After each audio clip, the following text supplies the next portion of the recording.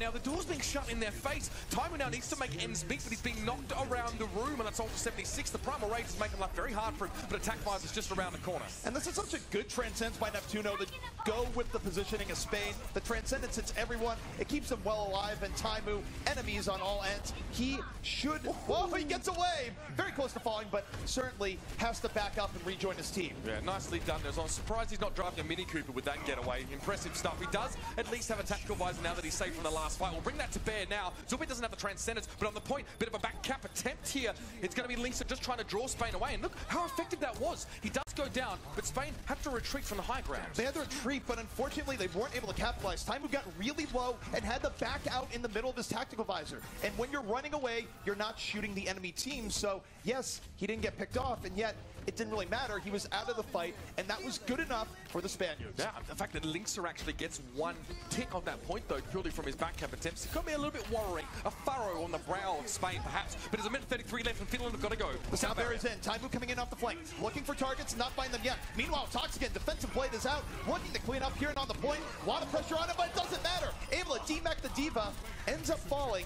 Very even back and forth against Promos, holding its firm.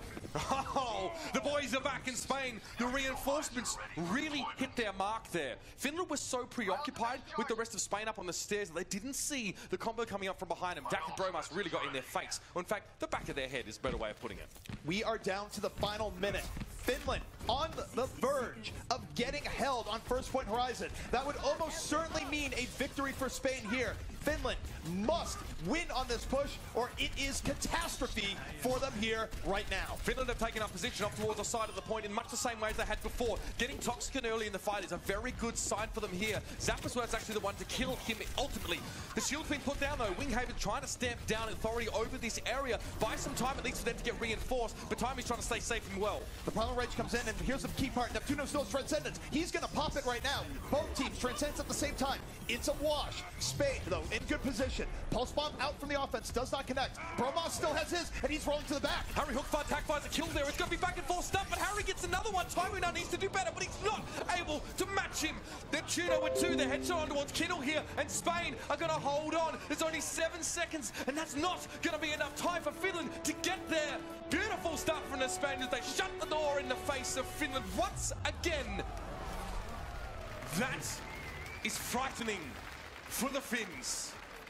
That is about as bad as it could have gone for Finland, and then some. You don't see teams full hold on Horizon very often at all, and now the only path to victory here for Finland, to avoid going down 3 straight maps, is to hold even stronger and prevent Spain from getting even 55%. It is not impossible, but man, it's about as close as you get here in Overwatch. Spain in a powerful position to resume their journey. And here's the craziest part. Harry Hook is arguably one of the best hit scan DPS players, perhaps just sold to 76 in this example, in the West. But he opted to move to the Lucio position just to help his team outside of the World Cup, of course, in Team Envious here. So this is a player who doesn't always get to show this level of caliber, but now he's representing his country. He can just let it all out, and Finland have been struggling to stand up to just the kind of pain he's been delivering. It's been great here for Spain, where yesterday there were growing pains, where Winghaven was dying early and often. They really suffered from the lack of the Diva, and yet they're still not running the Diva here as you would think, and yet it is working out. You're getting a much better game out of Toxican. Harry Hook has been playing just as well as he did the other day, and even Neptuno, who had a little bit of a rougher day, has had great Zenyatta play here so far. Finland not only have to dig deep to get through this, but it's been a resurgent Spain. Again, Spain are going to be coming at this one with claws and fangs bared. A triple DPS composition wouldn't be surprising to see at this point. Farah's not really an option on this map, especially not on this particular stage. But Toxican showed up really big time, defending on that point earlier on with the Genji Dragon Blade. Finland have many reasons, many and manifold reasons to be scared. Finland right now has to play almost perfect. If they go down in numbers on a single fight, that could be enough just from attrition alone.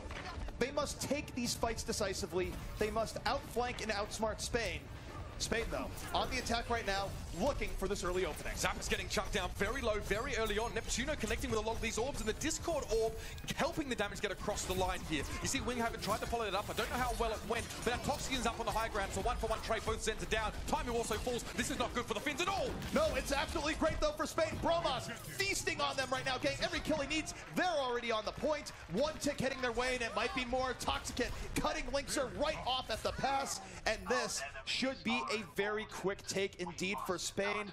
Unbelievable coming out from the Spaniards. Stranger than fiction in Spain. It's 3 maps for them. Oh, what a turnaround. Even they perhaps, I'm sure they believe it, but they're getting fired up. 3-0 in this series. Finland can't even go even right now, and a team that started so well on day 1, 4-0. And now, not only should Finland be very worried, but the teams in Group C, who may have to go up against either of these two, depending on their positioning, finally, probably don't know which one they'd rather go up against at this stage, because Spain is leveling it up. Well, think about what this is doing to Finland in terms of results that they need to have.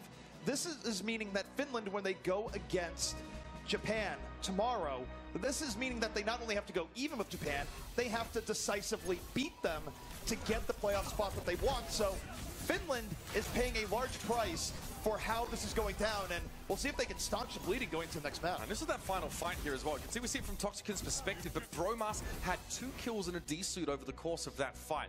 Once Spain were in striking distance of Finland there was not much that could be done. Triple DPS is so scary to deal with if you allow them to advance without taking any damage, and they were essentially unscathed by the time they were on the doorstep of Finland, and there was nothing they could do about it. Not in the least, and again, you take a look at that final attack. Bromas has been sublime here today, where... What a turnaround from yesterday. It's really incredible. It's insane. We did not see the solo performance out of him yesterday. Didn't really think we'd see it here today, and yet he has been on point. And it's not just his harassment, but almost every pulse bomb he has had has been vital. Going after tanks, going after supports, key pickoffs to give Spain easy fights. That is what Bromas has been providing. And honestly, in this tournament in general, even if you think about Portugal, if you think about Spain, if you think about Finland, we have no shortage of incredible support players, especially these Zenyatta players. And Neptuno also has definitely risen to the occasion. Now, he obviously, previously from his team Movistar Riders in Spain, played a lot of this role. A bit of Sombra. We've seen a lot less of that Sombra, but the Zenny stuck to it, and it's really been facilitating this divecom to dispatch targets quickly when the Orb of Discord is not only laid down, but where it is communicated effectively to your teammates. It's been a double whammy here from Neptuno, where not only has he had good Discord orb coordination with Bromas, setting him up for those kills, but he's also been able to shake the dive coming out from Finland, able to stay alive.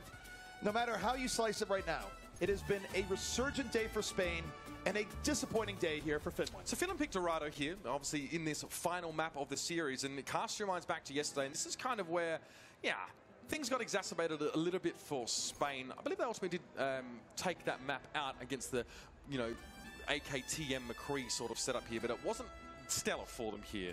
Clearly Finland have some plans.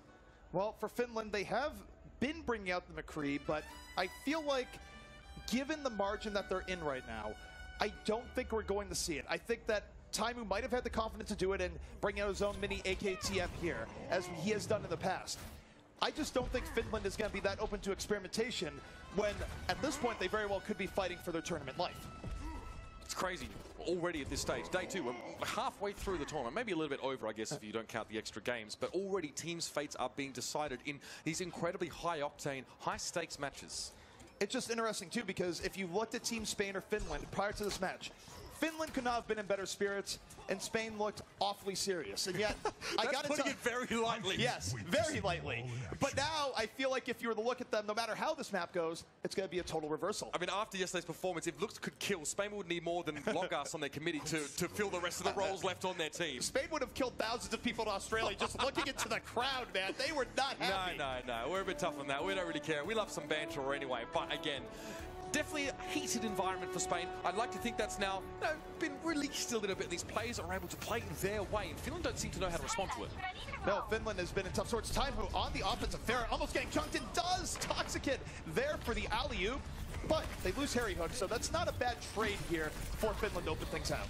Yeah, 1 for 1. I mean, Finland obviously spawning very close here, but now this is getting a little bit worse here. Spain are playing very far forward. They're dropping down from this high ground. They're using Winghaven as a key distraction tool.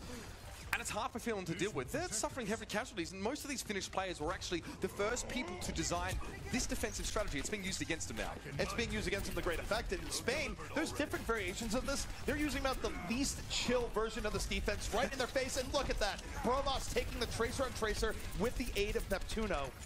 This has been smothering from Spain right now. And that was beautiful from Toxic in there as well. He did get jumped on by Fraggy and went down to a slither of health, but managed to dash away at just the right time.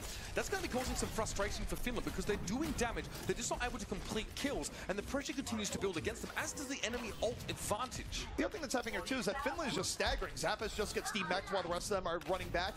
Finland is not able to really re-secure as 6 right now, and no matter what they're trying, they're just getting staggered. And now Spain has ultimate to disrupt them even further. Again, that aggressiveness coming out from Spain. They're looking for single players to isolate and remove. Winghaven already in the spawn door. This is just audacious play from Spain, pushing Finland back to whence they came. And again, time is going to be sent back. The Dragon Blade from Toxic and connects. It's traded out, but a 2-for-1 overall is still really good for Spain. Down goes the Diva. Farewell, Zappas, and Spain. Not giving an inch, certainly not giving a mile. This has been ridiculous from Spain. Only 2 minutes remaining, and how crazy would it be if we saw back-to-back first-point holds? Unspeakable, in fact, unthinkable at that.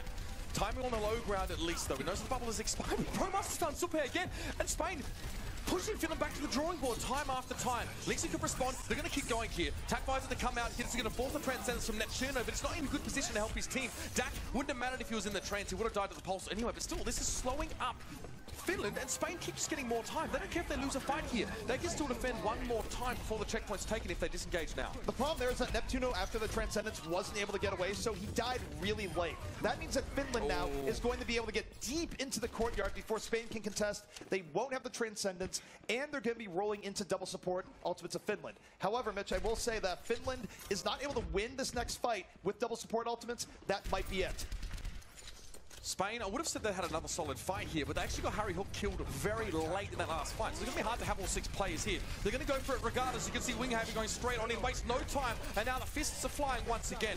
Timer's got a lot of space at the back of the payload, and the sound barriers are going to come out from both sides, but Bromas has found Fraggy. The layered support ultimates are coming in, but it's a little bit late. Fraggy is already down. Now they throw in the Transcendence. Finland doubling it. A fight that they must win. So far, going mostly in their favor. They might be down to Winston, but they're keeping up the pressure. Spain, it's been good delay, and now they're actually pushing back a bit. Finland can't give up this room. Yeah, Dak goes down, and Toxic had a Dragon Blade, but he opted not to use it. He was cut down before he could get there. So Finland, like you said, the double support ultimates ultimately won them the fight. But with only 40 seconds on the clock before they got there, they get a 2.5-minute extension. So now 3 minutes to get to the end, and this is a very treacherous part of the map. It is, and the problem is Finland is wounded right now. Only 3 minutes to get through second, and when it takes the payload itself a while to traverse, that's not good. They don't have nearly the margin for error that they'd like to. Timing right now is flirting with the idea of an offensive tactical visor, but decides against the flank, goes back with his team. Payload's on the move here. Spain, again, just scrabbling to assemble and assume some high ground positions. Zappas just wants to go and have a look and say hello. But Promaster's found Linksa in the meantime. This could be the start of a fight here for Spain. They can actually initiate off the back of this and force Finland back yet again. And they're doing it brilliantly. Zappas gets desuited there. And it's just a little schoolgirl out in a sea of enemies, heroes, and Time who can't do much from this angle. If you can't find Bromas, catch him at the Finland spawn, killing one of their supports or the other Tracer, because that is where he has been. He has had a phenomenal day, and Finland simply cannot cope with the pressure that is coming out right now, and they are quickly running out of time. You're gonna love that fire in his belly. He's totally proven the critics wrong so far today. Taimu has a bit of a shield in his way. The bubble gets dropped down. Toxican's Dragon Blade's being now applied to the very squishy outer shells of Finland. Toxican finds Zuppe, and now Winghaven and Harry Hook get involved. This is just a fantastic, aggressive defense. They are playing triple DPS defense so well. What we're seeing here out of Spain is simple. Better ult economy. Far better mechanical play, especially on the flanker part, and very good tank and support play. Any weakness that we saw a day prior does not exist right now. Sure, they're not able to play a Diva, but they are playing a very good variant of triple DPS, and Finland thus far has not had the answer. They're down to the final minute 30 as they push in up the streets. Yeah, like I said, you don't want to get caught out here. Sound barrier here for Spain just to help them weather the storm. Finland know they have to go for it. Tooth and nail, they're trying to fight, but Linksa has to take some time in the courthouse. Gets out of jail at least, but the rest of his team aren't really there. The pulse bomb connected with Dak brilliantly, but that's not enough. Bromas chases him down, finds his opposite number, and Linksa has to submit. Now we are down to the final minute. What does this mean here when you look at this? It means that even if Finland takes the next fight, they will likely be in overtime when they head to second. That does not leave them with much room for error at all. Spain with a couple of ultimates soon. Bromas is going to have that pulse bomb here. Finland, again, they've got a sound barrier, they've got attack visor, they've got everything they need. But again, despite there being a lack of diva on Spain all these maps, I keep bringing it up, Taimu still isn't able to get enough damage done most of the time. Let's see if he gets shut down though. He needs to back away. Copy some damage here from this Winston. He wants to get a wing have his face, but Toxican, he gets baited out. Oh no! Finland is struggling again on potentially what could be their last push. They're losing players like flies. Taimu was thinking for the attack visor, and all he saw was Winghaven right in his face, electrocuting him. Not good right now for the Finns. They will get one more attempt, Uber, but they're not going to have any time to position well. Spain just farmed 3 ultimates in that last fight as well, or 2 in fact, as Bromas held his pulse, but there's a trance and a Dragon Blade here. Dire straits for Finland here, and I don't think they've got the right paddle to get them out of this creek. I don't think so at all. Spain right now in prime position to shut down Finland right here, right now. Taimu would have to have an absolutely crazy play right now to send over the edge. He has the visor, but here comes Toxic to end it right now. Yeah, but the Transcendence just to support Toxic to keep him alive. They didn't get to the payload in time. They were preempted. Spain knew that there'd be only scant seconds remaining for Finland to get there, so they instead start the fight. And previously, the sunny, the happy looks in the faces of the Finns have been clouded over by the realization that they are looking down the barrel of going 0-4 up against Spain. Finland might have looked confused there. So did we here at the caster side of things, where I always look confused, to be fair. Always. It's just yeah, my face. it's generally it's our resting face. But look, I'm trying to just look. You know, I was trying to defend us, but it's too late. Anyways, though, what we are seeing there is that even in the last moment attempts, Finland not on the same page. And yes, that was looking to be Spain's fight anyways. They had a big advantage, but errors across the board right now for Finland that you cannot make an Overwatch if you want to win maps, if you want to win a series.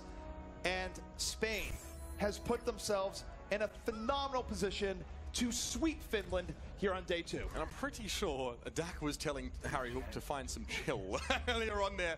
A great game from the man himself. And now that's the yellow box of victory. That's where Spain need to reach themselves. And for those maybe not aware, that's very, very doable here, especially given how effective their attack has been so far in this series. That part of the map is tough. If you lose a fight close to that yellow box of victory, it can be really hard to get back. So far away from your spawn, the defenders spawn much closer, which means they can reinforce a lot quicker. So you need to have more decisive fights if you want to be able to push past that point after losing.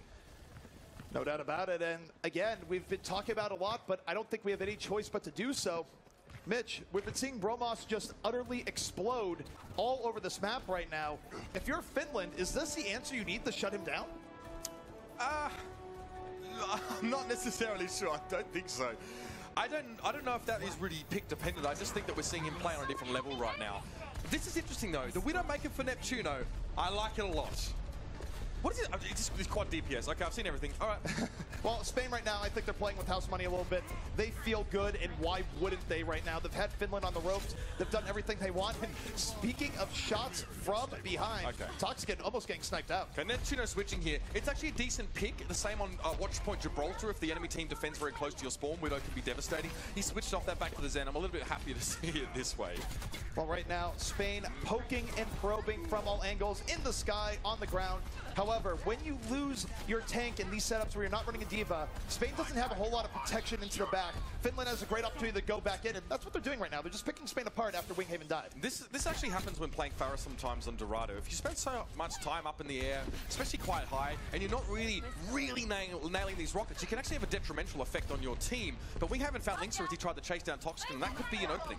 Linksa went way too deep there, and now, as you mentioned, it is an opening. Spain able to take advantage. They dive in with the Tracer out of their sights, but oh my goodness, that is the new anti-air plan. Have your Zen, throw orbs at the Pharah.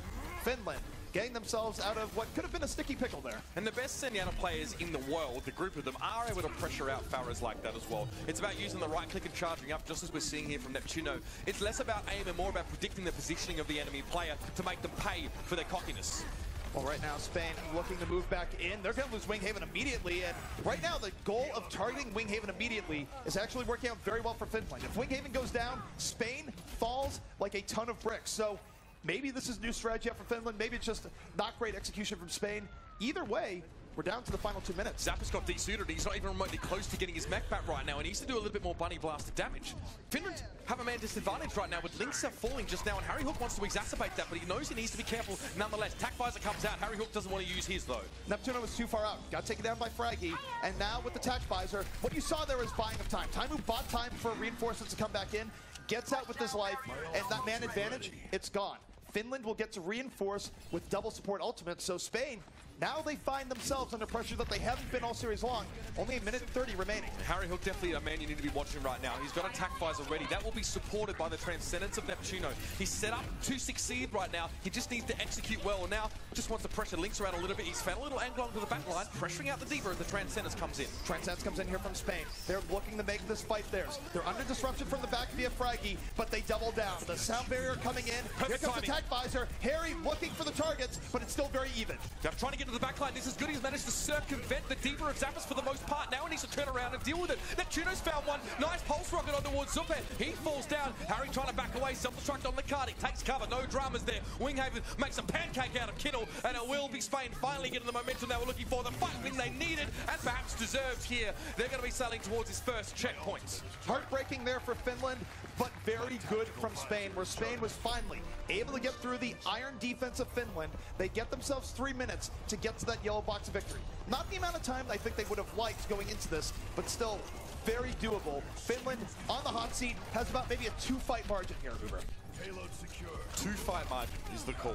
They can't afford to lose 2 in a row or 2 at all, in fact. But Toxican's found time. He's so early on in the piece here. At least Linksa realizes now he needs to step up and deal with one of the flankers. He's found Bromas. That's going to buy a little bit of breathing room for Finland. If you pressure Bromas, you create room into the back, but Zuppe's going to go down. Zenyatta, his counterpart, taking him down, and Spain just pushing the cart for free. Zuppe got picked off from the low ground. That was incredible work from Neptuno to find him from being so low below him.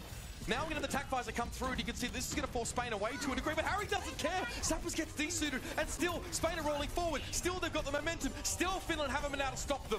Finland right now very much on the hot seat. That 2-fight margin, it's now 1. They lose the next fight, it's over, and they lose Zuppe. Bromas striking into the back. Spain well on their way. Bromas not done. The bloodlust is severe. The Transcendence is coming in, and Spain might be on the verge of sweeping Finland right here. They just need a little bit more. Just a bit more, bit of stall on the point there as well. It's going to be challenged out. Zappas is just going to try and zoom around it as much as he can, but he's picked this goal from the Dragon Blade. That's just paused for effect. A little bit of flashiness to finish it off in Spain. What is this? What is this? I could not have imagined. Certainly not after yesterday. And that's got to be, you know, not only to prove to everyone else, not only to vindicate themselves, but to prove to themselves that they're here for a reason. That they were selected as the best players from their country, and they are looking just the part right now. And let's not forget, too, when you look at most of the other matches over the course of the tournament, what hero have you seen featuring in almost every team's composition? You see Diva. Spain didn't go for it. Well, we're going to hear plenty more about this game because it's been an absolute barn burner, but that's all for us for now. We're going to leave you with some nice highlights of the match that was, and then the desk is going to take us through how it all happened.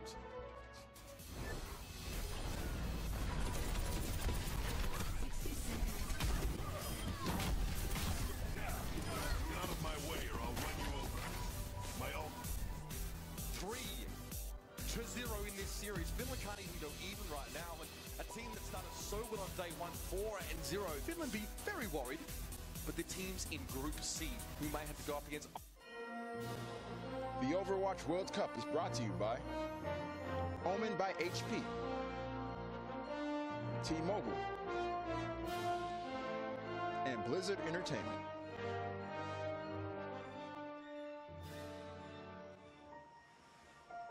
You know there's more out there, don't you? It's time I showed you something. Oh, the moon.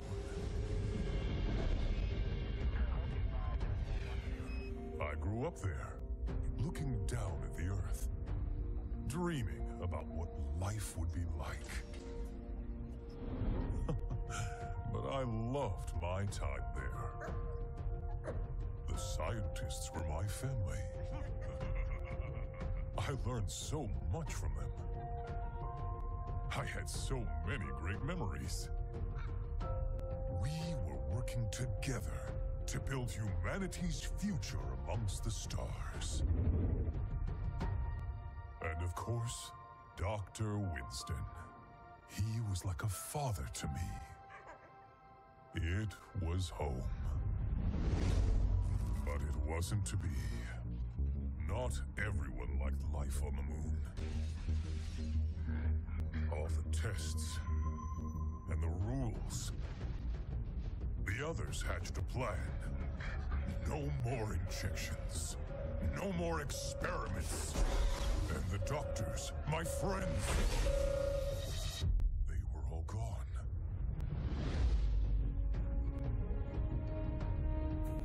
There was nothing left for me. I couldn't stay. They didn't want me anyways. So I escaped to Earth, my new home. But they're still up there. And someday, we'll have to go back.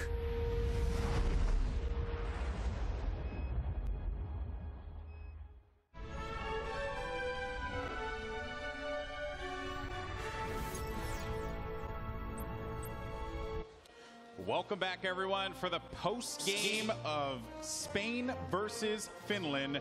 We're here at the desk, and I'm going to be very honest here and say that Spain brought the pain. How dare you? How dare you all? All right, jokes aside, holy crap. Like, what a great performance there from the Spaniards. I mean, James, you're just picking them wonderfully here, man. I mean, there were strokes of brilliance in that matchup against Japan yesterday. Once we saw Harry Hook go onto that Soldier 76, it was a complete reversal of what looked like in the first half of that matchup. And now we're seeing the fruition of all the hard work that they're putting in, that triple DPS setup. It looks like Finland just was not expecting it at all, and you couldn't ask for more from Spain at this point. Every single player was going off. Toxican, of course, on the Pharah along with the Genji, but even the supports. Neptuno coming in, he was fragging out on that Zenyatta along with Doc on the Lucio. You just could not ask for more. I'm going to say this, you know, what a change from one evening to the next. I want to go to sleep and wake up and be half as good at 76 as Harry Hook is, because that is just unbelievable. And in the Harry Hook Taimu matchup, Harry Hook got the last lap here. Taimu's probably not all that happy with the performance of Finland here. No, most likely not. And I don't think anyone on Team Finland really is, because they all lost their 1v1s. Bromas had a great time on Tracer. Meanwhile, Linkster struggled so much today. Like, there was just, he did not show up on that kill feed. And also, like, Fraggy just didn't really get to do too much for his team. It was upsetting to watch. That's the best I can put it. This was upsetting. I'm upset. Finland is upset. Flipping the tables. The whole of Finland. Tiny woman just flipping tables. If this table wouldn't be attached to the floor, I would be flipping it at this point, because I did not expect it. No, I'm very surprised. And look, here, we all know that Spain is a fantastic team, right? I mean, even coming into the Overwatch World Cup here in Sydney, we all said it. We're like, yeah, this is a team that should easily do this. The individual players, right? Like, they're well-known, established players. They have the skill to show up here and perform, but they didn't really come together yesterday. Exactly. The coordination wasn't really there, and I really thought that a team like Finland, like consisting of a 5-man team already plus Taimu, that they will be able to, you know, like, best them and bring it like they did yesterday against Vietnam. They 4-0'd them easy. Yeah. And today, no, different unlucky. Story. Very unlucky. Different story. Well, Flamin, getting your thoughts here in a second, but let's take a look at the match results here and make sure that everyone is up to speed, because it's been 4-0 City, a bunch of donuts here in Sydney. Maybe some of these guys looking to open up a bakery. Little scary here. Flame, I just want to get your thoughts here real fast, because I'm shocked, but I'm also impressed with Spain. They rode the momentum. It was kind of one of those nights, you know, when you queue up with your friends and ranked, and you're not really sure what to expect, and then you win the first game, and suddenly you're all feeling really good, and you just keep going. You just keep going. We saw them yesterday. They didn't look too hot, but you could tell that they weren't feeling great mentality-wise. They were starting to get angry with each other. You could tell that Harry was probably asking Toxican pretty loud and clear for that 76. And then today they were like, okay, I'm playing 76. I'm going to play Genji. I'll play Diva if we need to. I'll play Pharah. Toxican had a great day. Neptuno had a great day. Everyone had had a great day, and you could tell that the momentum and the spirits were just behind them 100%. Whereas on the side of Finland, they were starting to get down. You saw it in the player cams. It was just a tale of two different teams riding two different waves. And the momentum being in Spain's favor just carried them through that match 100%. Unbelievable showing there from the Spanish squad. But, you know, we're not done yet because we have one more game. And the team that shocked the world yesterday, Team Japan, will be taking the stage once again to close out our broadcast here against Vietnam. How will these two teams square off? For Japan, this is a big opportunity for them to go higher up into the groups. But for Vietnam, maybe they could channel a little bit of that surprising gameplay that we saw from Japan yesterday. The challenge is on for both squads, so you're not going to want to miss this one as Japan faces off against Vietnam. Don't go anywhere. What's in a name? Well, that depends on what you do with it. Put it out there. Get good with it. Like, really good.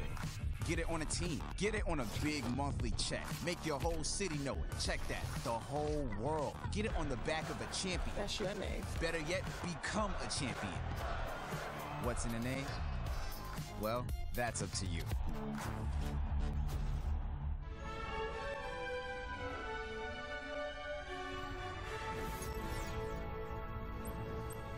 All right, everyone, welcome back. It's our final matchup of the day, and it will be Japan facing off against Vietnam. So, Japan yesterday, James, had a very surprising performance against Spain. We saw Spain pretty much become a whole new team.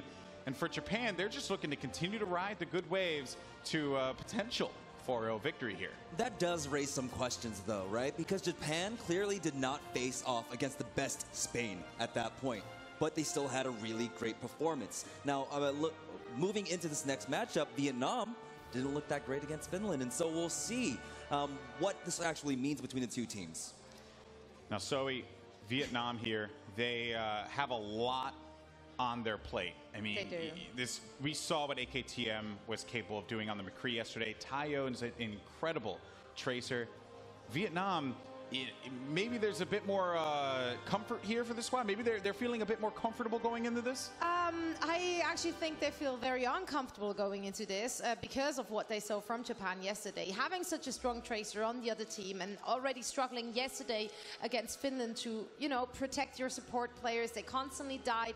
They didn't really manage to do anything against the aggression from Finland and from Linkser there. So they will be worried about that. However, I do think they did their homework. I do think that they did watch out for the weaknesses of Japan and hopefully also looking at their own mistakes from yesterday, like for example how they played around or didn't play around the Widowmaker from Taimu. They really struggled yesterday against that. I'm pretty sure Japan saw that too, so maybe we see a Widow from their side, like who knows. But Vietnam hopefully did their homework.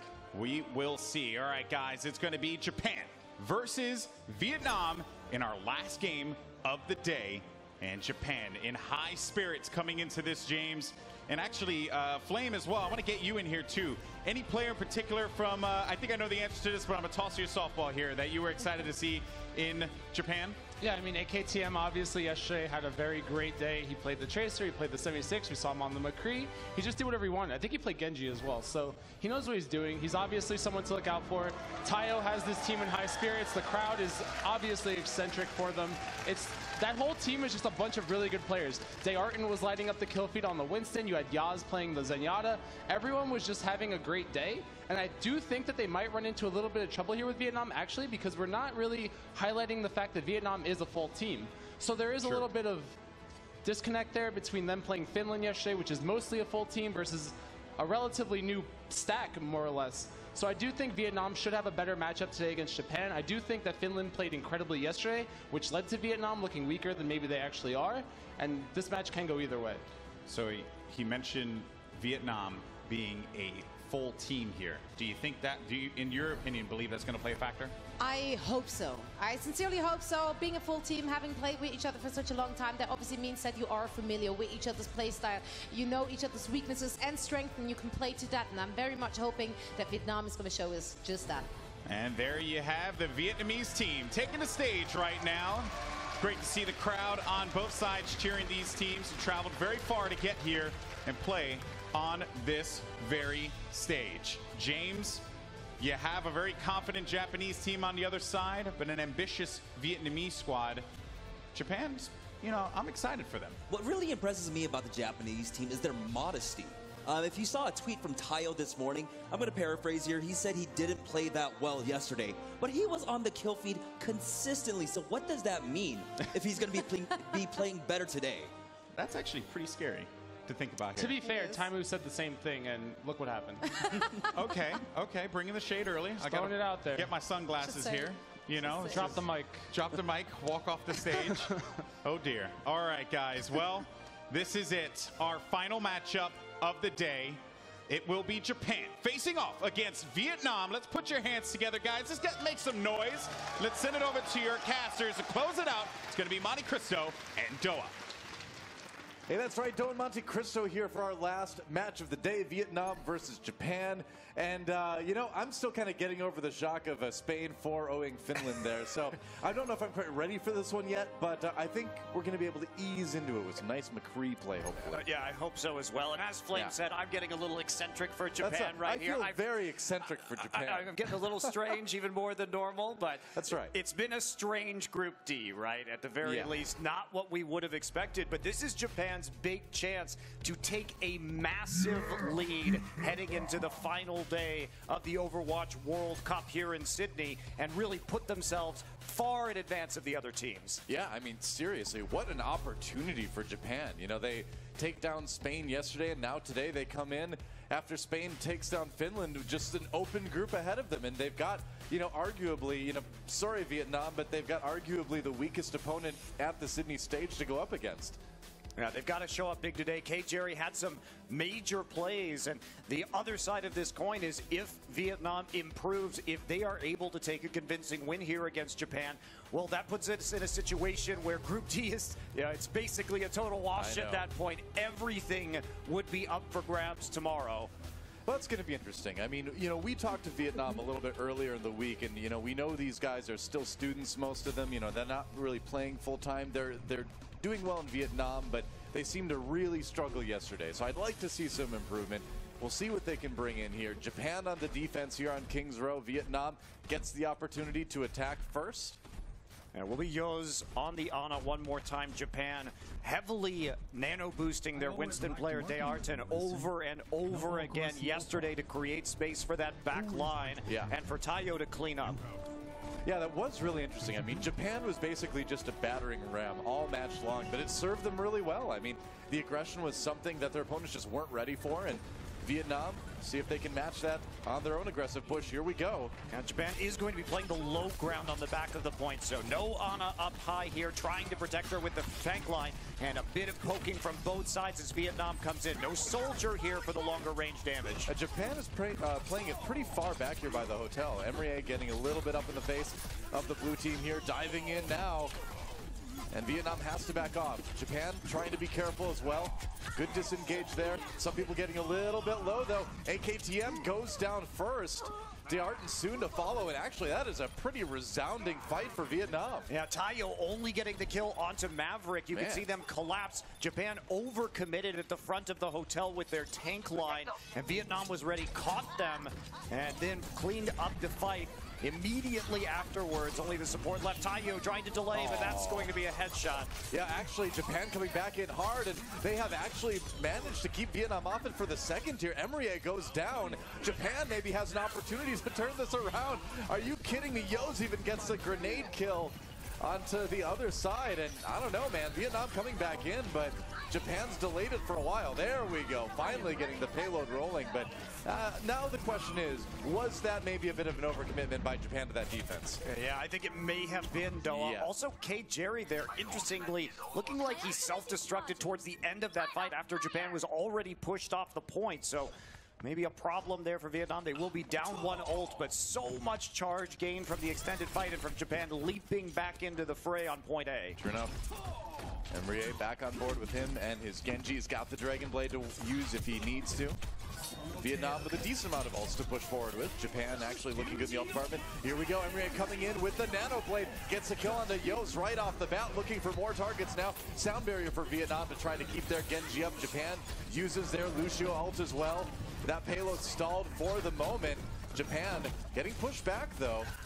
They're going to go ahead and de-suit the Diva. Jasper on his own now.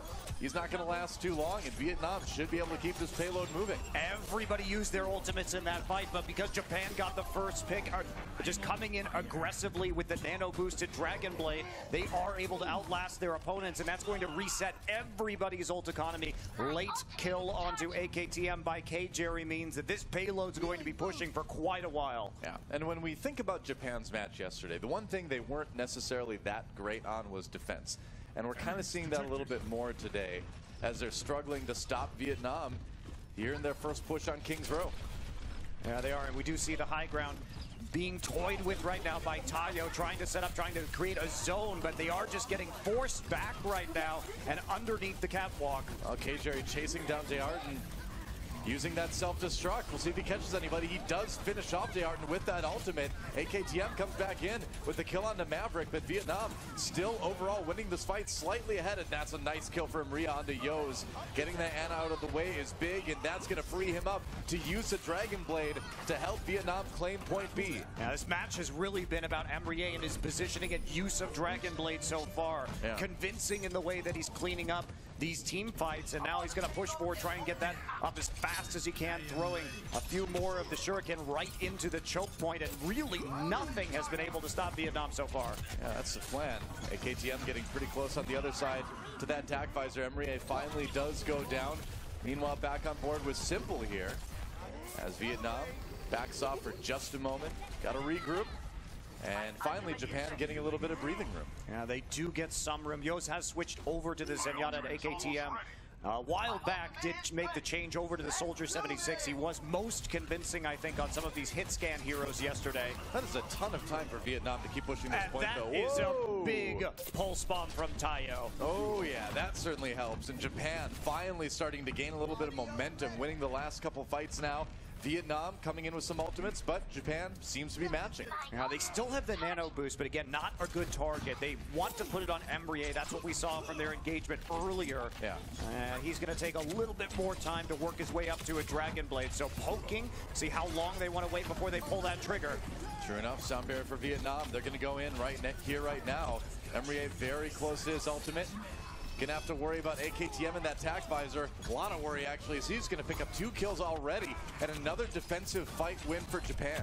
Yeah, Vietnam wanted to use the sound barrier to come in and engage. Simple pops it early, but Japan vanishes and counters it with the tac visor. So a little bit more patience there from Japan. They're gonna switch to a Reinhardt now on Maverick. Yeah, check this out.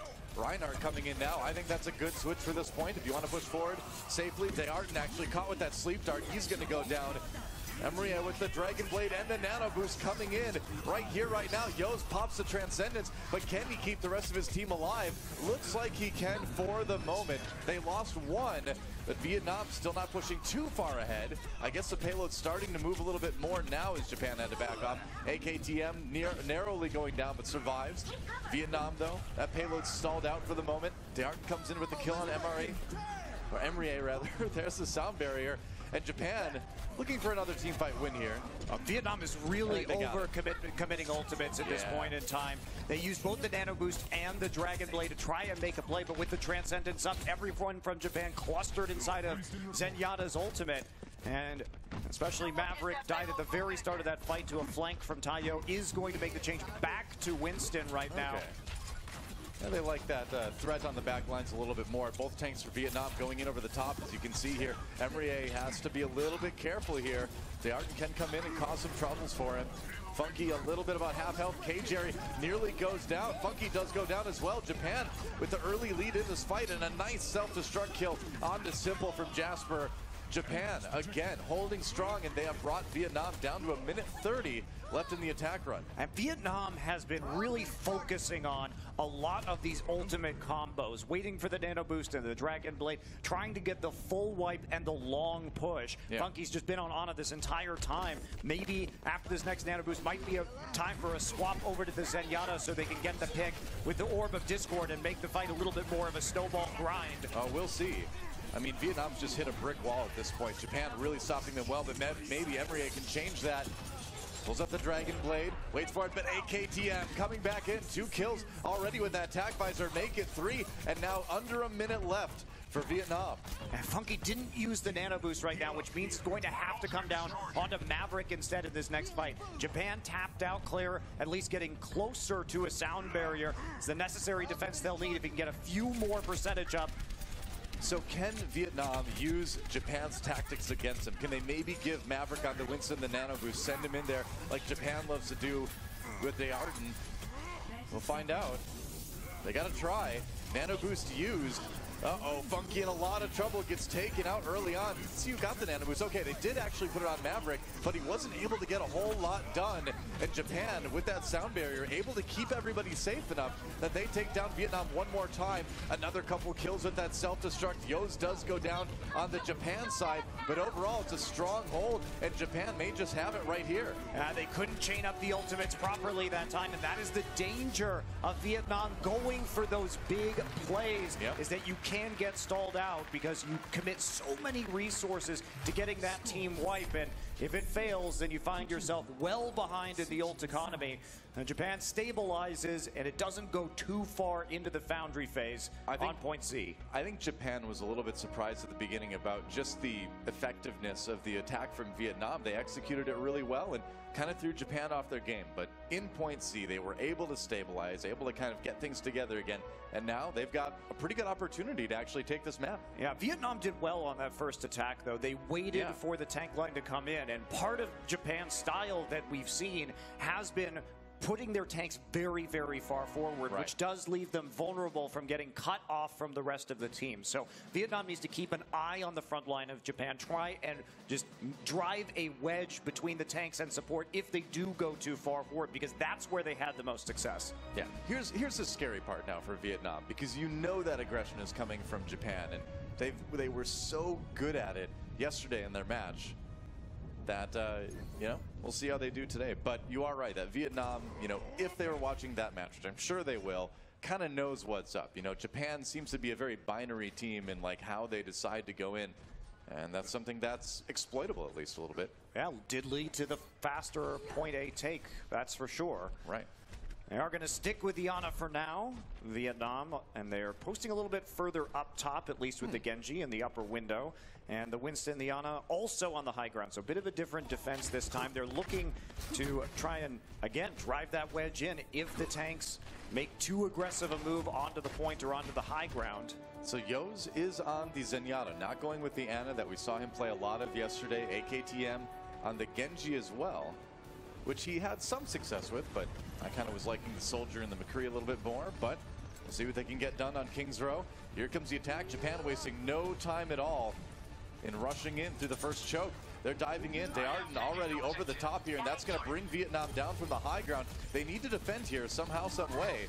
Meanwhile, AKTM gets in the back lines. Yos with a nice pick onto Mr. Hip. That's a great start for Japan, and they've kind of got Vietnam bottled up in the back corner here. And Vietnam, they needed to pull the trigger on the dive just a little bit sooner, because Japan, they just walked straight onto the point there. Oh, without the dive composition even coming into play onto the low ground, and then they had to contest all 6 members on the point. But Yos definitely doing a lot of work. He opened up that point with the pick onto Tracer. Yeah, 2 big picks actually. He killed both DPS in that fight, and that's just some really great Zenyatta play. It is. I'm sure the rest of his team is saying Domo arigato, Mr. Roboto, right now.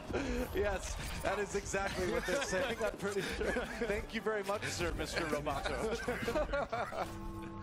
Zenyatta really is the best hero for everything, isn't he? Best references. For jokes. Oh, yeah. For sweet picks at the start of fights. Domo. Well, Japan gets the payload moving. That was great. Japan gets the payload moving. Vietnam with a little bit of chance to regroup here, but it's a strong start for the blue team. AKTM, you know, he went really deep in that last fight, kind of in the back lines. I mean, he's dead now, but I'm still going to say good things about him. And that, you know, brought some threat onto the back line as well, kind of pulled Vietnam's defense apart, just like it's being done right now. D'Arton taking a quick nap for the moment. Going to pop that Primal Rage. He actually survived the self-destruct from K-Jerry just barely. He's kind of on the edge of that one. Just clean up onto the cart right now.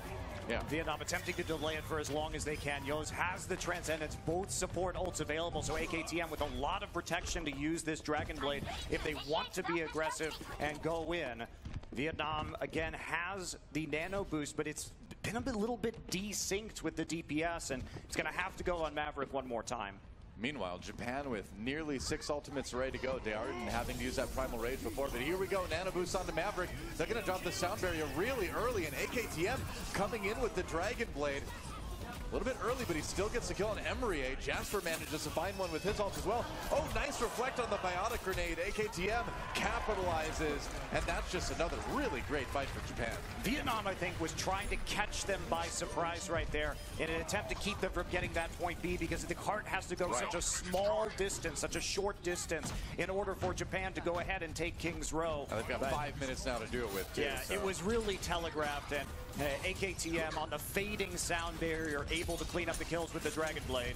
Yeah, you can't really blame Vietnam for trying that, but Japan now finds themselves in a great place to finish this map. AKTM with that kill on the Simple looking pretty good, and you can see in the bottom right part of your screen, that payload does not need to move very far to finish this one. AKTM in the back again gets the double dash reset kills onto Mr. Hip and Funky. And Japan crushing Vietnam on this attack round. Absolutely. Defense a little bit shaky, but attack even more decisive. Japan with plenty of time left in that bank on King's Row, and they take an easy first map.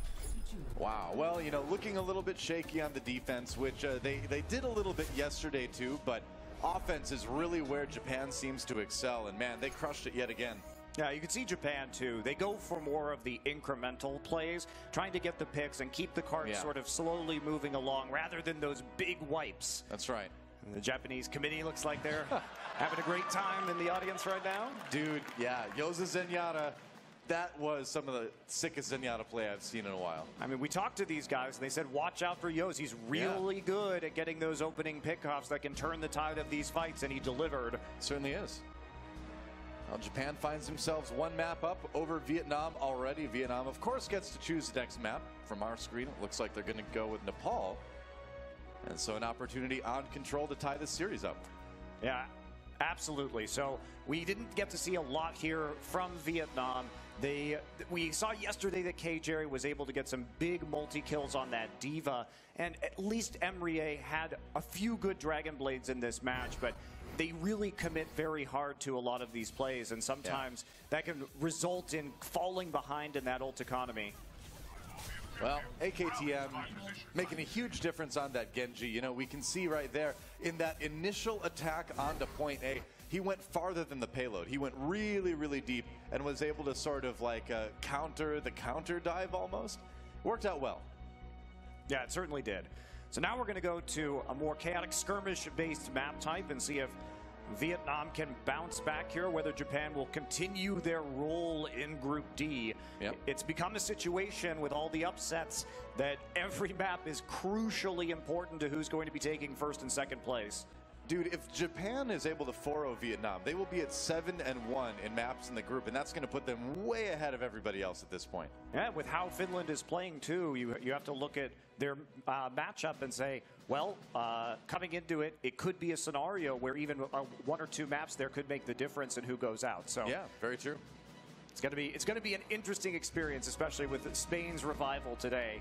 Last week in Shanghai, it looked a little bit more cut and dried, but this time around, it's been much more chaotic. True enough. Well, here we go on to our second map of this 4-map series. It's going to be Nepal, our control map. And if Zenyatta felt at home in King's Row, which you would not think he would because they really hate Omnix there, he's going to feel really at home. He just got really angry in King's Row, He did. He's like, well, guess what? I hate humans. Pretty much. Another Omnic's on the other side. It's weird, too, because Tracer was the one trying to save Mandata, right? And then Zenyatta just went into a Berserker Rage. Well, you know, you can only push a good Omnic so far. Before you go full Bender, kill all humans. That's right. Well, Zenyatta has some voice lines where he's like regretful that he has to like resort to violence, but you know that is a choice that he's making, right? Mandata wouldn't approve. It's like, he is making that decision at the end of the day. True. He's bloodthirsty. I know he is. And you know what, Mandata, if you would have backed yourself up on like a little zip drive or something, it wouldn't have mattered if Widowmaker shot you in the head because you could just upload yourself in a different body. I mean, not even a cloud backup. The future really needs to protect its data better. Yeah, I watched Chappie recently, and that really underscored how important it is to back up your consciousness. So, Mandata, sorry, man. A little bit behind the times. Well, Japan in the blue as we move into Nepal, Vietnam in the red, and we've got a Reaper. AKTM shows us yet another pick. This guy can play pretty much everything, I'm sure, at this point. Yeah, it's been exciting to see the diversity of heroes that he's managed to bring out. Tayo, of course, just sticking onto that Tracer right now, but they are just going to leap onto the point and dare them to walk into the Reaper right now. Winston has to run away. He's just trying to take this 1v1. This is an easy 1v1 for a Reaper. Winston Chase 2017, and it is pretty successful for AKTM. And they are going to claim the point pretty quick. Well, there was nothing fancy about that. Run onto the point, make sure that your Reaper is going to be in close range, and they have to contest you. And then they got the Winston isolated onto the side. AKTM ran the tank down, and now they're firmly in control of this point. Yeah. All right, AKTM dropping down from above, and again, chasing down the Winston. It's a dangerous time to be Maverick.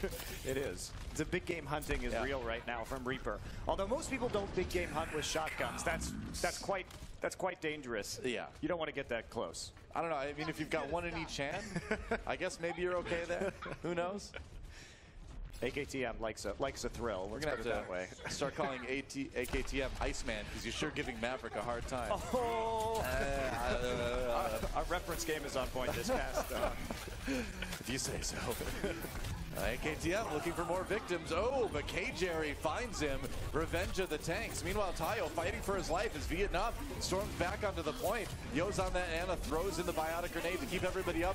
And there's the nano boost. Ooh, did he hit the sleep guard? He was really close. He managed to scare, well, get you away for the moment anyway, but Emery comes back in for a sit kill. They aren't still on the point, though. And with that self-destruct for Jasper, maybe that's enough to help them hold it. Vietnam starting to run out of people, but the respawn's coming back in. AKTM back on the point. And the shotguns are going to do work. He's had to switch targets right now. Yep. But that stall from the nano boost, giving D.Va the extra tankiness combined with the self-destruct, allows AKTM to get back and do the work with the shotguns. Not sure you wanted to go up there. He's, you know, being stealthy up there on the pillars. No one noticed me. I am a bird. I'm just a pigeon. The deadliest pigeon in this case. That's right. Cluck, cluck, cluck. He's sneaking around right now. K-Jerry needs to find him with that defense matrix before he can use the Death Blossom. Holding on to it for now. Well, I got booped away, so. Well, yeah, still kills coming through for Japan, and there's a Primal Rage now from Maverick. AKTM has to be a little bit careful here, but he gets kind of bounced to safety there. Vietnam with a couple kills, but it's still fairly even overall. It's already 99% for Japan as well. They still have to get onto this point right now. Should be able to flip here in overtime as Mr. Hip found AKTM on the backside of the point. So reset now coming in for Japan. They used pretty much all their ultimates going into that fight, and now Vietnam in a similar position, but they can at least stall with the self-destruct. And there isn't a support ult right now to deal with Embrier's Dragon Blade if he wants to be decisive with it. And sure enough, Vietnam with an opportunity to hold here for a while, but Japan doesn't need to necessarily retake the point back right this second. There's the Dragon Blade coming up for Emery. Meanwhile, Yos does go down courtesy of Mr. Hip yet again. Self-destruct does catch Tayo, actually. And Japan losing members here. They're going to drop the sound barrier. They're committing to this one really fast. And Vietnam, you know, getting pushed off the point. Yeah, they are. AKTM making the swap to Genji because a lot harder to attack with a Reaper than it is to defend the point because they don't have to walk into you. Instead, you walk into them. So he's still going to be doing work, though, 70% of the way to his Dragon Blade already. Yeah. Now Lucio is being annoying up in the roof, but they got rid of him. I hate it when I have a roof Lucio problem. Japan able to flip the point back, and they're at 99%. We're into OT yet again. Vietnam needs to get back here in a hurry, and they get there just in time. Bamberg does go down, though. No Winston for the Vietnam side. Tayo takes down Simple, and is that going to be it? Can they get back in time? Not quite.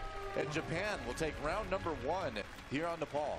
Yeah, looking pretty dominant there. I really like the way they switched it up. You can see their strategy for that point shrine. Go ahead, speed boost everybody to the point as fast as possible. Most teams like to poke on the point before it unlocks, but if you have that Reaper, you take advantage of getting yourself entrenched there before the fight can actually begin.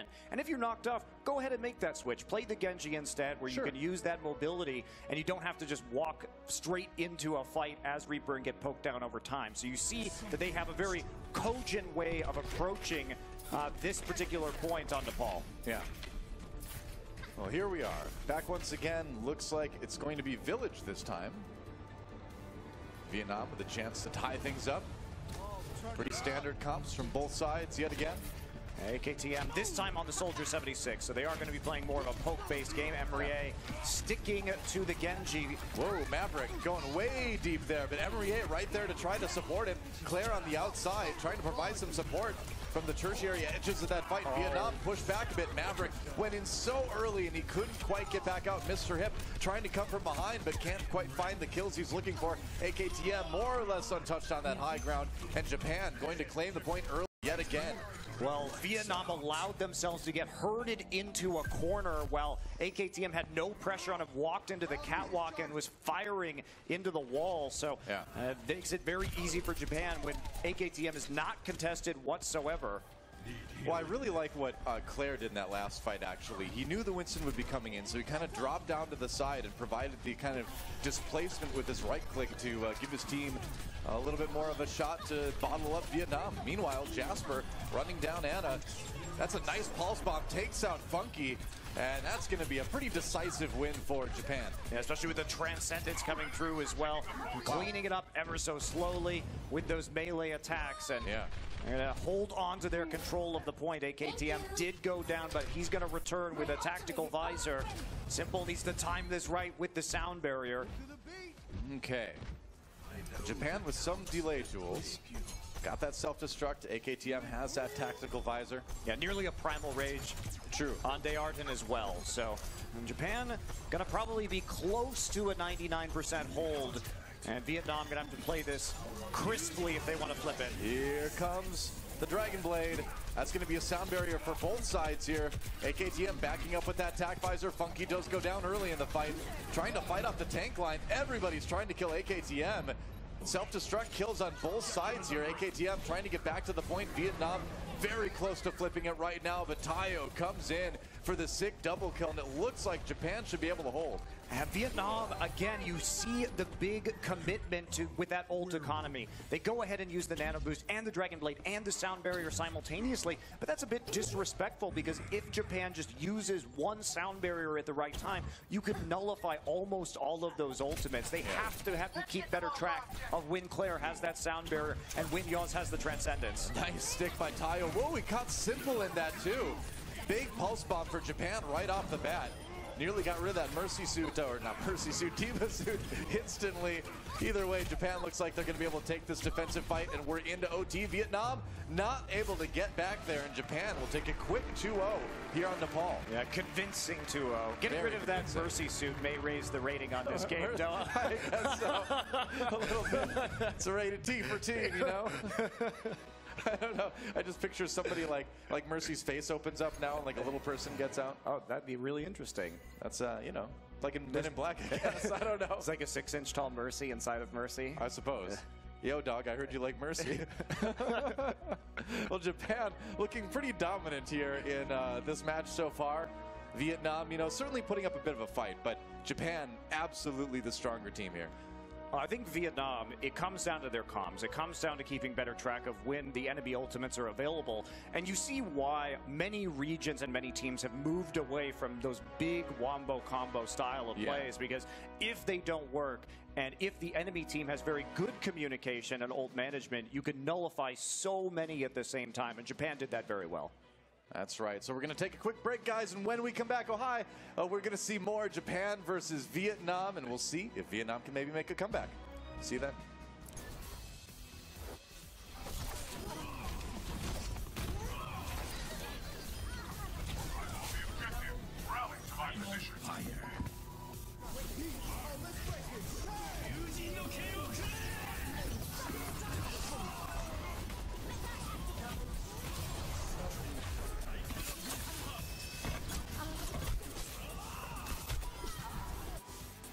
The Overwatch World Cup is brought to you by Omen by HP, T-Mobile, and Blizzard Entertainment.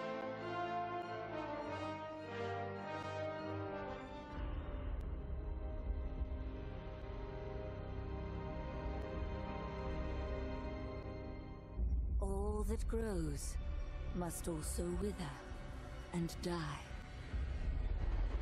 What dies and rots will then nourish the living. This is the great cycle of being, and we, the priests of Rathma, use our dark art to protect it. Though most do not understand us, we go where we are needed. My master has learned that a star fell in the west, drawing the dead from their graves.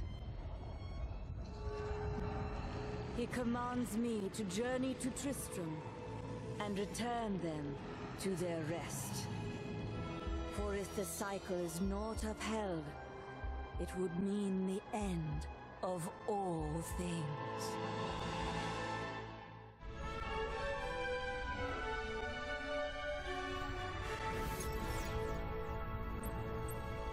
Welcome back to the halftime show here for Japan versus Vietnam. Japan up currently 2-0 in the match score. And I have to say, very impressive performance there from the Japanese team.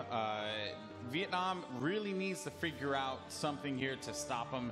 And I don't quite know what it is, because when one player performs really well, then they just can't shut them down. And then another player performs well. It's insane. Yeah, I mean, of course, they're going up against some really strong players from Japan. But if they look at their own team and their own composition, what there is to work on, I personally felt, looking at the games yesterday, Mr. Hip showed up on a Soldier, which I really liked. However, today we only saw him on Tracer, didn't get too much work done. Also, I've been questioning Funky staying on that Ana throughout the whole game there almost. I think we saw him switching to Zenyatta at the very end, but at the beginning he was just playing on that Ana, and they nano boosted the Dragon Blade. However, that didn't really do anything. They forced out a Transcendence. It was just not really worth it. Was no bueno. No bueno, absolutely no bueno. Yes. Well, you know what? Let's just take a break here for a moment. In fact, let's take a T-Mobile Unlimited gaming break. Boom. Look at that right there. And the player in discussion, actually, it's going to be a pretty easy one. It's AKTM. This guy right here has been absolutely lights out, Flame. I mean, right there, they missed the Reaper. You know what I mean? He can play literally anything. There's too many heroes to list on that one little card, but we talked to him, actually. We talked to Japan, I want to say Thursday, and we said, you know, who's the standout player, who's going full-time. He's actually the only player on the Japan squad that does play full-time, which is impressive when you consider how great they're doing in this group. He actually is the only one, I think, that has experience in OPC, and he's had such a crazy hero pool.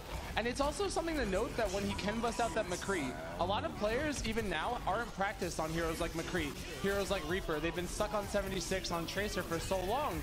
And when you see weaknesses in enemy compositions like they did against Spain yesterday, it's a huge, huge, like, advantage that you get when you have that player who can pick the counter pick, who can take the McCree to the next level, who can play the Genji, can play the 76, and can just do whatever he wants and make it work. James, it's very clear that AKTM is one of the most I guess, diverse players that we've seen here as far as the hero pool is concerned. Flame touched on it a little bit. What are your thoughts? Yeah, with that hero pool, at this point, he's got no shortage of fans, I would expect at this point. I mean, he busts out the 76, the McCree, the Reaper, and the Genji, and he did it at intelligent times when his team needed it. And so that was the most impressive thing, that he did have that state of mind to know when he could actually use these heroes and use them successfully. All right, well, guys, AKTM has been incredible, and that was your T-Mobile Unlimited Gaming Break. But now, we have to talk. Thanks for the round of applause in the crowd. Way to go, guys. Way to go. Team effort all around. Love it. Love it. I love this crowd. Yeah, this crowd has been this crowd. amazing. Big thank you. I love Australia, and I want to live here now. I hope the Puerto Rican food in Australia is good. But in any case, so guys, we're going to go to a break. When we come back, we're going to discuss match 3 and 4 and see how Vietnam can bounce back, or will Japan just continue to tear it down? Don't go anywhere. The Overwatch World Cup is brought to you by Omen by HP, T-Mobile, and Blizzard Entertainment.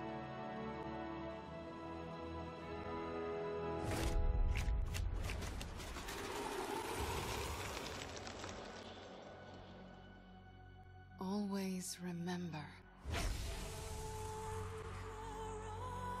that power is a double-edged blade.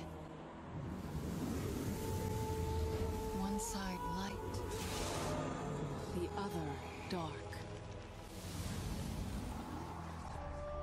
It calls to you when you are most desperate. When victory seems worth any sacrifice. There is a price to be paid for such a gift. And many eagerly accept the bargain. The righteous and the meek may recoil at its cost. But they have no vision. Power alone is not to be feared. Fear instead those who wield it.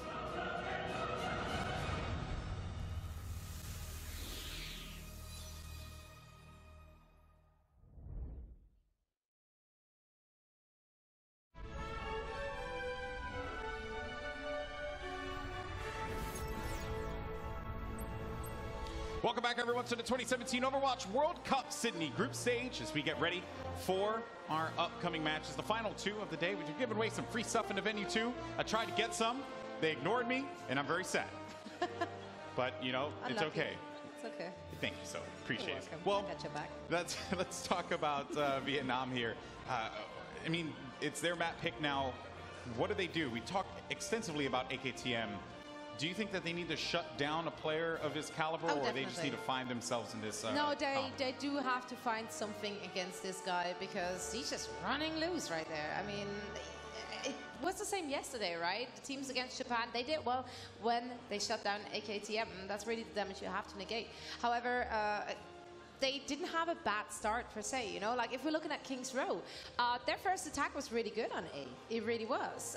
They saw a small mistake from Japan, they overcommitted, and then Vietnam was right in there, taking that first point, and they had a good run up until the second point as well. Then they started overcommitting on their ults, they got a bit over-eager. Then my point about Diana came in, where I just felt like they shouldn't have stayed on her. However, they did, and they continued to do so, yeah. I don't know. They have to figure it out. They have to figure it out. Flame, what about for you? Yeah, I mean, I agree with Zoe. It's hard to run the Ana when you have the Diva in your face, when you're running a Genji. They didn't have any real answer to the Transcendences. They were trying to use Nano Blades to counter a Trans, but that doesn't really work. I think realistically, you should just be throwing out a Dragon Blade, maybe force the Trans, then Nano your Winston, or Nano your Winston, force out the Trans, then pop the Dragon Blade.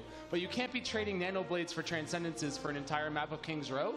And when you wind up not running Zen on these control maps, you don't have the Trans for the sustain for your tanks. Sometimes your Biotic Grenades get eaten by the Diva, and it just puts the game in a weird spot where you wind up not having enough damage, not having enough heals, and then you just lose slowly. Yeah, it's like a slow, just beat out over time, right? As they say, like death by 1,000 cuts, and that's certainly something you don't want to see here. So Vietnam's going to have to figure out what they're going to do against this very game Japanese roster that is absolutely tearing it up.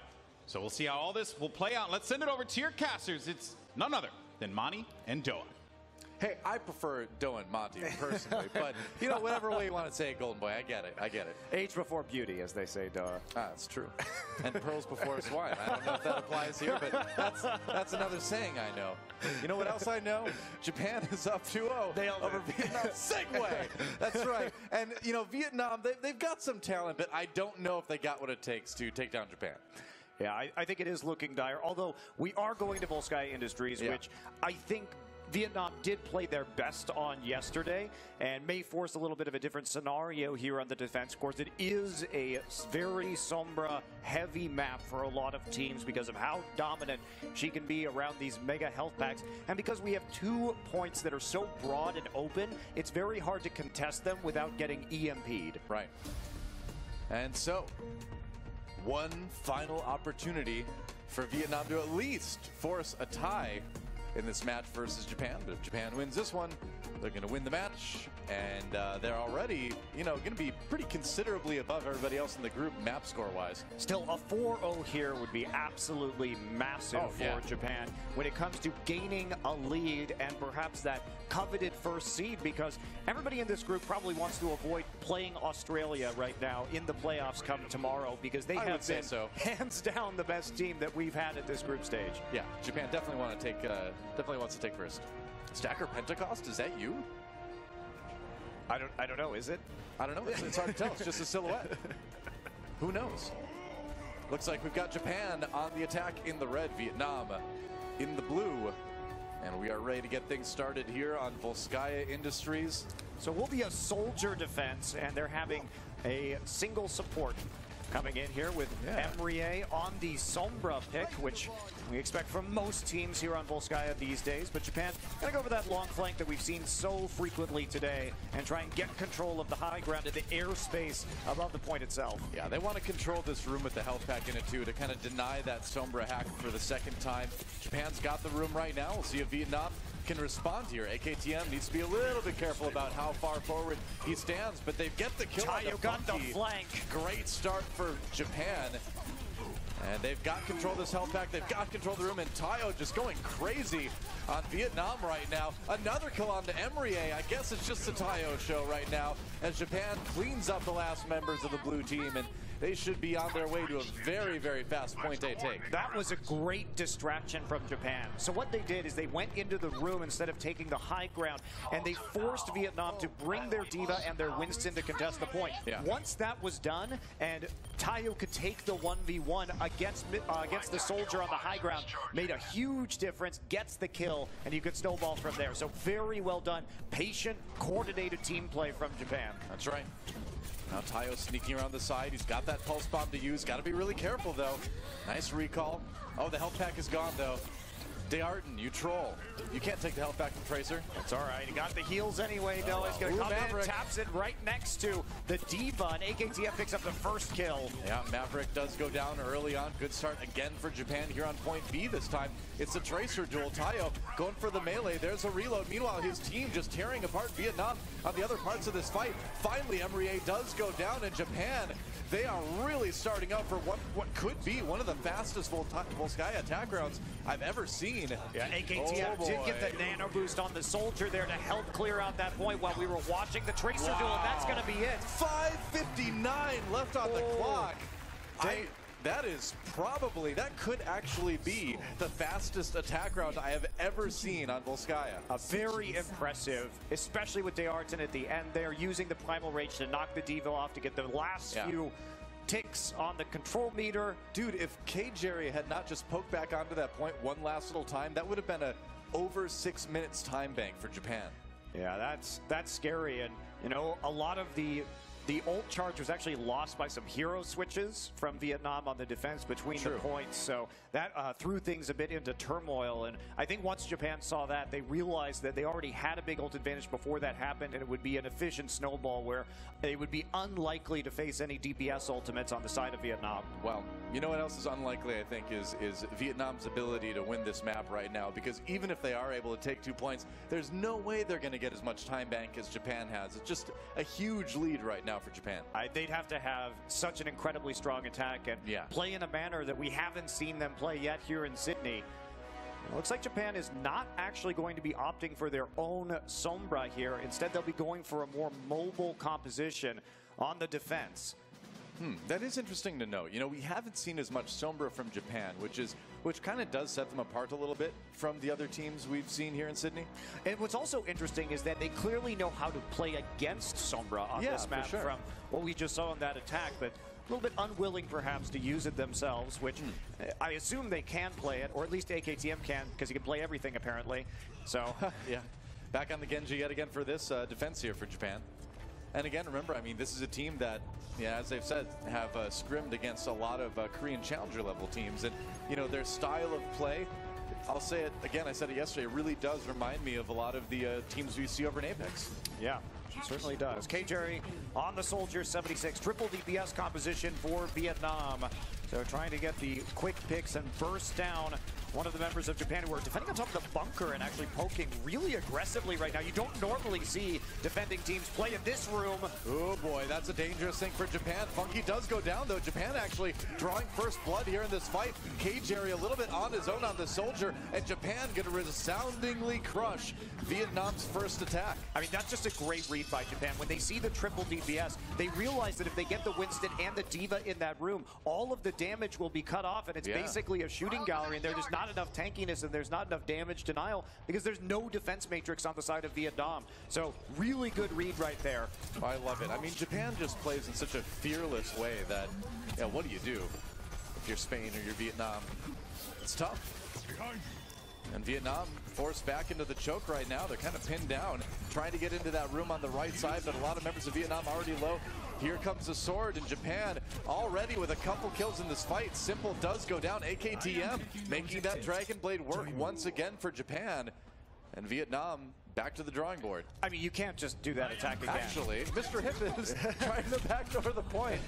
I was like, well, he's going to get staggered instead without even getting one tick. So pretty bad. That was not worth it. I don't think it was. I think you just have to reset right there. It's so unlikely you're going to get that tick on the point. And most of the time on Volskaya, if you're going to get one tick, you're probably going to get the whole point because that's how difficult it is to defend once the offense has gotten entrenched. Right. If you win a fight on point A at Volskaya, you're just going to get it. AKTM does go down to Mr. Hip, though. So Vietnam with the numbers advantage coming in now. Sound barrier and tac visor immediately. Japan responds with that Transcendence. Emrier pops Jasper out of the mech. And Vietnam, again, trying for these big ultimate combos, but Japan just ready. Yeah, they are. Mr. Hip at least had the Dragon Blade at the end of the chaos. Japan did layer their support ultimates right there. Yep. They didn't really discuss whether the Trance or the Sound Barrier was going to come in, but at the end of the day, it doesn't matter because Vietnam they committed so hard in the 6v5 right off the bat that the support ult's able to sustain Japan until AKTM got back to the point. Yo's died fairly late in that fight, but Maverick died after that. So Vietnam still with enough of a staggered respawn that Japan should be pretty well set up by the time Vietnam attacks again. Poke on the defense right here. AKTM goes back and picks up the health pack. Where is Vietnam going to go? Tayo? Probably not left. Sneaking. He is just coming back onto the support immediately. Rewinds, doesn't use the pulse bomb, but he is not quite going to get that kill. Forces the Transcendence really early out of Vietnam, though. That's a win any way you look at it. Claire does go down, though, so Vietnam at least putting that Zenyatta ult to good use.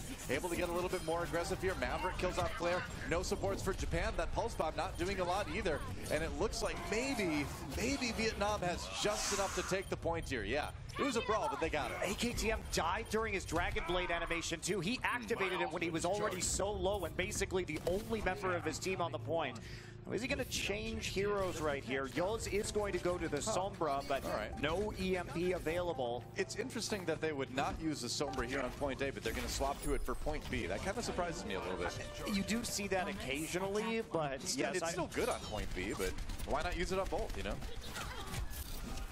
Okay, well, Jerry not going to make any kind of transition here. It's still triple DPS for Vietnam. They had to use all of their ultimates, so poking their way forward right now, trying to get that tactical visor. Yo's already at 50% for that EMP. Sure enough. Here comes Vietnam on the attack. Jerry with that tac visor ready to go. Emery takes out Yo's very early. Ooh, interesting pop for the tac visor, and he goes down very quickly. Japan coming back strong right now. Dearden using that primal rage to take advantage of Vietnam being kind of clustered up in that side room. I don't know if I would have popped the tac visor when I was in a small room with a D.Va. And a Winston. And a Winston. Well, he didn't see the Winston. That came in from the flank. But yeah, he was pretty easily dealt with right there during that tactical visor. It would have been possible maybe if he was just going to switch off of Soldier 76 immediately for him to go and see if he could get anything with that ultimate. But he is staying strong right now with the Soldier, and Yo's waiting, lurking with that EMP. He's got the EMP now. Just to be careful. There's the invisibility. Going in, they can have the follow-up. There's the EMP. Gets the kill onto Funky instantly, as you often do. And Japan well set up to finish off this fight. Although, well, okay. Mr. Hip not really able to get a lot out of this Dragon Blade. Yeah, looks like it should be a win for Japan here. Well, he got maybe enough here on the other side of it, because he did end up killing the Sombra. So now we have a duel on the side, but now everyone out respawning for Japan. And because they were at the start of the point, they didn't have any extra punching power on the actual point itself when it came to those respawns. So enough of a delay there from Japan. Yeah, a lot of members of Vietnam falling early in that fight too. Yeah, they are all coming back, all respawning. So Japan doesn't give up a tick quite yet. Only 2.5 minutes remaining. Vietnam coming in with some support ultimates. They have the cover necessary to get a good tac visor off. Yeah, Yo's being super aggressive, but hey, it got him the EMP back again. Japan well situated to handle this next push from Vietnam. This is going to be a pretty strong one, though. AKTM has the Dragon Blade, gets the kill already. Ooh, there we go. Simple goes down. AKTM looking for more. Doesn't really find it, but that's okay, because the rest of his team does, and that's another win. Vietnam is just being so transparent in their attacks. Oh, man, that is a sad primal rage. Even if it does kill ATM, even if it does, I don't care. It's a sad primal rage. AKTM, again, this guy's pretty good. He is pretty good, and a lot of that EMP canceled out a lot of the sound barrier. It looked like those ultimates were hit nearly instantaneously, but the EMP doing so much work in that fight, and is still hanging around the flank next to that big health back. Yeah. Getting that control down. Tayo, he is playing very far forward on that high ground, poking people down. He's going to find a kill with AKTM, and now the dive is going to start. So close, man. He had an opportunity to kill Maverick. Decided to not pull the trigger on the pulse bomb because Maverick was low anyway. Claire finished him off on the Lucio. Somebody was actually backcapping during all of that. A little bit. I think it was Mr. Hip, but then once people started dying, he jumped off the side. That's my guess anyway. Seems that way. All right, Vietnam needs to get clever here with their approach. They've got to use this Transcendence well to counteract the EMP. Yeah. Decent amount of ults, but Japan, you know, well stocked as well. Yo's EMP gets a few people. Funky getting low, getting dead, and Japan could start already in this fight. Vietnam with not a lot to work with in this push. And after that, 40 seconds left. Vietnam has one last chance. They've got ults to work with. At least they got the EMP out and didn't use any other ultimates, right? Sure. So Vietnam played a more disciplined game right there. But if Yoz gets even a little bit more poke off, this could be a huge issue for them. Tayo is being super sneaky on the flank right now. This is a very forward defense from Japan. Oh man, if he gets a pick before they can get in there, oh, Funky in a lot of trouble, and that is bad for Vietnam.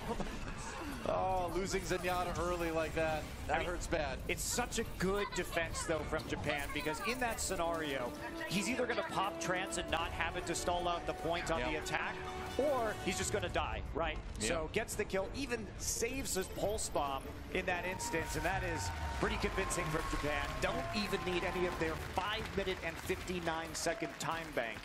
Well, You know, the only way that could have gotten more one-sided is if they would have been able to hold at point A. And, you know, with the way they held at point B, they, didn't really matter in the end. I mean, Japan's strategies are just so disciplined. Their communication, again, we have to keep going back to that. They knew which ults were up. That's why you saw Yo's going after the Zenyatta, because they knew the Transcendence was there and the sound barrier was not any longer. Yeah. And then they look at the clock and they say, okay, we have less than a minute remaining. We're going to post very far up. And they have so much time left that as long as they can force them to use ults off the point, they'll know they're going to have time to respawn, and then there won't be the necessary firepower left over for the Vietnamese side to close out and actually win. So that's it. You change your tactics based on how much time is left, based on which ults are available, and Japan is just playing that so well. I mean, as we look at this replay, too, I mean, Japan also doing a great job of playing the map geography-wise, too. I mean, really reading well the angles that their opponents' pushes are coming in from, reading the comps, knowing exactly where they can set up for the defense and the offense. I mean, this team right now is really looking like the total package.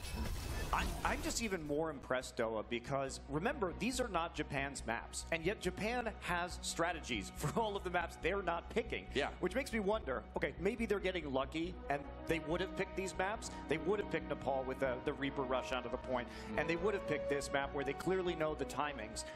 But what happens if these aren't their maps, and they have even more strategies for ones that we haven't seen them play yet? I don't know, man. It's exciting to think about. I can't wait till their final match tomorrow against Finland. That is going to be the real test, of course, for Japan. And we still have a map in this match yet, too. But, I think a lot of us are already looking ahead to what could be a little bit more competitive of a series. I mean, they've already got 2 wins, right? So it's putting themselves, 2 set wins, I should say, putting themselves firmly on top of their group. And nobody, I don't care who you are, expected that coming into this Group D. No, I don't think so. I mean, we just didn't know anything about these guys. You and I didn't know anything about this team until we talked to them a few days ago when they came in and sat down with us. And, seeing the way they perform in this tournament, this is why I love the World Cup, because you get these awesome stories of these players coming out of nowhere and being awesome. What was interesting, too, is, I thought I had a better read on the Japanese teams from watching OPC and seeing some relatively unimpressive performances from the Japanese teams that attended. But when we talked to them, they said, no, those are not the best Japanese teams. Our team, Japan, is made up of the 3 best teams in Japan. Seems that way. So they said our level's much higher, and they're definitely demonstrating it here. I mean, this is one of those situations as we get set up here on Dorado that, you think about Team Korea last year in the World Cup and how they saw how well everybody played together, and then Lunatic High pretty much made that team again, with the exception of a couple people, and they went on to win a championship. So if you're looking at the Japanese side of things, I think this is a team where, even though you're on a couple different teams right now with these guys, you might want to consider doing a bit of shuffling, because this team is looking really good. They look fantastic. Synergy definitely there. Strategy's definitely there. Yeah. And the individual skill certainly there. Speaking of individual skill, AKTM on the McCree here possibly, unless he's going to change. Don't troll me, man. He played McCree on Dorado yesterday. He did. Japan on the attack, Vietnam on the defensive course. AKTM really putting on a highlight reel of a performance on this map yesterday. Will be tougher because K. Jerry is playing the Diva. They might be anticipating another triple DPS setup from Vietnam. So how long AKTM stays on the McCree will depend on how good K. Jerry is at shutting him down. We'll see. I mean, this McCree did work really well yesterday because Spain wasn't really running Diva. Might change today. Ooh, AKTM being very sneaky, We saw this yesterday too. Exactly the slow same. Creep through the halls, trying to get the flank and get a flashbang pick onto somebody who's standing next to the cart. And they wait for people to commit to that cart, right? He's not going to actually get anything there. Oh, or is he? He is. Okay, Tayo and he will team up, but Yols did fall off the back line. Here we go. It's an AKTM show already. Emrier going down, and there's another one on the Maverick. This guy. Oh, he missed the flashbang. No, don't die to Anna after all that. Don't. No. Manages to escape. Very low health. Gets the healing, though. And here's that Diva. Here's what he was worried about. Hard to say where K. Jerry was through all that, but doesn't really matter. Japan crushes the defense for Vietnam. You can see AKTM, man, he's having a great time. These timings from the Japanese teams are so good. I keep saying it, but communication. AKTM and Tayu combining on that flank to find somebody. They're distracting the members of Vietnam with the movement of the cart, and then they pick somebody off and get a lot of free room to push up. Deadeye available, should be able to zone people. Yeah, he's got a lot to work with anyway. Vietnam trying for a last-ditch effort. There's the Deadeye. No kills out of that one. does manage to push Vietnam back into the houses just a little bit. That flashbang not working out too well, but that doesn't stop him from getting the kill on the Maverick, and the rest of the team cleaning up. Japan should take a pretty quick point A here. I mean, even if the Deadeye doesn't get kills, it pushes people off the card. It pushes them into corners where they're super vulnerable to crowd control or AoE damage, and does the work it needs to do when they get another very quick cap on point A. Yeah, looking to take the high ground is AKTM, just watching that corner, doesn't want to get attacked from behind. And Vietnam does have the high ground themselves. They're in the right spot, but they got to worry about this McCree on the other side now. Tayo almost got blown up right there, but had his rewind in the nick of time, and that's going to be not enough. Oopsie. As the Shurikens find him before he can get another headshot onto the Genji. Yeah, meanwhile, Vietnam able to jump down on the payload and try to push things back. Yos does get the kill on the Mr. Hip, though. And so Japan not out of this just yet. They use the sound barrier, and Vietnam really having trouble kind of capitalizing on that early pick on the AKTM. Yeah, but they're breaking them apart, though. You can see right now that Lucio in trouble off the side against the Winston that actually did also pick up the kill on the Funky. So the support's being chased away by the Tracer and the Winston of Japan. Yeah. AKTM with that Deadeye up again. Got a couple kills for himself in that last fight. So over on the kill feed, and that payload still moving pretty fast. Well, the healing was totally eliminated from the front line, and that makes it very difficult for them to sustain, especially with the latent healing that the cart gives you. So. I'm hiding by this cactus. Not a bad McCree impression. Thanks. Sound barrier for Vietnam. They really got to get something going at the defense. But AKTM is like, yeah, I'll wait out that loose shells, but no worries. All right, where's everybody at? Oh, no kills, though. Has to deal with the Winston, and yeah, that's tough, man. Well, that's one of those times where the coordination really didn't work out right there, because without pressure from his team, it was all too easy for the members of Vietnam to jump him on the high ground. So. Wow, and Vietnam doing what Spain could not. They're making AKTM switch over to Soldier 76. You know, he took it pretty far. Not too bad. Yeah, I think now is the time to do that. Yeah. Here we go. Japan pushing back in again. Now with the Soldier. Jasper just absorbing what he can on the payload. Zoning out, pushing Vietnam back again. And Tayo comes in with another kill onto Funky. Tayo has been so good on this Tracer at getting in the back lines and killing off the supports. And Simple nearly going down himself. Tayo trying to claim both of them. He does. Both supports killed off by Tayo. And that is going to pave the way for another strong Japan push. Here on point B. Falling back to the Winston shield as well. So both supports picked up, and Vietnam has to protect them better coming in, because every time their healing gets cut off, and they have no way to sustain over the course of these engagements that are actually focused on the payload. Sure enough. Here we go. Japan pushing into the final spot now. Tayo gets the health pack, stays alive in the duel versus the opposing Tracer. Forces the rewind too, which is always nice. That means you get to be king of that zone. Yep, it means you win the duel, basically. If somebody fights after they use their rewind first, it's tough to win that one. Oh, Simple again, getting very low. Nearly taken out by Tayo yet again. Either way, forced back a little bit. There's a pulse bomb. Diva out of the suit. Okay, self-destruct from Vietnam as they try to stabilize here. But even if you don't get that kill, as long as you push them back, there's not going to be that healing. So you can basically farm ult charge off of the tanks at that point in time and make sure that you're always in a better position with your ult economy. And Yos with the double kill before he went down. Vietnam trying to just get some sort of purchase on the point right now. Jasper taking a nap, and that's going to allow Mr. Hip and the rest of Vietnam to be able to get a little bit of stability on this point here. Yeah, but they used the nano boost onto the Primal Raging Winston, so Vietnam down to 1 ultimate, and Japan has 5 for this next attack. This could be the decisive coup de grace. Could be. Here we go. A lot of ultimates to work with. This is the moment. Still 2:30 on the clock for Japan. They've been setting a great time. Tayo in the back again, of course. Getting that health back and pushing back the opposing Tracer once more. Here we go. Payload is contested right now. Yep. Jerry has to take a backseat, though. Nanoblade comes out for Vietnam. Yeah, that's right. They're going to send Maverick in as well on the Winston. There's the self-destruct. Can Vietnam get out of the way? No! Simple taken out. by that Diva ultimate, and Japan continues to push forward here. Mr. Hip being a bit annoying in the back, but AKTM, I think he's got an answer for that. Going to take out K-Jerry on the way, and the payload turning the final corner now. Still nearly 2 minutes on the clock yet for Japan. And K-Jerry dying last is the disaster here for Vietnam because they have nothing to deal with the tactical visor right now. Yep. AKTM saved it, and he's just going to be able to spray it on the point, and Don't that's even just need it. Man, another crushing attack round for Japan. Yeah, I mean, a minute 40, respectable time on this map. Vietnam did manage to hold them up for a while because Japan had some failed flanks with the McCree. Still, on Dorado, nearly 2 minutes. That is pretty good. Yeah, it's pretty good. Very good. Well, there you go. Vietnam has to finish their attack round to get to the time bank mode, and then has to do even better to beat Japan. Otherwise, this is going to be probably one of the quicker 4-0s we've seen in the Sydney stage. Yeah, it very well could be. And this will be a hard run for Vietnam. We need to see something new from them. Yep.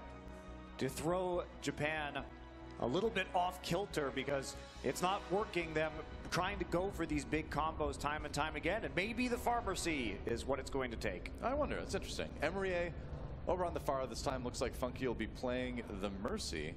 And what's the plan from Japan? The Japan plan, as it were. Plan? Well, May? No. Tayo's he's gonna switch back to that Tracer, and Japan wants to be able to continue to nano boost their Winston. Has been an effective strategy for them in this tournament so far. And what I like about it is Dearton has been so good at controlling space that when you get that Primal Rage up so fast again and again because you've been nano boosted, it's so hard for Vietnam supports to stay alive. True. Because they just get punched out of the fight straight up, but then Tayo comes back and cleans them. Yeah. Well, Japan's certainly been putting on a show this weekend, and they may end up going into day 3, and they probably will end up going into day 3 with an 8-0 map score. At the very least, though, Doa, if Vietnam runs the Pharah, it's only short-range damage from Japan. They're going to have to get some dashes off the high ground from the Genji or some leaps from the Winston to actually deal damage. So Vietnam, at least, has a chance right now to do some damage and get some movement on the cart, at least on point A before potentially a Soldier 76 comes out. But there's also an Ana, so. I was going to say, yeah, we'll see what Yos can do. I mean, she's not able to 3-shot Fars like she used to be able to, but you can still put a lot of pressure on it. Emery already really low. Jasper does take down Funky, and there's AKTM, too many acronyms, finishing off the Pharah, and it looks like I'm not sure. Japan's going to hold for the moment anyway. I'm not sure where that Mercy was positioned, where she was able to die so early on in that engagement instead of pocket healing the Pharah. This has been a kind of a weird scattered fight for both sides. Vietnam slowly grinding forward just a little bit here. Japan coming out with the kills more recently. I mean, the Mercy is there with the Pharah right now, so this is where you want to be because they don't have an answer for it under the current lineup that they have. But now we're going to see the McCree. Yeah, AKTM swapping over to that McCree. You know, we've seen the Soldier used a lot as sort of a Pharah counter, but McCree, of course, can do just fine as well if it's in the hands of a player like AKTM.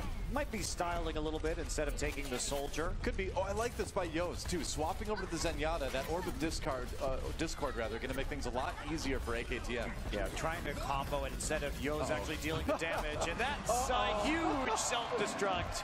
Yeah, the bad thing about being in the air is that it's really hard to avoid Diva Ultimate, and he gets not only the Pharmacy, but the Lucio to boot, so Japan having a golden opportunity now to stabilize. Yeah, they absolutely will. AKTM falling in that fight, so we won't be able to set up versus the Pharah this time. Funky still without the resurrection because he died so early on in the first engagement, but he will have it soon. Yep. AKTM pretty close to Deadeye as well, and with how fast Deadeye charges right now, it's actually become a really strong answer to a Pharmacy that's annoying you from the air again. You know, then again, sometimes you just send your Diva to run into her. Funky dies right before the res comes up, so no chance of a multi-person res for the Vietnamese side, and Japan just holding on to all their ultimates after handily winning the fight yet again. Well, Vietnam, you know, with a chance here to try to finish point A. Funky, if he stays safe, he does have the resurrection. Well, his positioning just hasn't seemed like it's been good. Either his tanks are going so far forward that he feels he needs to heal them up. Yeah. And he can't just focus. Vietnam just needs to stay back and play the poking game with the Pharah right now if possible. I swear, like, AKTM's accuracy has to be something like 60-something% on that McCree. That is really impressive. I just missed every shot as you said that. No, we hit one. I only caster cursed him a little bit, man. Sound barrier for Vietnam. This is their big push. They gotta make it work. Onto the Farah during the barrage. Oh, the pain. And Japan with an opportunity here. Mr. Hip responds, though, with a great pulse bomb of his own onto Yoz and AKTM. And it looks like they might actually get the payload there. Well, Tayo's still around and being annoying on that card. He also still has his rewind, doesn't end up using it. Yep. And Claire very low as well. AKTM coming back. He's got that dead eye, but it looks like they might just let... No, okay, they're going in. No points for Vietnam. Japan does not want to allow it. AKTM up on that high ground. Here comes the Deadeye Transcendence to keep him safe. Doesn't end up picking up any kills with that. Self-destruct does catch Simple again. They have caught Simple so many times of self-destruct. Definitely some positioning issues with that Lucio. Funky comes in with the double man resurrection. And oh, it's so close. They actually get it there. Somehow Vietnam sneaks the payload in. Now, nobody on the point there from Japan, but you see how well Japan plays around the self-destruct. Yeah. So what happened was AKTM popped the Deadeye at the start of that fight, which forced Maverick to drop the bubble, Winston bubble in front of him, and then they just threw the Diva ult over the top. So sort of damned if you do, damned if you don't. Sure. Regardless, though, the resurrection will help Vietnam power through. So lost a member, but do have a nice two-man res there to keep the card moving, and they're not done yet. Japan swapping Claire over to the Mercy now, actually. Now, we saw them use this yesterday, too, where they were powering up McCree with that Mercy. Meanwhile, Embrier on his own McCree. So suddenly become Cowboy Wars here. I guess so. Wow. That misses that flashbang, though. AKTM with the Deadeye yet again. And so far, Japan winning this defensive fight. Mercy falling very quickly, and Embrier trying to get some hits on his retreat while he deals with his...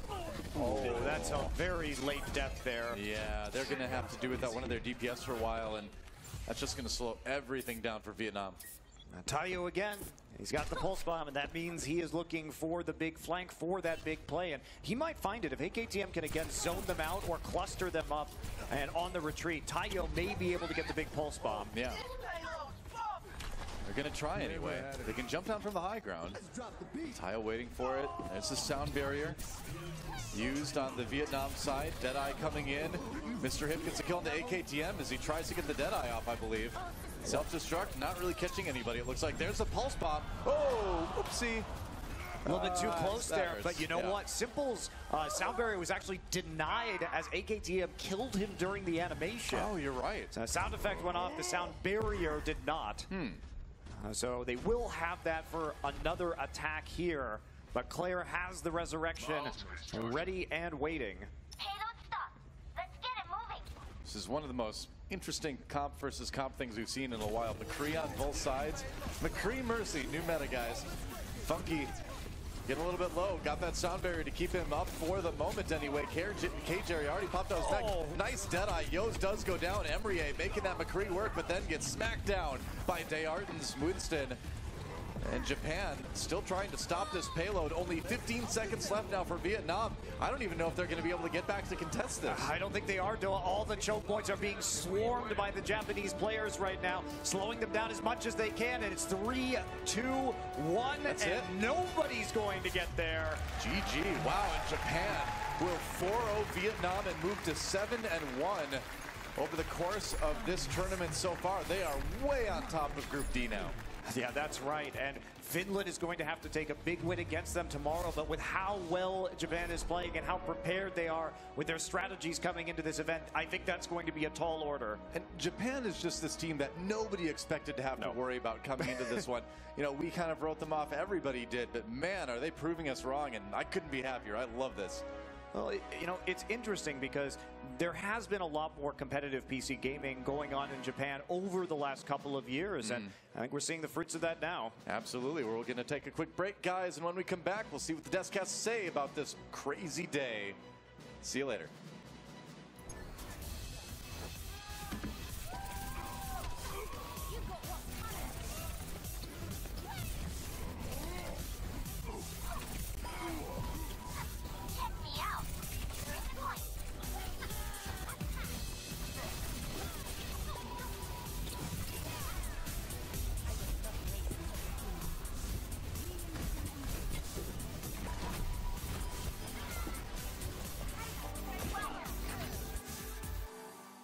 The Overwatch World Cup is brought to you by Omen by HP,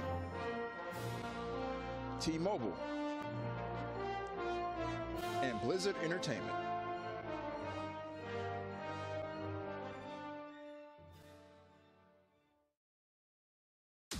When I was a girl, I had a fear of spiders. I was told they felt no emotion, that their hearts never beat.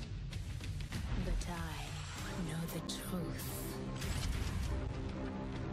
At the moment of the kill, they are never more alive.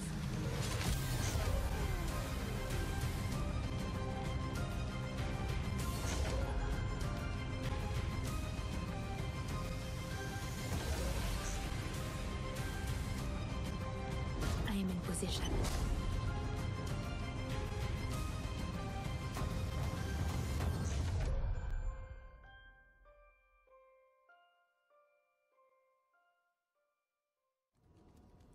What's in the name? Well, that depends on what you do with it. Put it out there. Get good with it. Like, really good. Get it on a team. Get it on a big monthly check. Make your whole city know it. Check that. The whole world. Get it on the back of a champion. That's your name. Better yet, become a champion. What's in the name? Well, that's up to you.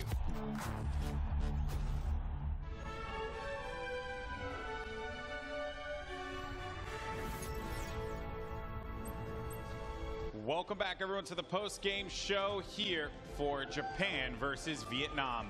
Japan ends in a 4-0 sweep, looking ever so dominant. Guys, I really am just... I'm going to stop saying I'm shocked, because at this point, Japan's been playing so fantastic. Like, it's very clear that this team has what it takes. But my goodness, I'm sure that the rest of the Overwatch community is just so enthusiastic to see another region show up here and perform today. And James, you've picked them like a champ today. Was it every match, right? Or no? There are a few wrong. No, please. Hello. Okay. Oh, I'm so sorry. Sorry. Now, one of the most important things about Japan is that they do scrim a lot against the challenger teams in Korea, and the style with the challenger teams is to go for broke. Right? They have to make a name for themselves, so they pull out all these different compositions, which we saw Japan do today. They did everything. We saw the Reaper, the McCree, the Genji. We even got to see Yoza, I believe, pulling out the Zenyatta along with the Ana and the Sombra. It was just amazing to see how flexible they were. Incredible. But, so Vietnam, they struggled a bit here. The chemistry, unfortunately, was not there for them. That is unfortunately very true. However, they did have some moments, some signs of life were definitely also there for them. So maybe they can at least like show us, you know, that they are able to win some maps here as well tomorrow. They still have a game ahead of them, so, you know. Anything's possible. Anything's possible, yeah. Well, I would say for Vietnam, this is an incredible learning experience, too. I mean, you are surrounded by some of the best minds in competitive Overwatch. And if I were them, I'd reach out, I'd learn, I'd educate myself on how to improve even more so. Because, sure, they are one of the best teams in their region playing, because they played a tournament to get to this point. But there's a lot for this squad to learn and take away from these past 2 days. Yeah, I mean, you can't say enough about Japan right now. This team came in here, they had a mission. They said, you know, we didn't go to OPC, but we have the best Japanese players that this country can form. And we were talking yesterday, should Finland have beaten Vietnam that bad? But now you have to wonder, how good is Finland? And that's a question for Japan now, because tomorrow they're in a position where it's Japan versus Finland. If Finland can't 4-0 Japan tomorrow, they're in a really rough spot after what we saw today. But this group just got flipped on its head. That 4-0 was probably expected, I would say. It is really hard to analyze that game. It wasn't competitive, I would say. Vietnam had a lot of struggles. The ults weren't there. The plays weren't there. And you could tell that they still weren't really too sure of who should play what. We saw Emre on the Pharah at the end. It worked out for them on Dorado. But Mr. Hip's still on the Tracer when we said yesterday he had one of the best 76s.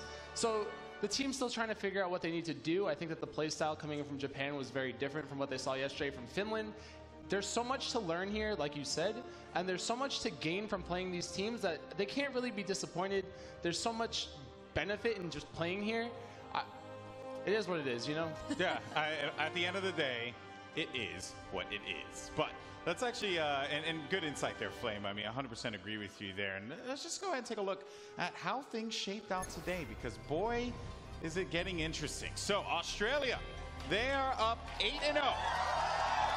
Looking dominant, as always. But you have Sweden, Portugal, and Italy there. And at this point, this matchup just got very interesting because Sweden versus Australia will be a very important game for Sweden tomorrow. And for Portugal, they will face off against Italy. So a lot coming with that one. Then on the other side, Group D, Japan is #1 in the group at 7-1. Spain, after an incredible performance against Finland, they're at 5-3. Finland and Vietnam rounding out the bottom two there. And Finland, the pressure's on for them. Let's go ahead and take a look at how things played out today, because it seemed like Sydney, Australia was sweep city. 4-0 down the board. But don't let it fool you, though. These were some pretty intense games. If you have a chance to get a moment, watch that Australia-Portugal matchup. Amazing game. And also Finland and Spain. Just so many questions coming out of that one. Yeah, I mean, I have to say, man, what an incredible day of Overwatch we had here. Zoe, even though you picked them, you weren't great on the picks. It was great to watch. What do you mean by that? I don't know. I just have to say, like, Group D is, like, the results are all over the place. I didn't expect any of that, and I'm pretty sure I'm not alone with that. Japan really, really mixed it up. Spain really showed up today and performed, whereas Finland did the exact opposite. There were so many surprises today, so I just can't wait to see what the guys are having for us on stage tomorrow. Yeah. James, what about for you? I mean, there's still a lot of surprises left in store for us at this point. Anything can happen, especially there in Group D. It's insane, the results that we had today. And so, like Flame had said, everyone, it's just turned up on their head. Flame? Group C is not so obvious, I still think. You can wind up in a position now where Sweden can actually 3-1 Australia. They'll actually be #1 in the group, and that'll bring them in a better position to get to BlizzCon. However, if Australia does 4-0 Sweden tomorrow and Portugal 4-0s Italy. There's a lot to remember. Then suddenly we're in a tiebreaker scenario, something that we haven't seen yet, and I'm really excited for it. I do kind of want that to happen. I do think Australia is more than capable of 4-0ing Sweden, and there's so much that can happen tomorrow. It's going to be an incredible day. We're going to have some great elimination matches, and then we're going to have some great matches to see who goes to BlizzCon. Oh boy, I can't wait. All right, well, let's take a look at tomorrow's schedule and see what we have in store for us. So we'll be kicking things off with Sweden versus Australia, a very important game for both teams, really. And then you have Italy versus Portugal. Then we'll be making our way over to Finland versus Japan, and that matchup has everything on the line for both of those teams. And then to close it out, it will be Spain versus Vietnam on the group side. But then we begin the journey to BlizzCon as the 4 qualified teams will duke it out against one another, and we will determine who will be the final 2 teams left standing and who will be punching their ticket to Anaheim, California, and to BlizzCon 2017. You saw right there too, the start time was at 11:30 here in Australia. So make sure you guys in the crowd enjoy your evening. Come in here in the afternoon nice and fresh. It's going to be awesome. Big thank you to everyone who tuned in today. We had an electric crowd in the house. You guys have been absolutely fantastic. Big thank you to everyone at home. And we'll catch you tomorrow and determine who will be going to BlizzCon.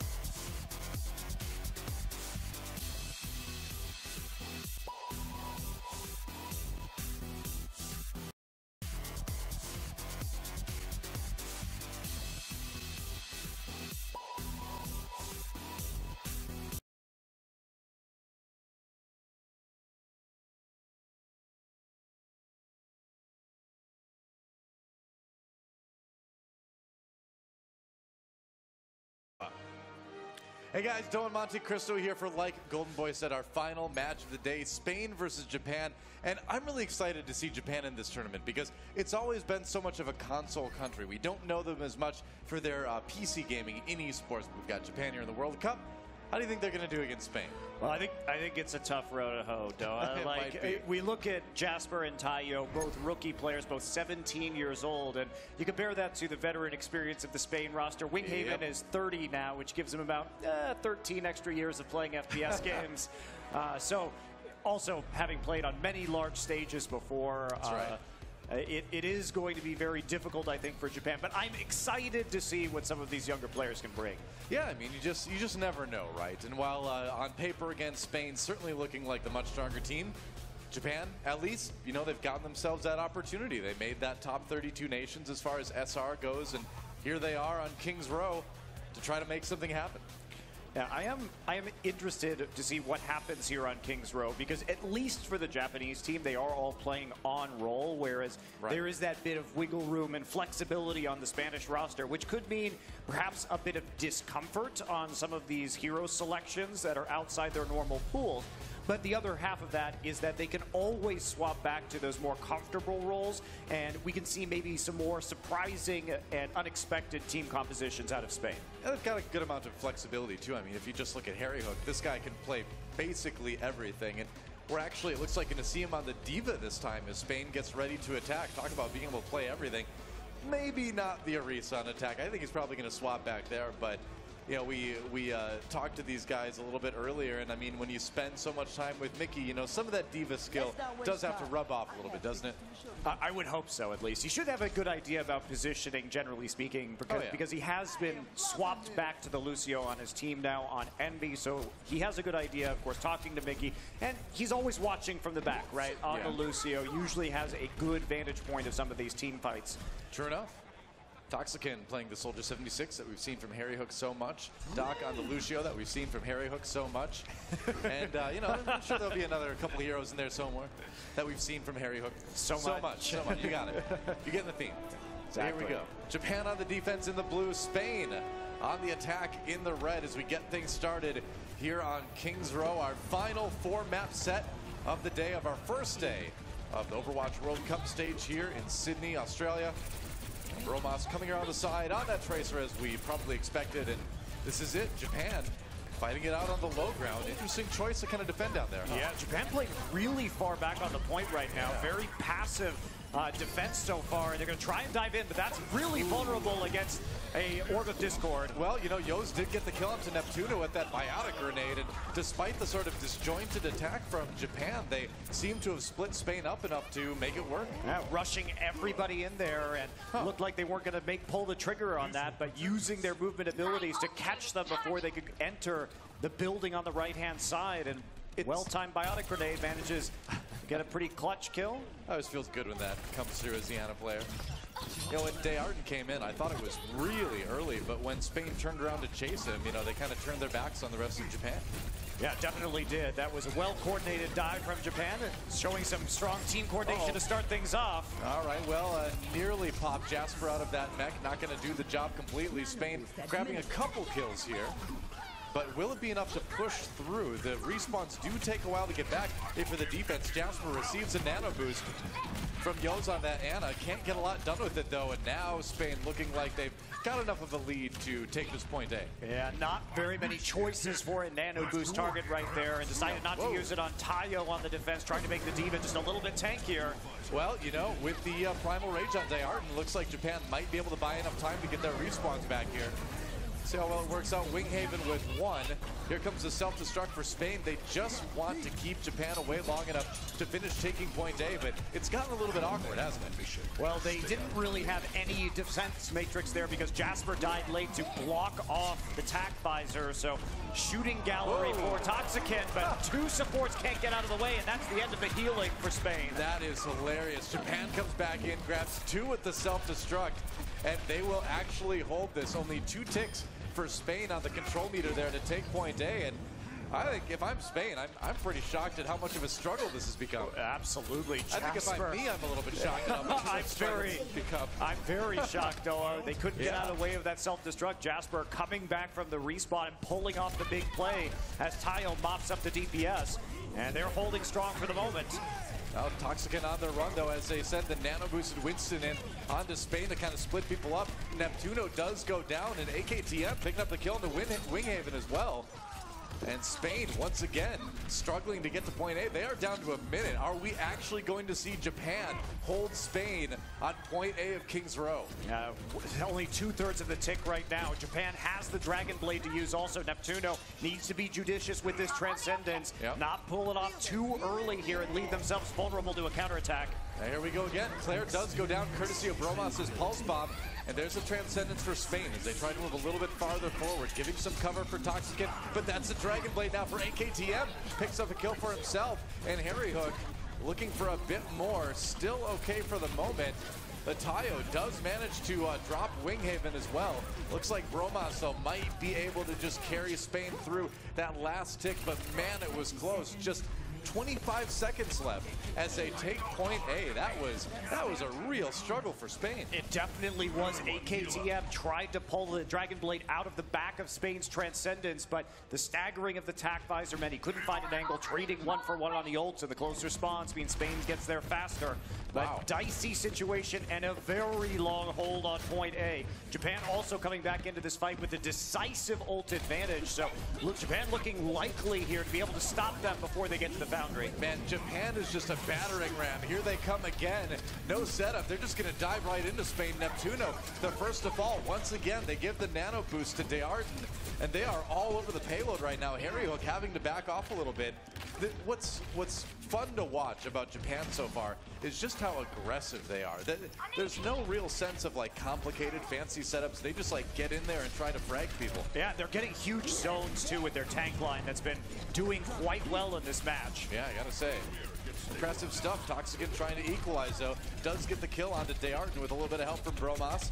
Japan holding the payload for the moment, but it looks like Jasper might need to back away. That mech getting a little bit low. A lot bit low. Yeah, it gets popped out there. And with those kills, I think Spain should finally able to get some distance on the payload now. Yeah, sound barrier from Japan, not actually winning them the engagement overall. And we need to see some more flanking here from Spain because they are playing very far forward with their tank line on the payload right now. That should leave Japan's supports relatively vulnerable, but there's just been no pressure back there from Spain so far. But now we're in a more open phase, and Bromas is creeping. Creeping to the side, nearly has that pulse bomb. Looking to find that. Putting back line, there it is. Oh, he doesn't get the stick though onto Dearden. Toxican up on the high ground, gets knocked off by Jasper. Doesn't really get the greatest shots with that tack visor. Spain nearly has point B though. They're so close. Transcendence for Spain now as Dearden comes in with that primal rage. He manages to zone out Toxican, but it looks like Neptuno gets there just in time. They've got the sound barrier as well, and it looks like this is a one fight and a point B take for Spain. Has been a bit dicey as Spain always getting on the back edge. Whoa. Nice hard push though. That makes sure that there won't be any further delays onto the payload. But Spain comes away with the point, but not a lot of time and not very many ultimates in the bank. Yeah. Japan will probably use the nano boost here onto Dearden once again. I mean, Spain should have some ultimates coming up pretty soon. They're getting them now. What can they do though? Now that nano boost went down, didn't see who it went down on though. Looks like it might be on Dearden again. Hard to kind of see from that side. Actually, that looked like a boostio. That really did look like a boostio, didn't it? That was definitely a boostio. No. I think Claire got that one, yeah. Tried to see him bouncing around by the payload back there. I think that was a boostio. There's the tack visor. Countered a bit by the sound barrier from Japan, though. Nice defensive matrix from Jasper as well. Absorbed a lot of that damage coming in from Toxican. Spain stalled out a little bit here as they try to push. I think they're slowly grinding their way through now, but Japan has made them really fight for every inch. Yeah, they have Dearden a little bit too far forward on the assault, and that means he's going to get picked off outside of his shield. So Spain keeps the card rolling with a minute remaining, and they are looking relatively good to close this one off. They're going to get very close before Japan can just get their forces back together and on the payload. Yep. Pulse Bomb, that was very close to taking out Yoz. And Bromas back to the payload right now. Actually, back to the supports once again. Transcendence for Spain as they try to push this payload that last little bit through to take King's Row. They've got about 30 seconds left. And with the sound barrier from Doc, that might be enough. They need to win the fight, though. They've got that. Whoa, Pulse Bomb from Tayo takes out 2 on the Spain side. And they gave Dearton that nano boost yet again. Spain pushed back, and they have only 20 seconds to try to finish this map. And Winghaven's not going to be back up in time, Noah, so Spain's going to need to go here and at least touch the card. Bromas needs to go on a backline mission to make sure he can get there, and Toxican's going to be praying for a good tack visor. Yeah, that's right. Here comes Spain. They got to rush in here. They got to touch the payload. 2-1. I think they got there. Yep, there's the overtime. Toxican zoned out, though. The tanks again from Japan coming in. Toxican pops that tack visor. Pulse Bomb does take down Claire. Good start for Spain in what could be this final push. And there's the self-destruct. Good zoning from Spain, and they will be able to finish in overtime. But that was a much closer round than I think a lot of people were expecting to see. Yeah, and Japan may have made an error there at the end. We saw Jasper and Dearton go in and try and cut off members of Spain, but had they played more back towards the payload, they may have been able to prevent that overtime from even going down in the first place. Bromas snuck back there and triggered it, and that gave Spain the time they needed to get Winghaven back in the front line.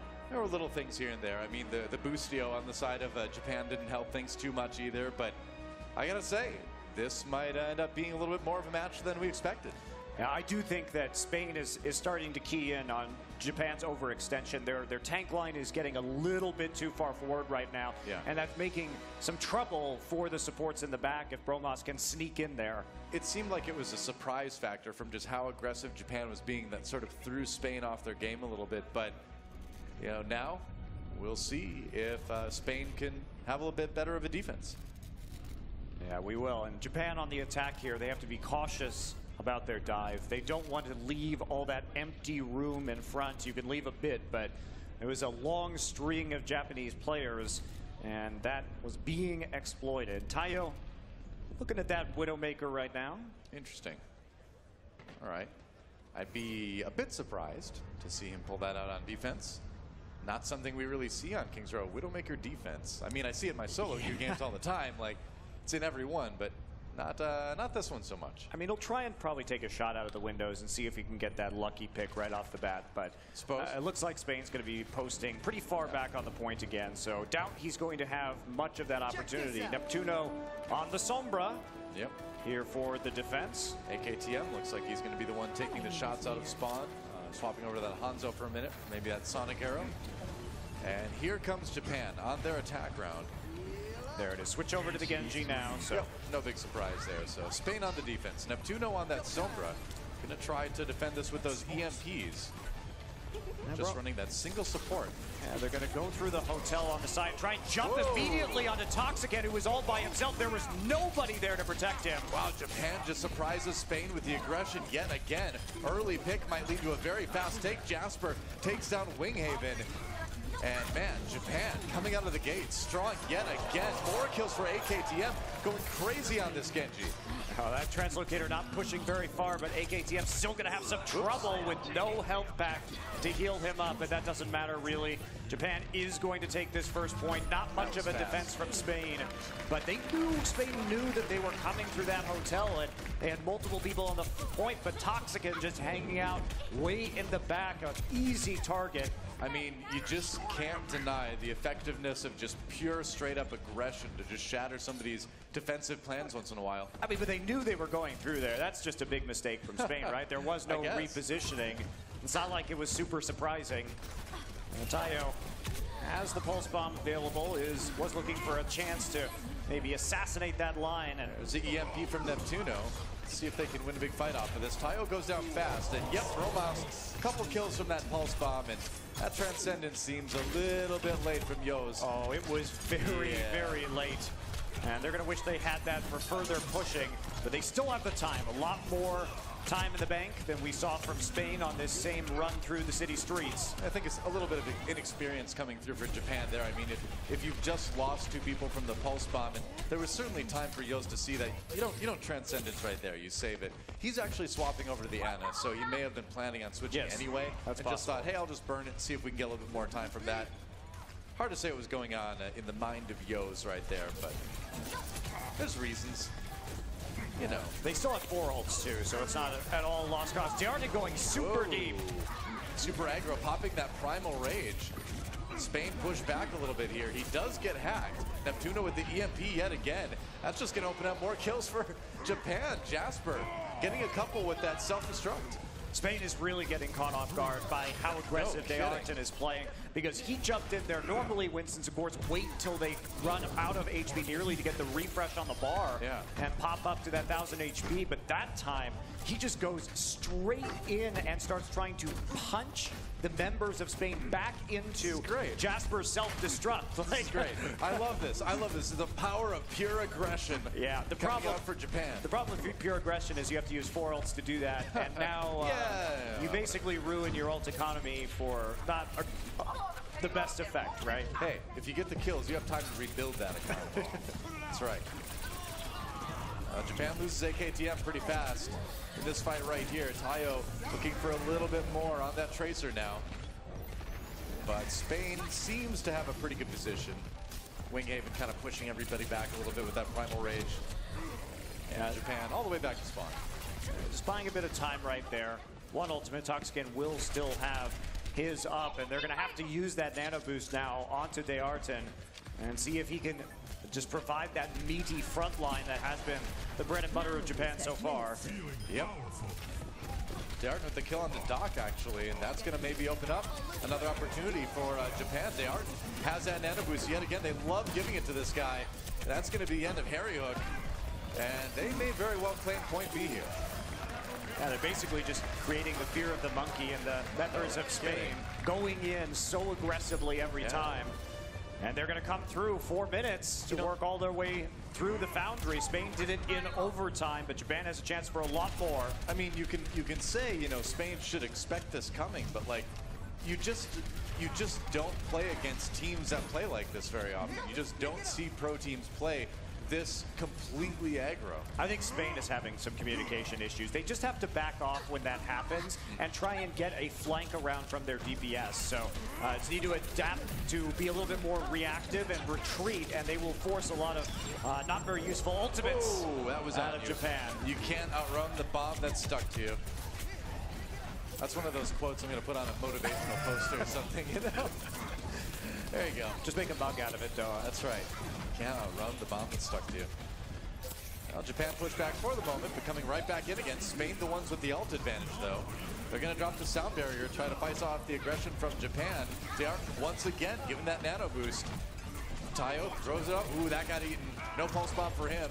Harry Hook coming back in with a charge kill onto D'Arton. That's fun stuff. That said, though, Japan, the ones coming out ahead in this fight yet again. If they can get the kill onto Bromouse, they can get this payload moving again. It's going to be tough for them. They need some more DPS players over on that point to try and track down this Tracer. Everyone resetting on the payload. Yep. They're still moving, so Spain has to regroup closer towards point C. All right, Winghaven going to go ahead and use the Primal Rage as they push Japan back yet again. Japan with still a decent amount of time to take this one. 2 minutes. They're going to go ahead and commit the sound barrier to this. Harry Hook takes down D'Arton very, very quickly. A little bit of over-aggression maybe coming in from Japan on this push. And yeah, they're going to need to regroup at this point. Oh, he actually hit that sleep dart? No. Okay. No. This is a good bionic grenade, but not a lot of follow-up. Yeah, they really had nothing right there, especially with the Transcendence already having been used. Yeah. So Yo is just trying to heal up. Will get the nano boost, and I'm going to bet it goes on to D'Arton again. I would imagine you're probably right. Although it might go on to Claire. Who knows? That's been the other target. Not intentionally. No. I don't think so. Here we go. Japan moving in yet again. There's a nano boost onto D'Arton once more. He's going to pop the Primal Rage as well. This monkey is unkillable at this point. Jasper, though, gets another self-destruct kill. He's got so many of those. Oh, boy. And Japan moving forward pretty quick. They're just hovering around right now. Everybody from Spain retreating into the spawn room. A few meters remaining, and they're going to have one more defense from Spain. All right, Derek, just try to hit as many people with his left click as he can. Got a lot of damage done. Bromas a little bit on the low side. Doc nearly taken out on that Lucio. And AKTM, he's got the tack visor out. He wants to finish this one right here, right now. Oh, no! Harry Hook says no! The boot putting people in the line of fire for the self-destruct. Big play for Spain. And that might be enough to capitalize. Less than a minute left now for Japan. So you see the reset from Claire. Wow, you just see the synergy. Japan wants to play around self-destruct and Primal Rage. Every time we see that Primal Rage pop, it's also coming with Jasper and a self-destruct as they try and shove people into the line of sight. Spain pulled a similar trick there at the end. Looked like it may have been a cap for Japan, but that readjustment of their positioning put them right in the self-destruct line of fire. I think Doc did get that boop to knock a couple people into the range of that. Yep. AKTM with a kill onto Winghaven to start things off with. Probably going to respawn pretty quick. There's the sound barrier after the Transcendence from Spain. Japan coming in right now. They need some picks, though. Tayo gets one onto Doc. That's pretty good. And yet another nano boost onto Dayart. We've seen it so many times this match. And they knocked Harry Hook out of the mech. This is big. The Diva being out of the way is huge for Japan. Neptuno down as well. They are looking for the finish on the Harry Hook. Didn't last him long enough. And Japan, this is their opportunity. They're into overtime. They need to make this happen right here, right now, if they want to force the time bank. Here we go. Japan still on the payload, still pushing forward. They've got to deal with the respawns, though. They're doing it. They are dealing with it slowly. Attack visor is going to come through for AKTM again. Can he get the necessary pickoffs? Jasper desuited. Okay. Still just a few more to deal with. Oh, but there's a sound barrier from Harry Hook. No, from Doc. I'm used to Harry Hook being the Lucio. I know. Toxicant on the Bastion now, taking down Dayart, and another sound barrier comes in, this time on the Japan side, and they get it there. They will finish their attack round. And this has suddenly turned into a much more exciting four-map set than I think we were expecting. Absolutely, and each team will now get 1 minute to try and get as much forward progress on point A as they can.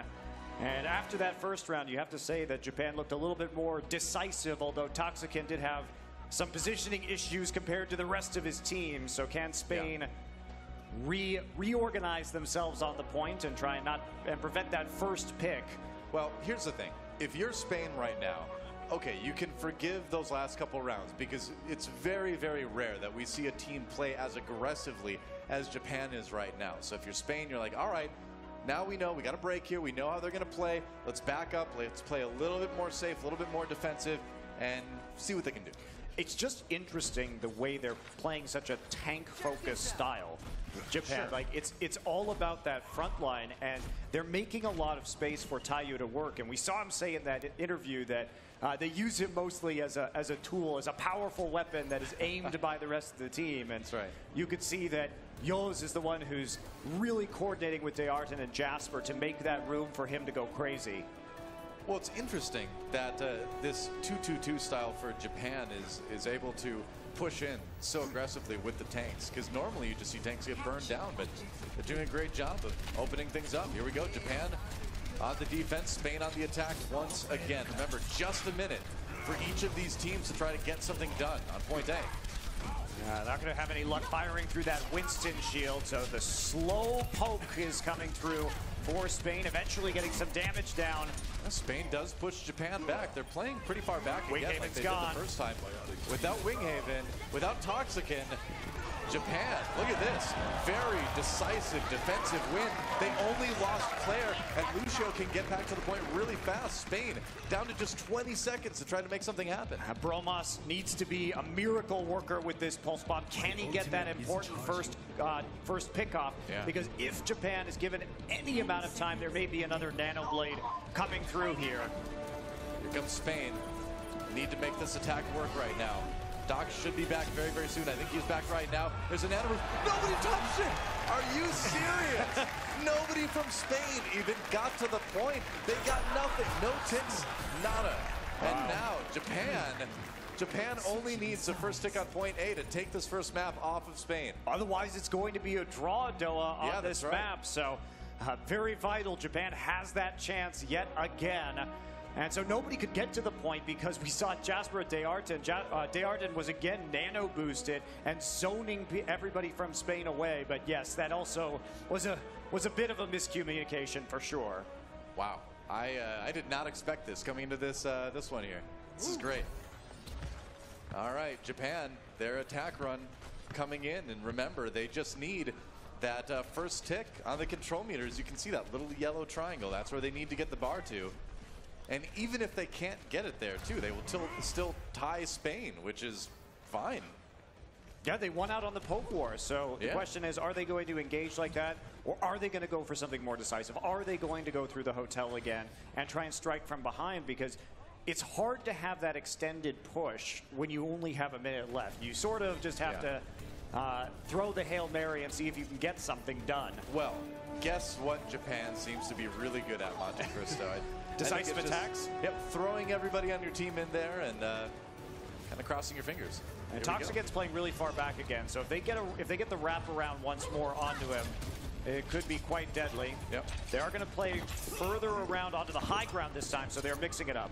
Oh, okay. So playing a little bit more safely. And remember, they know all they need is that first tick. So if they can play it methodically, get that pick, move in there, they push Spain off. Already that control meter building up. AKTM dives in the back, looking for the kill onto Bromas. Nearly got it, but Bromas able to get to that health pack. But Spain needs to get back on the point. Diving in again, Bromas does go down. They pop Jasper out of the mech, though, and that may be enough for Spain to push Japan back a bit here. Oh, they killed Jasper, though. He's going to have a chance to respawn, and the respawns are going to come in faster from Japan. I think they've got this, Doa. Well, they've got the kills, certainly. There's a Transcendence built up so fast for Yos, and they've just got to get rid of the last members of Spain. That's it. Only Bromas left gets taken down, and Japan will win King's Row and go up in this series. 1-0 for Japan. That is such an upset. No It's kidding. only one map so far in this series, but Japan coming out with a very unconventional way of playing Overwatch. I love it, man. I love this. This is why I enjoy the World Cup so much, because you never know. You never know. I mean, sure, you can have your stats on paper and you can have this knowledge from seeing these other players play a lot, but when it comes down to it, you just never know. Ooh, Winghaven looking looking a bit upset. Well, they need to come in with some more aggressive pincer attacks, and this is where perhaps the fact that Spain hasn't played together very much recently may become a big factor. Bromas did not look like he agreed with what Winghaven said there. I think there's a bit of a tension here right now. That was great. Let's check out one of the best moments from that first map, guys, between Japan and Spain. Let's check this out. What's it going to be? Dearten always having that nano boost. Here was part of that final push, just going in immediately with that Primal Rage again. And you just don't see Primal Rage used as an offensive tool very often. It's like a last resort when you're about to die most of the time. Well, especially because they're using it as crowd control to push people to the Diva ults. Now, it is like, let's be real. It's not the most efficient way to play Overwatch because they had to use 3 ultimates to do that. And it isn't the greatest, but if they're not expecting that and you keep doing that every time, eventually you're going to get some kills, and you have to take a step back and really reevaluate how you're playing the game if you're Spain, because you just need to disengage from that. Just fall back, hide, scatter. Like, don't let them do that to you. Well, I'm all for this, though. I love this. This is Doa style Overwatch right here, man. Hyper aggressive, get in there. Everybody on the team looking for kills. Everybody uses their ults at once. That's right. What are those ults for? Those ults are for getting kills. Those ults are for winning fights.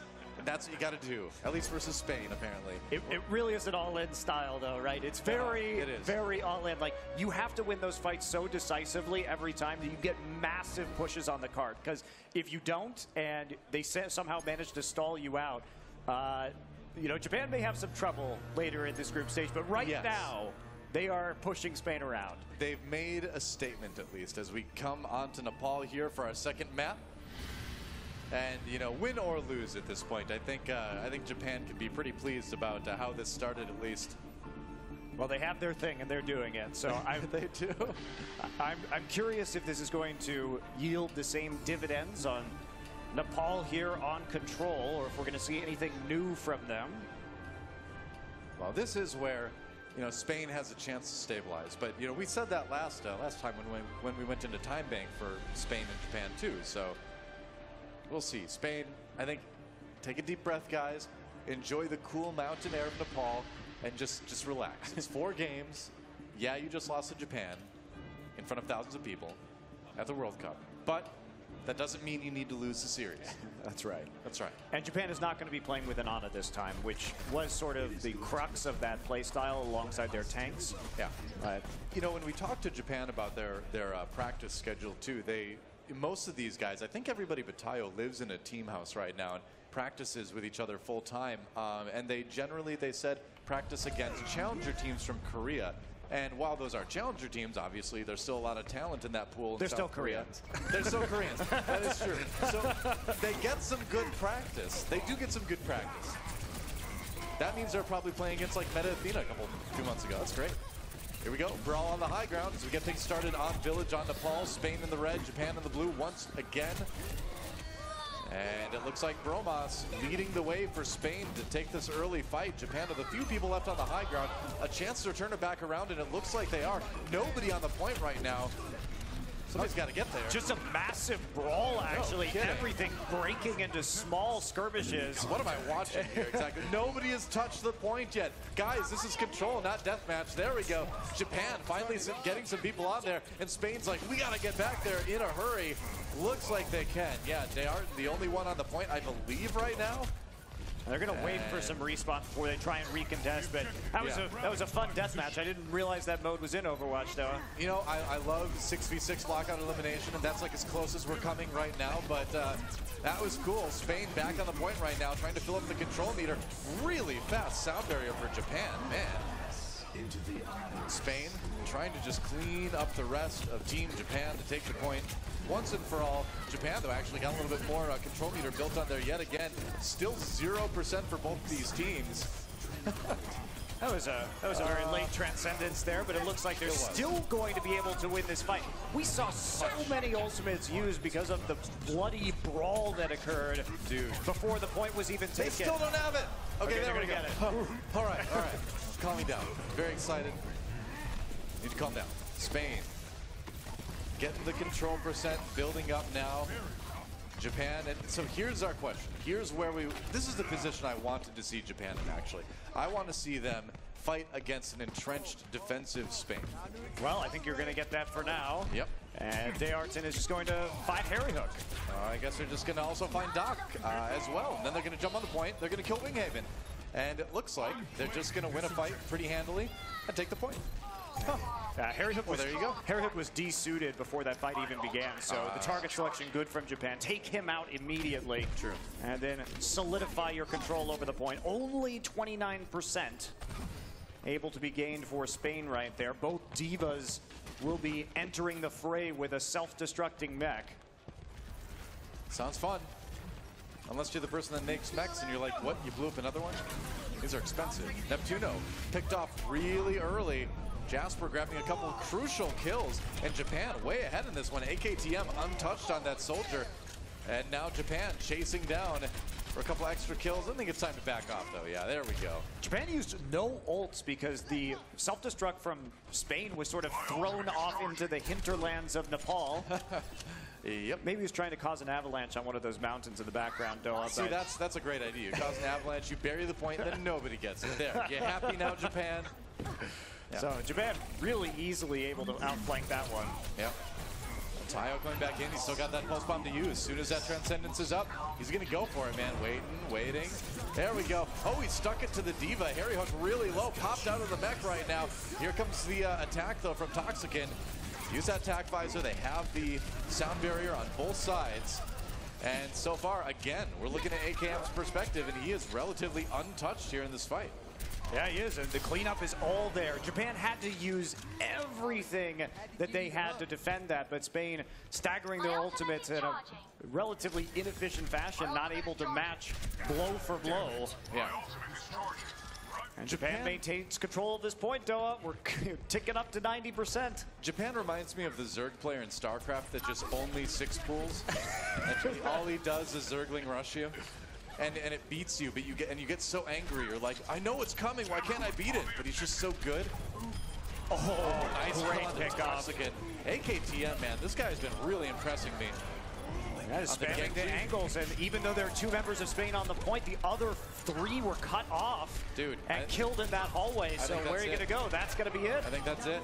OT ticking away. I don't think anyone can get back there from Spain in time. And Japan, they're going to win King's Row, and now they're going to take the first point on Nepal. And if you're Spain right now, you're like, uh-oh. This is not what we expected. Well, that was definitely a wacky point there, but Japan controlling it after that first brawl erupted into total chaos, came back, and they just had much more efficient use of their ultimates over the course of that match. And I think Harry Hook maybe not the most comfortable on D.Va. Maybe we'll see a bit of a swap up and roll here because he's having trouble controlling the zones with the D.Va ultimate. I think you're right. I wouldn't mind seeing him swap things up a little bit. And, you know, you generally want a D.Va in most of your compositions these days. But, you know, Harry Hook's got a lot of talent on a lot of other heroes. Might be time to make some big roster switches as far as what role people are doing. But no time for that now. We're on to Sanctum. Japan coming in on the high ground. I like that little helix rocket from AKTM. Optimistic, but you never know when you're going to get a good amount of ult percentage from that. Now, Japan's been pretty routinely winning these poke wars given a long enough timeline, and they're playing further back right now as Spain wants to use that health back, and here comes the dive. Japan going deep. Tayo gets a kill onto Bromas right away. Both DPS down. Yeah, firing through that shield, and it looks like Japan is in prime position to claim this point early. Oh yeah, they'll get it. Wow, impressive Seriously. aggression. They didn't. If they had just let Spain hang there, the mega health back over time would have given Spain a bigger advantage. So they knew they had to move and control that. Tried to make the aggressive play and succeeded in doing so. Still not exactly sure. We didn't see how the back line was actually destroyed right there, but both DPSs focused down very quickly.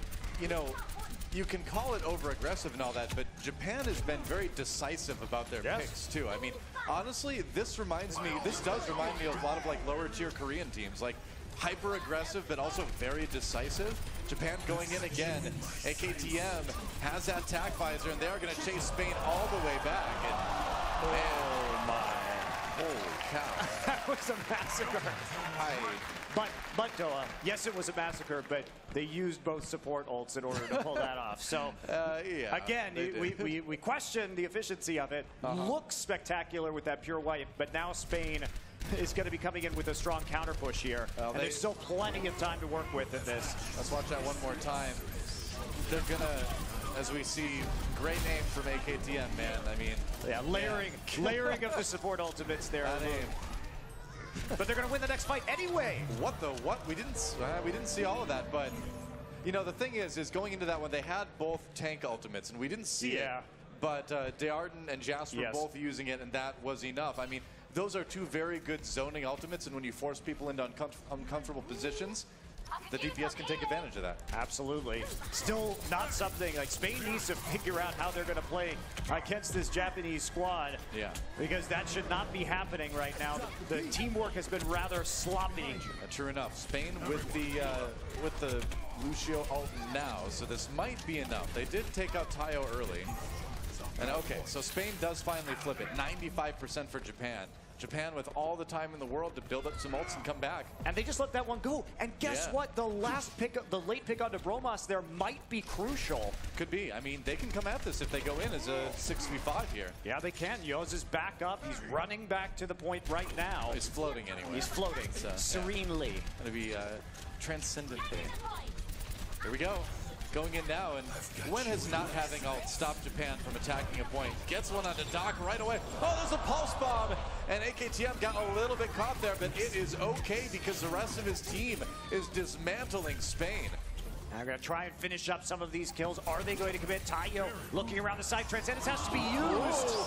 Man, they nearly booped off Neptuna. That was so close, and we are into OT right now. Japan looking to close this one out. Overtime ticking away. Harry Hook coming in on the D.Va, and here comes Winghaven as well. That was a boop. Harry Hook knocked off the edge. great play by Claire. Or that may have been, I think that was Dayarden. It was Primal Rage actually instead. Bromas fighting for life. That OT is ticking so fast. And Japan will 2-0 Nepal. And they will go up 2-0 over Spain. What this is was going not on? the results that anybody expected. I love it. I love this kind of stuff, man. Dayarden is just wrecking the front line. Well, we have got a replay from that last map. Let's check this out. I mean, there's so much to choose from. What's it going to be from Team Japan in that last match? Look at the play of the game right there. We saw the Soldier 76 make it. Here we go. All right. Great. So this is one of the early attacks from Japan on Sanctum. And yeah, again, they use 3 ultimates to do it, but it's about sending a message, Monte Cristo. I mean, like you said, though, I totally agree. It's about the decisiveness that we're seeing from Japan, right? Yeah. They are all committing to a play. That's right. And Spain is not doing that. And in a very coordinated team game, that will always trump. Even if you're not doing it perfectly, at least you're all in, right? True enough. Well, Spain has a chance now to sort of discuss things, calm down a bit. We're going to go to a quick break, guys. And when we come back, Japan, we'll see if they can complete the 4-0 of Spain. Do not miss it. We'll be back in just a few.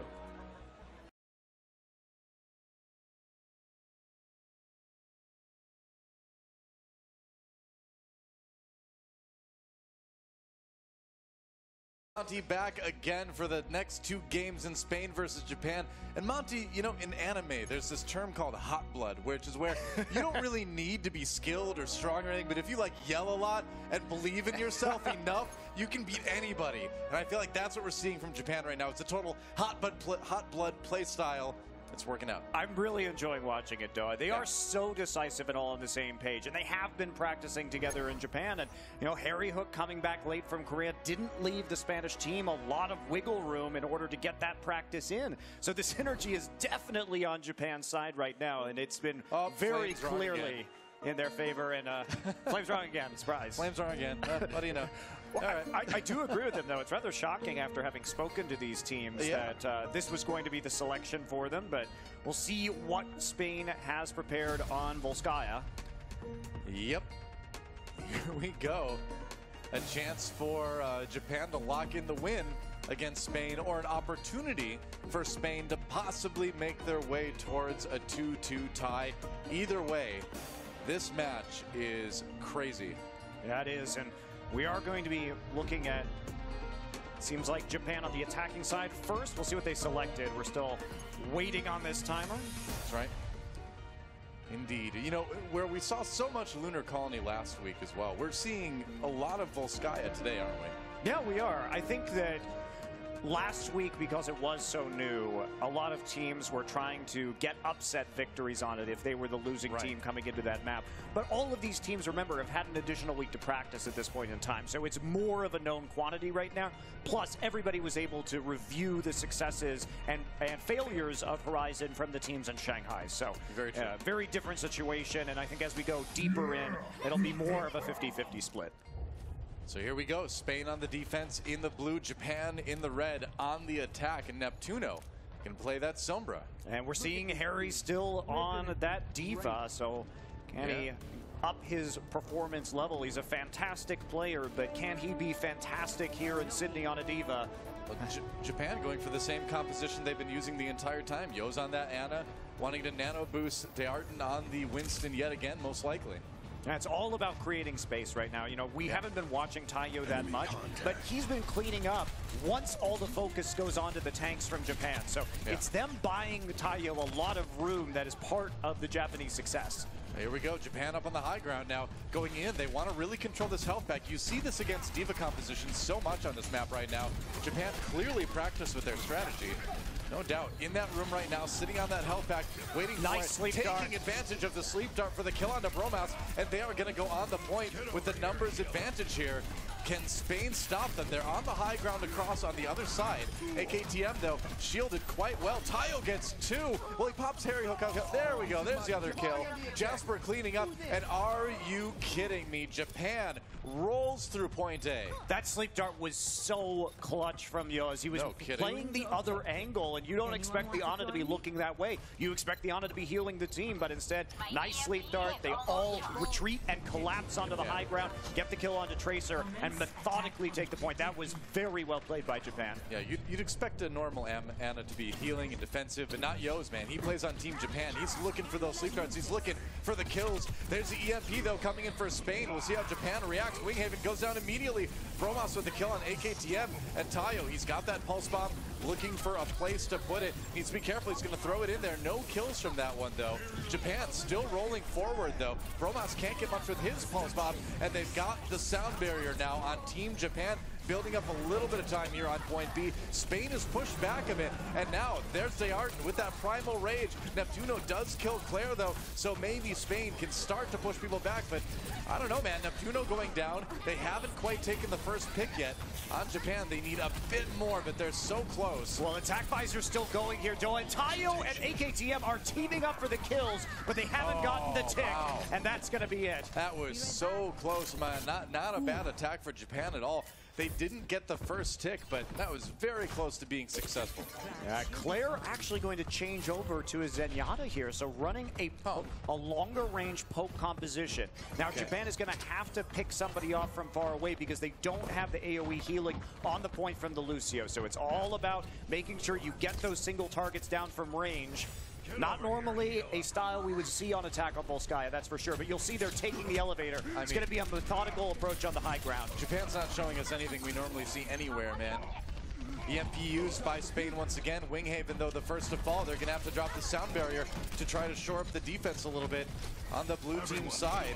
Harry Hook does pop Jasper out of the mech at least. And it looks like Japan should be stopped right here. Maybe they're coming in. There's the self-destruct. Got to get out of the way. AKM looking for some more kills. Gets the kill on Bromas. Nice Helix rocket. They can't quite get any further onto the point, though. No, they can't, but they did build up a lot of ult charge right there, especially since we saw some changes coming through to the Japanese team composition. They're still going to have to contend with the EMP from Neptuno. Can they bait it out? That's what they should look to do. Bait out the EMP, do not use ultimates, and come back with 5. Japan rolling in. Maybe one more eco push. They're so close to 5 ults. It also depends on whether they can get that trance down. They can go if they preempt the EMP with the trance. It's possible. Coming in now. A lot of ults to work with, like we mentioned. AKM up on the high ground. Bromas they find the pick on Bromas again. They force the EMP out of Neptuno. There's the Transcendence immediately for Japan. He was ready for it. Claire was ready. They're going to go in. Doc went down. Tac Visor used on the Spain side. Everybody takes cover. And here comes Dearden, paving the way with that primal rage for AKM with the nano visor to try to take out as many people as he can. Somehow he lives through that pulse bomb. Oh, I guess it's because it was his teammates. Never mind. Japan, Japan moving forward on this point. It's all right. We all make those mistakes. I know, right? Here we go. Spain trying to get the respawns back in time. They've got Harry Hook on there with the Diva. That gives them enough time to get Winghaven back. And again, it looks like Japan's going to be denied that first tick, but it was really close yet again. AKTM may have used that Tac Visor just a bit too early. They played brilliantly around the EMP. They were hiding away from Neptuno, which meant that they could immediately answer. So they're going to make a far mercy change right now. They still have 3 minutes, plenty of time. Dude, this is so cool. They're swapping Jasper over to the Pharah, Claire on the Mercy, now that Pharmacy, like you mentioned, coming in. Now, this is a great new look. I'm really happy we're seeing this. It's a triple DPS Pharah comp that we don't see very often. Really aggressive EMP from Spain. Neptuno dies immediately, though. I don't know if that was the greatest defensive attack here that they could have gone for. In fact, they didn't get a lot out of that. They're going to give a lot of ult charge to Claire as a result of that poke, too. So, and Toxicant going down at range, going to be a bit of a problem. That means they don't really have a way to keep this Pharah from continuing to chip them. True enough. Bromas does take out Tayo. Bromas has to be really careful. If he gets hit by one body shot rocket with the damage boost up, he is dead. Yep. It's not good. Spain with some ults to work with, though. Japan, this is an eco push. They just want to build towards those ultimates right now and try not to give much to Spain. That as well. They've got the res now from Claire.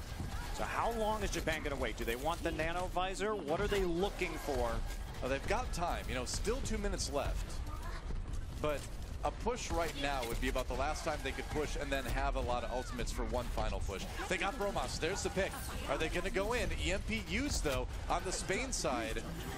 Sound barrier comes in for Spain as well. Both defensive ultimates, quote-unquote, used. Japan just waiting it out a little bit. Sleep dart onto the Winston. AKTM gets very low. They got him. Jasper pops Harry Hook out of the mech. There's the res to bring ATM back up. Nice tempo res comes in for Japan, and now they're on the point. They need to win a fight decisively, though, because they don't have those beefy bodies from, like, D.Va to try to hold. Sleep dart on again onto the soldier right there, but it's just not enough. It's been so close so many times.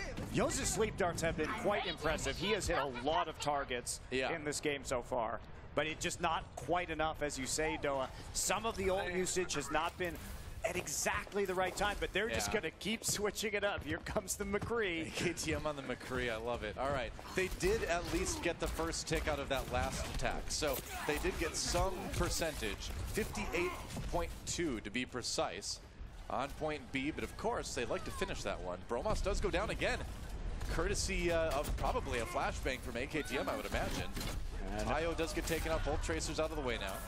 Have to be careful about this. A little bit too close there does force the translocate. There's the EMP. Japan has to back off. They're okay with that, though, Doa. Getting the EMP is fine for them. They're still waiting for some of their ultimates to come back up. As long as they don't get too badly staggered at the end. They're trying not to. Ooh, Winghaven went down, as did Neptuno. AKTM cleaning house, and Japan may just go right back in. They've got the res. Why not? Toxican gets the kill on AKTM, but I say make it happen. Nice shot from Jasper to take down Toxican. AKTM brought back up once again with the tempo res from Claire. I think maybe they wanted to save that one a little bit longer, though. There's a Deadeye. Ooh, he gets Winghaven. Yeah, does get Winghaven on the point, and Harry Hook is going to get desuited at the same time. So a push that's actually looking pretty good here. They're going to knock the soldier off the back of the point. They need more. AKTM needs that flashbang cooldown back in a hurry, but his teammates are getting the kills. Can they actually make this happen? Nice kill on the Doc. Waiting for it again. Winghaven back, but he's so low. There's a barrage. Pulse bomb dodge. Jasper with that crucial kill, and Japan nearly has that second tick. They're getting it. Harry Hook back with the D.Va yet again, and there, like we've seen so many times before, the nano boost onto DeArton's Winston, and Japan pushes forward. They may have it. They do have it. Japan finishes. They did it in overtime, but they finish their attack round. And they couldn't get back onto the point in time. Doc mistimed that, actually, with the sound barriers, waiting on the side to see if he could stall.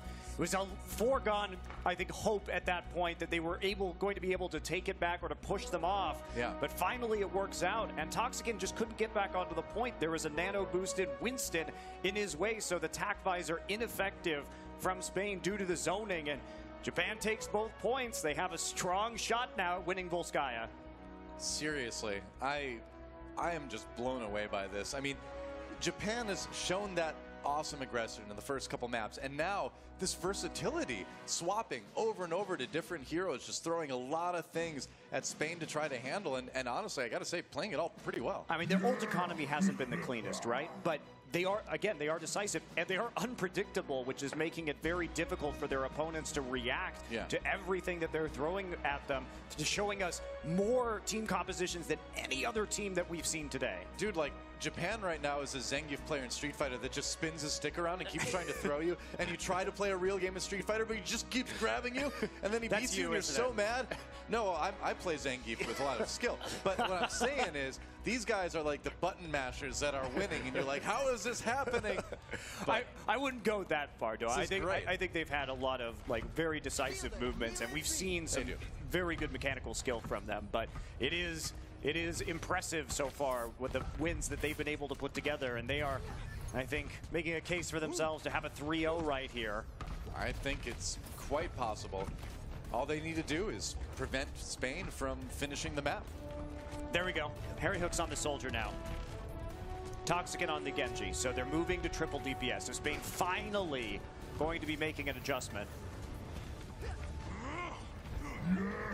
We'll see what kind of defense Japan does have that mobility. They're mostly playing high ground, though, so if there is a decisive dive onto the Soldier and onto the Ana, they could be in a good situation right here. Yeah, we'll see. Okay. Japan realized what was going on, and they rotated all the way back over to the other side. Yeah, So playing this one a bit safer. Now, chasing Toxic away. They get the kill onto him. Doc finds himself in a little bit of a dangerous spot there. They're trying to take the point.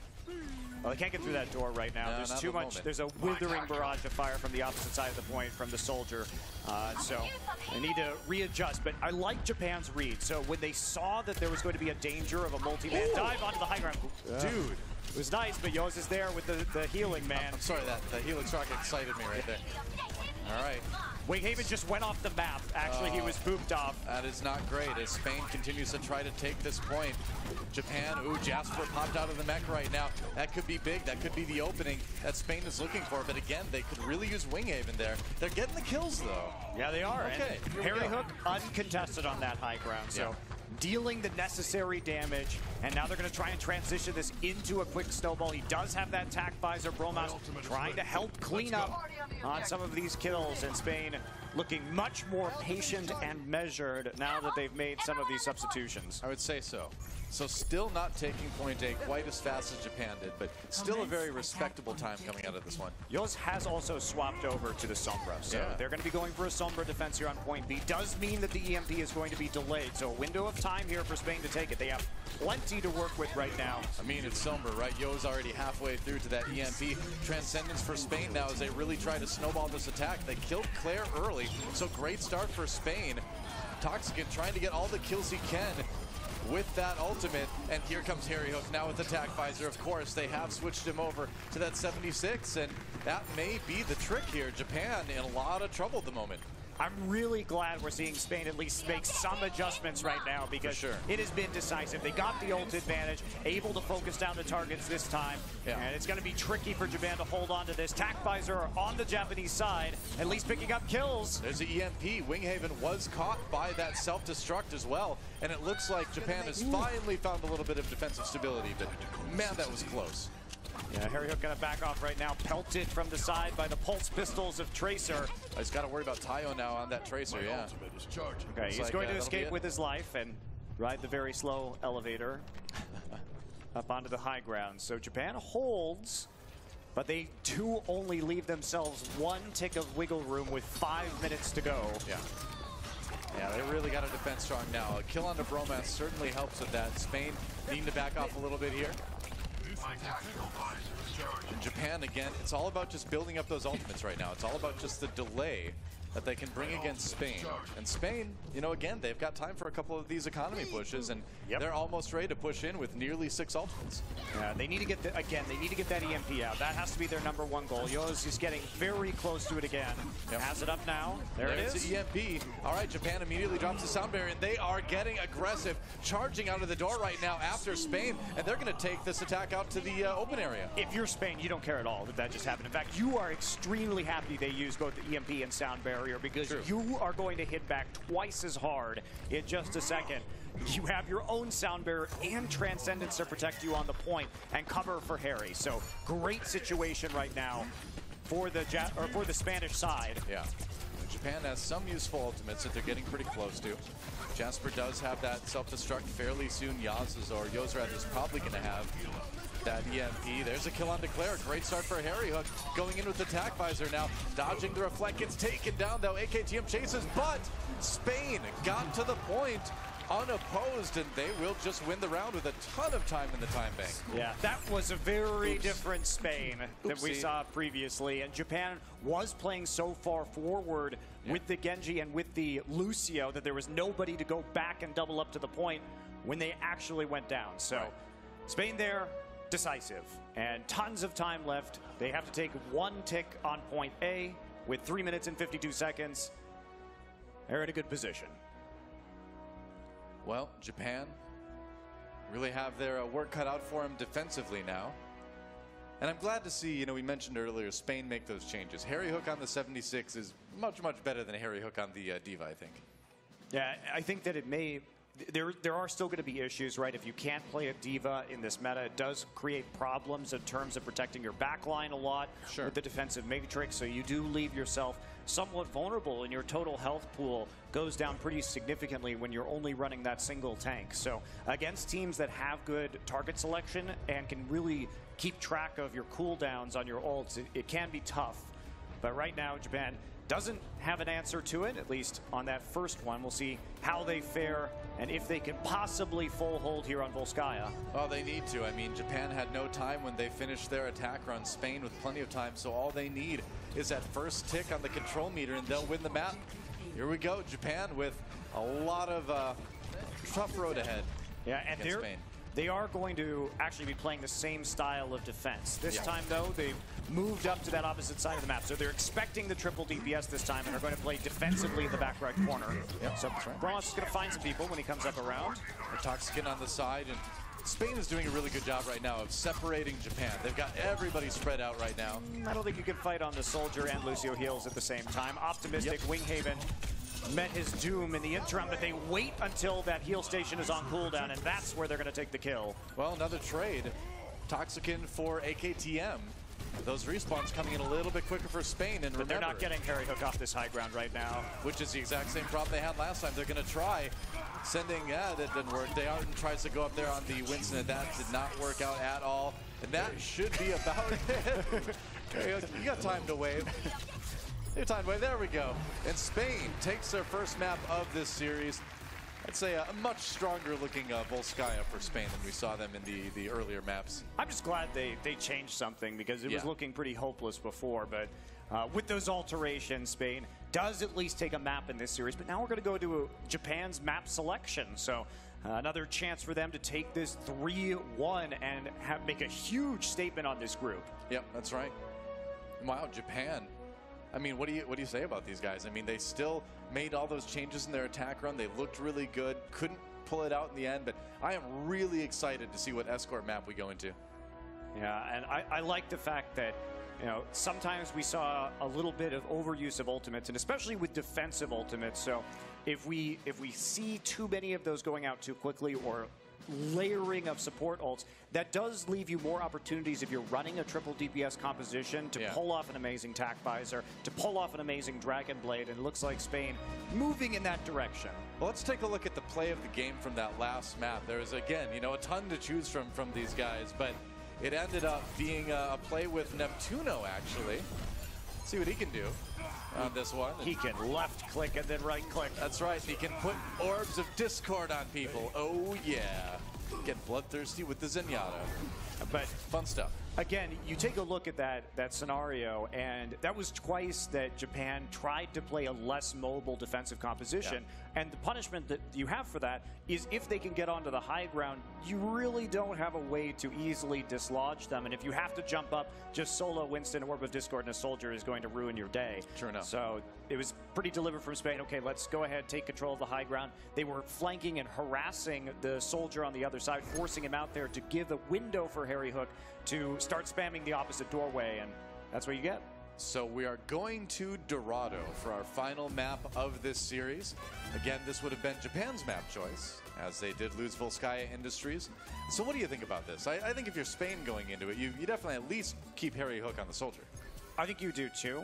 I'm not sure which way. I mean, we've seen so many looks from Japan right now that sometimes you do see Pharah and Mercy on this map that is less conventional and a little bit more older when it comes to the meta, but still a possibility. We certainly saw the Pharah come out from Taimu earlier today in the same group. So yeah, I mean, if you're Spain right now, and it looks like we do have Spain on the defense to start things off, you just have no idea what you're about to face, because Japan has shown they are willing to play pretty much anything on attack.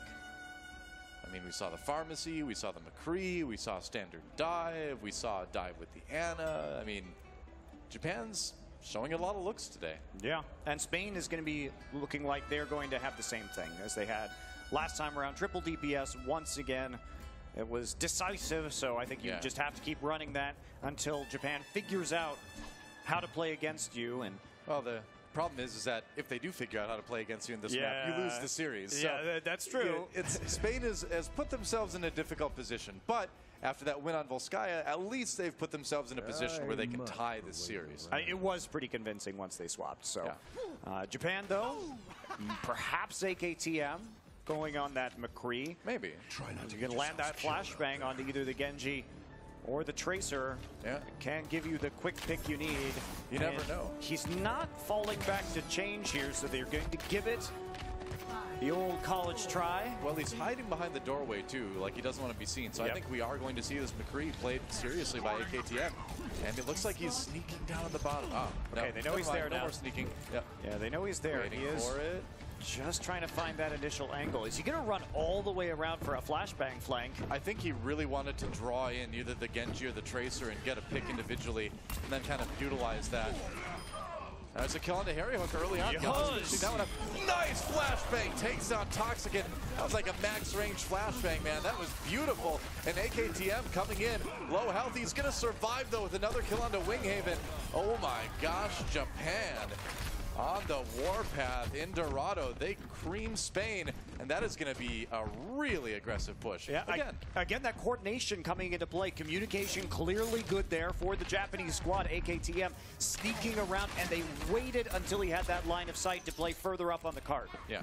And he's still going to be going back right here, attempting to block any attempts at a backline charge. So he's playing really far back in the composition. That payload nearly got there. Tayo comes in with the pulse bomb. Doesn't connect, though. Bromas does, but it doesn't stop Japan. They do take point A extremely quickly. And AKTM, man, is there any DPS hero this guy can't play well? I mean, shows us the Pharaoh, shows us the Genji, shows us the Soldier 76, and now the McCree is just tearing Spain apart.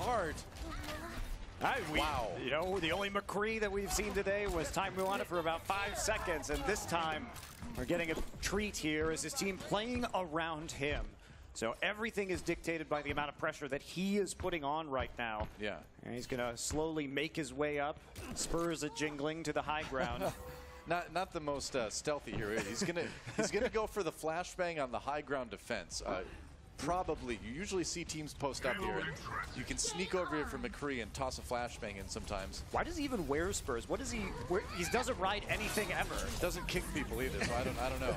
There we go. That's what he's looking for. Oh, it was a little bit overambitious. Oh, well, it's a thought that counts. But it's also the reason why Spain can come in and possibly win this fight. Yeah, they will. All right. When your flashbang accidentally hits too many people, Doa. Yeah. You're like, which do I choose? I don't know. Can't kill them fast enough. That payload's still moving. A little bit of stealth pushing going on here, man. Tayo is just pushing the payload now. No, Tayo, this is a good opportunity. Get back there. Tox gets super low. Yeah. He's going to escape onto the high ground and try and get back for some healing, but that actually didn't slow the payload down at all, Doa. No. That was bizarre, and Japan continues to just crush Spain on this attack round. Huh. All right, well, AKTM going to take the very long route up to the high ground, try and pop out with a Deadeye to continue their push through B. Yeah, and that might not be too bad because they know there's no diva on the side of Spain, so this actually could be a really strong ult. Here he comes in, Deadeye right away. Gets AKTM. Yeah, he did get reflected in the end, though, it looks like. Well, it was worth a shot, right? It was worth a shot. Oh, boy. Oops. When high noons go wrong. So they didn't have the diva, but they had a Genji. It hurts. Hurts bad. It's great reflect. Yeah. Very good timing on that. Just peeking out at the exact opportunity with the reflect. Yeah. Okay, so a little bit of breathing room for Spain now. Winning that hilarious fight. And Japan back to the drawing board a little bit. AKTM, though, not switching off of that McCree, just very confident with that pick. He's still getting very low, however, chased down wherever he is on the map. Tayo is going for the ultra-long flank here. He wants to hit a game-changing pulse bomb. He's very, very close to this. AKTM lived through that. Ooh, did he get anything? No, not quite. Kind of threw in the middle of everyone, and now he's kind of on his own. He needs to get out of there in a hurry. Some help coming in. No, Winghaven, that's him jumping up on the top. Claire does go down. Transcendence for Japan, but it comes in late. And Japan's starting to look a little bit disjointed on this attack here. Yeah, they're going to get punched off the map right now, too. AKTM going to get the health back. Yes, he does. Wait for it. Yeah! Wow. The dual one. The timing, man. He knew exactly when that shield was going down, too. That was very nice. Okay, well, and then he... that actually was much more consequential because he was the last one alive on his team, so him getting staggered at the end of that fight means quite a bit of time will be lost as they collect themselves to make another play. He did actually get his ult back, though, from all the charge from fighting there in the courtyard. Yeah. Dearton has that Primal Rage again, which we've found is an offensive tool for Japan. Tile coming in. All right, they've got the payload moving. And where is Spain? They've got to come in and try to fight this. Neptuno kind of on his own. There's the self-destruct. High Noon. There's a kill on the Harry Hook. That's what he was looking for. Oh, he got the flashbang! AKTM. This guy is insane. That was such a well-timed flashbang from the McCree. He actually shut down both Dragon Blade and the tactical visor in that move. Yeah, he did. I'm blown away, man. This is... I mean, they didn't have a support ultimate either. Spain had every opportunity to go ahead and wipe the team with those ultimates, but AKTM just takes them both out. This is some of the best McCree I've ever seen. Oh, jeez. Yeah, well, on cue. Thank you. Thank you, AKTM. Proving my point there. Has to back up a little bit. I mean, he's playing with a lot of foresight on other people's positions. Very much so, yeah. Jeez. Winghaven forced out yet again. That's going to be a mid-air kill for AKTM. Sound Barrier coming in now. Couple kills. Wow, AKTM just trying to hard carry as much as he can. Spain coming back with some kills of their own, though, so Japan may have to back up a little bit here. I mean, why not just keep him on the McCree if it's going to keep going this way? He's doing his job. He's shutting down everybody, all the DPS characters in the Spanish side. Doc falls, and Japan keeps pushing forward. A minute 44 left on the clock right now. AKM coming in with another Deadeye. Gonna go up to that high ground, I'm sure. Yeah, they've already got Jasper up there to provide a little bit of cover for him. Die railing. All right, he's creeping right now, just waiting for that opportunity. When are his teammates going to call him in? I think he's waiting for the DPS again. Okay, there's a Transcendence. That should be his cue to pop out and Deadeye as soon as it's over with. Gets Harry Hook. Got Harry Hook already. Yeah, gotta watch out for that. Winston missed the flashbang, and you can't miss that flashbang. It's a tightrope walk with McCree right now. And he paid for it. So Japan having to back off, and just 1 minute remaining. They do have a good amount of ults coming up, though. Yeah, they do, and they also removed the Transcendence from Spain. Yeah. So that's not an ultimate, although obviously not very strong against Deadeye Transcendence. The burst damage still will kill people who are not Zenyatta through it. True enough. But at least they won't be able to take out the support possibly in that scenario. Okay. Darton on the payload right now. It is moving. Going up on the high ground, trying to jump in. Looks like they've got a good position here. Yeah, they really do a good job of squeezing the squishy members of Spain. Japan looks like they might actually have the fight here to push it. They avoid the pulse bomb, and that's big. That payload is moving. Jasper does go down, though. Winghaven follows soon. AKTM use that Deadeye at some point. Sound Barrier comes in. Another great flashbang into a kill on the Doc. AKTM rather, looking unstoppable with another kill on Toxicant there. And I cannot believe it. Spain will actually lose this attack round to Japan. Japan finishes with 12 seconds left, and that is big. They didn't do it in overtime. They had time left on the clock. And they did it too with the McCree, a hero not popular in the current meta. But if you're going to be able to force those flankers to abandon their pressure on your back line because you're hitting the flashbangs and you're just clicking on heads the entire time, you can make it work. Yeah. And there he is right now on your screen, AKTM. Oh, no, they showed him a moment ago. That's Jasper. You got trolled. No, they were showing him, I promise. There's Yos. We'll see him someday. But AKTM, I'm just speechless, man. That was some of the best McCree I've ever seen. Yep, that was some certainly impressive mechanics. I can't believe it. And I like the swap. So, again, what did Japan do? What was their answer to this triple DPS? The answer was AKTM just flashbanging everybody and killing them instantly. And if you can blow up the squishier members, like you said, the Spanish squishies, then just go for it. Make the plays. There he is, AKTM. My new favorite person. He doesn't play support, but I'll forgive him because his McCree is so good. And if you're Spain, you're like, uh-oh. All right, we got to finish Dorado, which is not an easy thing to do for any team. No, it's not. And Japan here, looks like they will be switching AKTM back over to the Soldier 76. Probably wise. I will say I don't think Japan's defense has looked anywhere near as strong as their attack in a lot of these cases. So Spain certainly with a chance here to tie this up here on Dorado. Yes, Toxican going to stick with the Pharah. So the Soldier obviously going to be troublesome for him. Spread defense. It's a dive defense coming here, so watch for the Tracer and the Winston to start cutting people off. Everybody spread across the map. No easy target for Spain to dive onto. Now Toxican just trying to dislodge some people from the high ground at the beginning there. See how successful he's going to be. Japan just decides to take the high ground on another building, and Winghaven falls early. Very aggressive defense by Japan.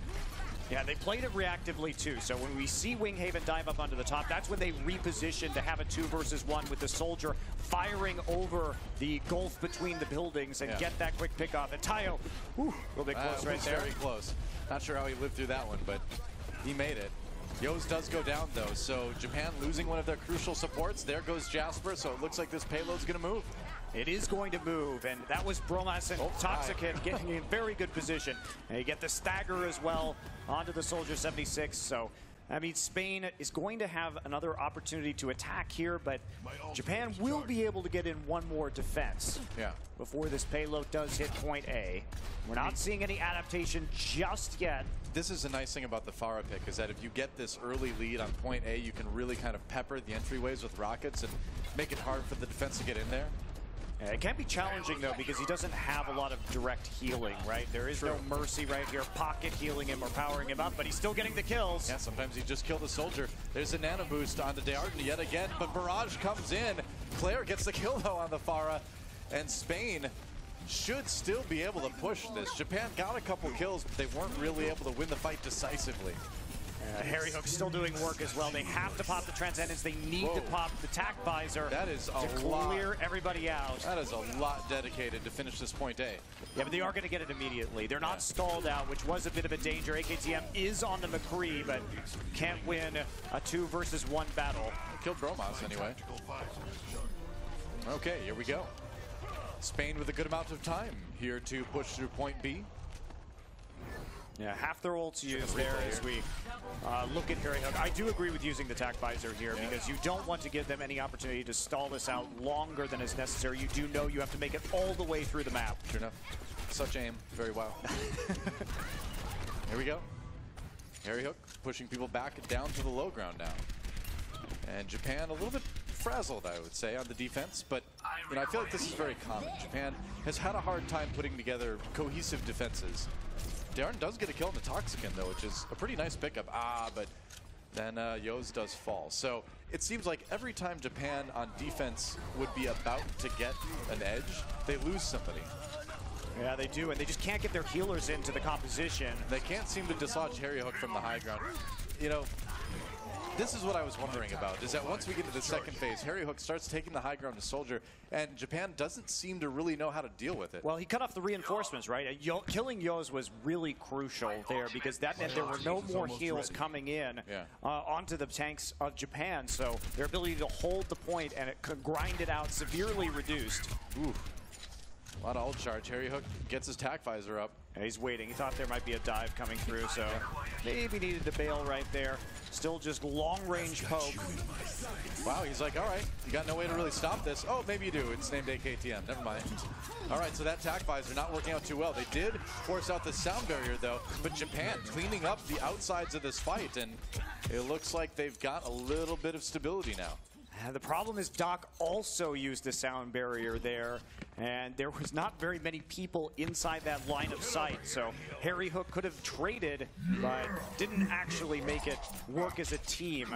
Now look at this. Claire actually swaps over to the Mercy, and I wonder if we're going to see a nano-boosted McCree, just because AKTM's been so accurate with that. Well, we'll see.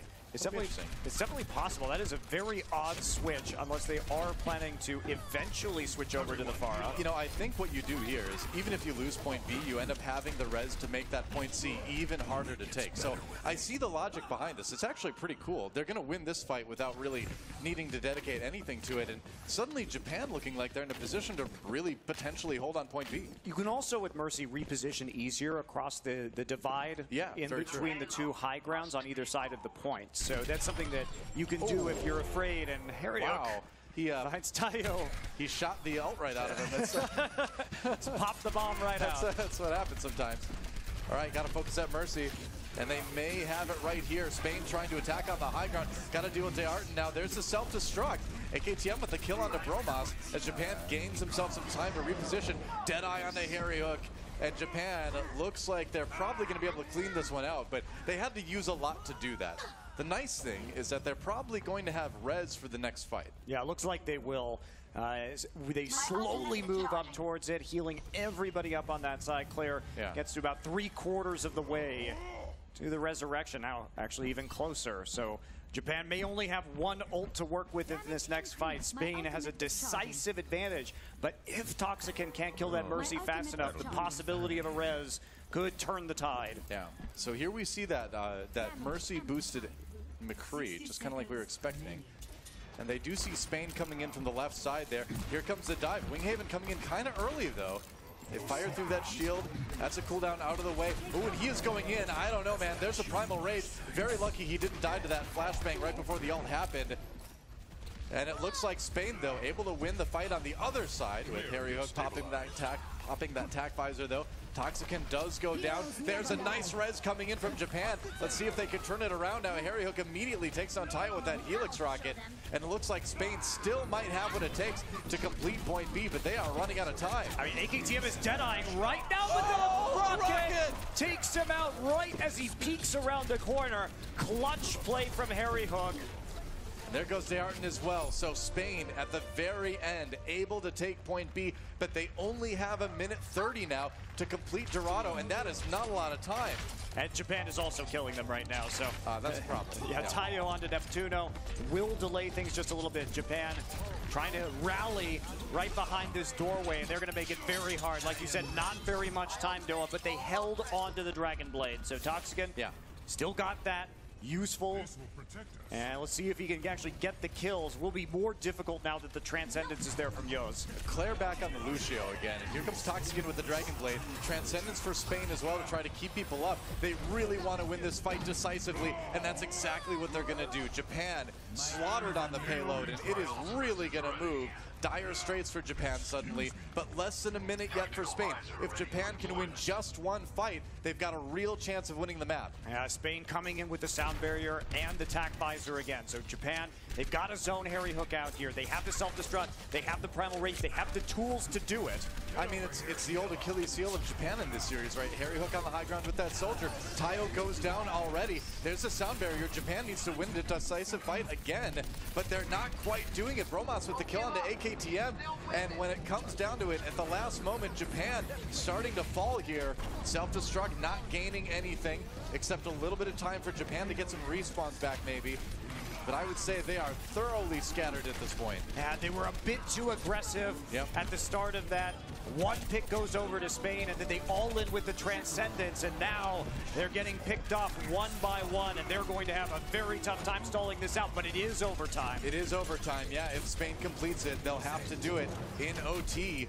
Here comes Japan again. Slowly the respawn's coming back onto the payload, but they're just not coming fast enough. Whoa, that sound barrier barely got off in time by Claire, but where's the follow-up? You need to get some kills off this defensive ultimate. AKTM getting nothing done on that Reaper now as Spain tries to complete Dorado, and it really looks like they're going to be able to do it. Yeah, they're going to get there, Doa. And Spain able to complete Dorado. They barely get it there, but they don't have any time.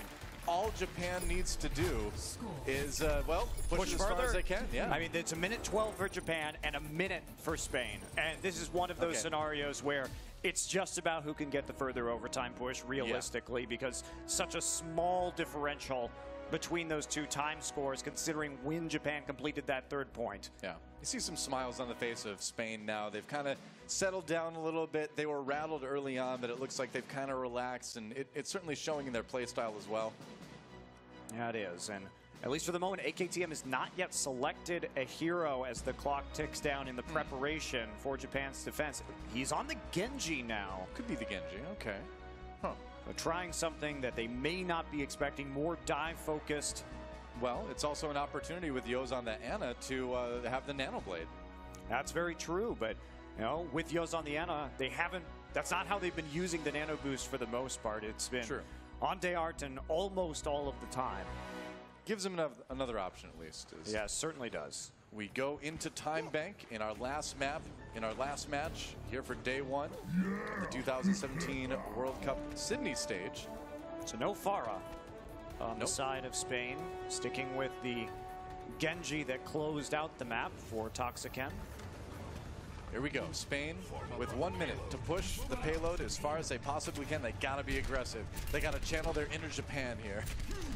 Yeah, they're trying to get some poke damage down onto the soldier. Yeah, he's surrounded right now. Might be a bit dangerous, and he does get cut down. And great picks from Japan. Good start for them on defense here. Harry didn't know where to look right there. He had a Tracer behind him and the Genji above him, and they combine. He just got surrounded.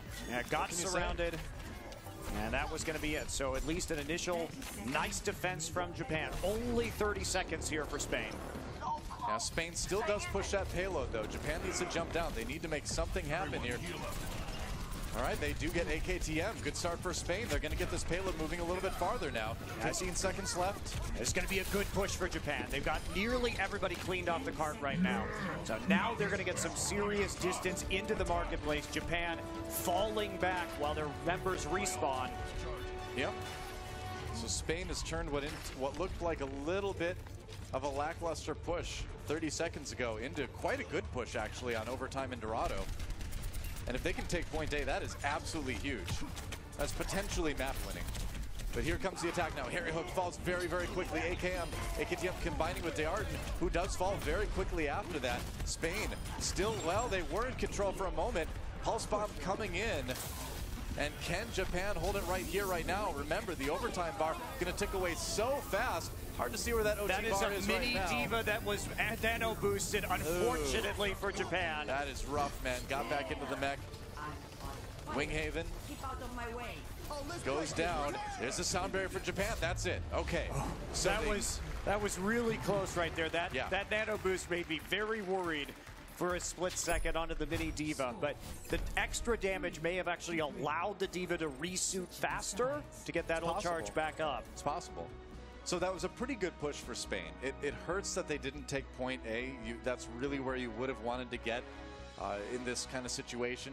Japan coming into this with 12 more seconds on their push than Spain had, and Spain also had that wipe early on too. They had to kind of restart after that first fight. So Japan with certainly some opportunity to win this one. And if they can get a 3-1 victory over Spain, what an upset that would be. Something nobody saw coming. It'll throw the entire group into chaos, for sure. And put the Japanese squad in a very good opportunity to at the very least, advance in second place in this group. So, I mean, even a 2-2 for Japan would just be an enormous coup. I mean, nobody expected that coming into it, and they have certainly proven that they are a team that needs to be taken seriously here. Absolutely, and AKTM going to be on the McCree again. Yep. Well, worked out really, really well for them the last time. So, well, just punishing for any dive defense, and they have to play an aggressive defense right now. Spain does, because they didn't move the cart very far. So if you're expecting that, you're going to play reactively with the flashbang. Maybe you can do something here on the McCree. Here we go. Japan on the attack. They've got to get the payload almost to point A if they want to win this map and win this match. AKTM on the McCree yet again. Some of the best McCree play we've seen in a long time in competitive Overwatch. Tayo getting very low. You can see from the life bars. Got to be careful. Oh, Got the kill on Bromas. That pick, he never misses those headshots, but that's a dangerous spot to be in. Ooh, man.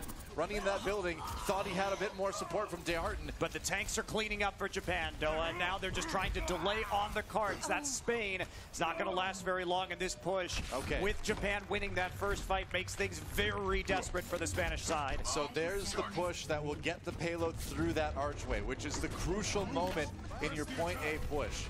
They got it through, and now they just got to get a little bit farther. Spain actually needs to really hurry up to get to the point. That payload is nearly there.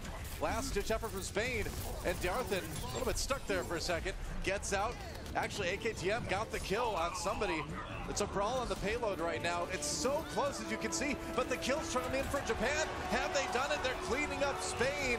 And are you kidding me? Japan will defeat Spain 3-1 in a massive upset. That is huge, Doa, for Japan. Coming into the Overwatch World Cup and upsetting their first opponent in the group. That was a very exciting match and well won.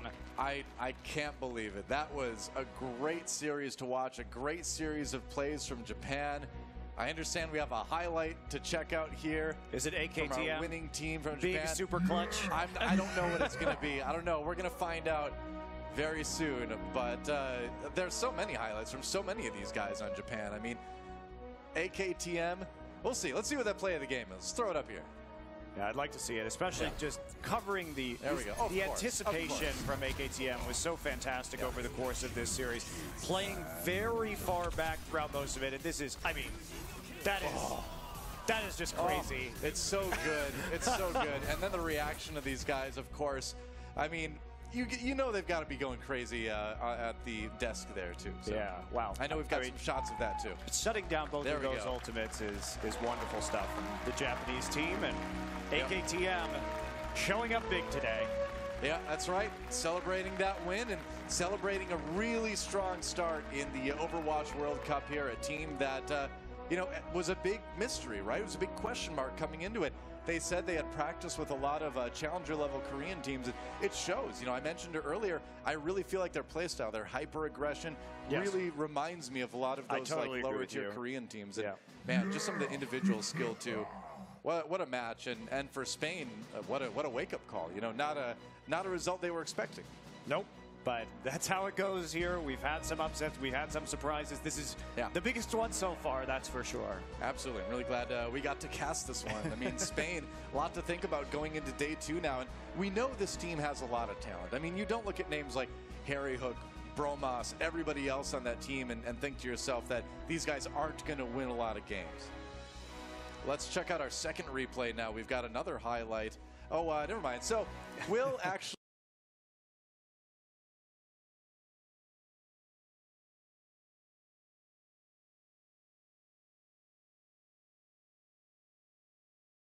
fellas. Thank you very much, Golden Boy. I don't really want to assume anything too much here, ever given, of course, this is a pick from the Vietnamese team. I don't think it's unreasonable to expect Horizon to become up here. But we've already seen Volskaya today so far. I think, honestly, we've been treated to it quite a lot. We saw a lot of it over in the Korean region recently, of course, over through Apex. But again, Finland looking dominant. Just to recap what we saw from Vietnam here as well, it seems like they've got the pieces, ZP. They're just able to put them together in the permutation they need. Vietnam, there are flashes of brilliance here, but they ran into a freight train, and that freight train's name was Taimu. He was happy. Terrible name for a freight train, by the way. Don't call it that. Don't call it that, unless you're doing what Taimu's doing, where he was honking the horn, just rolling right over. Gave us a show on Widowmaker, and here's the thing is that we are heading into Assault. It is looking like it's going to be Volskaya, and you can still run a Widow even on first on Volskaya. You don't see it quite as often here, but with Taimu having that much fun just a map ago, wouldn't be surprised if he even attempted it. You've got Timo White as CP. You just want to see Widowmaker everywhere now. Yes. There's a time and place for the purple French lady. This may not be it. We actually did see earlier on, if you recall, that Portugal put an excellent showing up on this map against Sweden, ostensibly a team that was looking stronger. Opportunities are aplenty for Vietnam here. It's all about making use of them after they come up. And of course, we've seen a little bit, you know, Emery has shown us some fairly solid Genji, but it seems like Genji's not really been too hot in this tournament so far. Even Swoosh struggled to make the impact for Sweden here. So perhaps something, a departure from that approach, maybe some more Tracer in there. Widowmaker, as you said, is a possibility. And might even be something on the attack, like you pointed out, that could work. Well, we are going to be looking at the defense first coming out here from the Finland side. And this Not too much of a surprise here, Uber, as we take a look at it coming out, where you look at it, it's going to be Taimu showing us his chops, not on Widow so much, but looking like the Sombra. Yeah, Sombra pick here for Taimu would be pretty nice to see for Finland if they've got that one in the wheelhouse. And I mean, that was something we saw from Envious, which is Taimu's team. He, as a DPS player, actually elected to play the Sombra instead of having one of his supports do it. That meant that he had to obviously hand the DPS role over towards Harry Hook, and they managed to make it work. So Taimu likes to play a bit of Sombra. I don't think he's been heralded as the greatest Sombra player. I think, as we heard earlier on, I agree with Monty in saying that Grey is probably the West's best in that role. But again, a great map for Sombra. You've got so many health packs. You see one on the screen right now. Off towards the left, there's that mega health as well. And then you go up towards the top of the screen on the left-hand side, there is another mini health pack. So there's a lot of packs for Sombra to hack, a lot of ways to get that off percentage and have frequent and many EMPs. And never forget, not only do the health packs help the defense here, but they also remove it from the offense, where Emrier, as he's going to be darting in and around, he's not going to be able to use those health packs. I just want to point out that Zupe is actually playing the Soldier 76 here, so this is shades of Envious right now. I've never seen Zupe play DPS in any of these games, so this is going to be pretty spicy, but Linkser goes a little bit too far, and he meets his fate at the edge of a Helix rocket. Linkser went deep diving without a parachute that time, so that's going to give Vietnam a bit of an opportunity here. However, with Taimu taking down the Zenyatta in the back, it gives Vietnam a little bit less sustain as they move forward here. It also hurts their pickoff powers, so what could have been a really aggressive dive is turning into more of a slow churn. And that's not ideal for Vietnam, because Finland, of course, they can bring Linkser back pretty quick. He can just blink across the map and be ready to join his team. So something needs to be done here. There needs to be a decisive move made by Vietnam, either to get picks or to get positioning. They have neither right now. They're split off right now. You see Mr. Hip on the side. Lucky that doesn't get dove on there, but he's very much split from his team. Has to run back.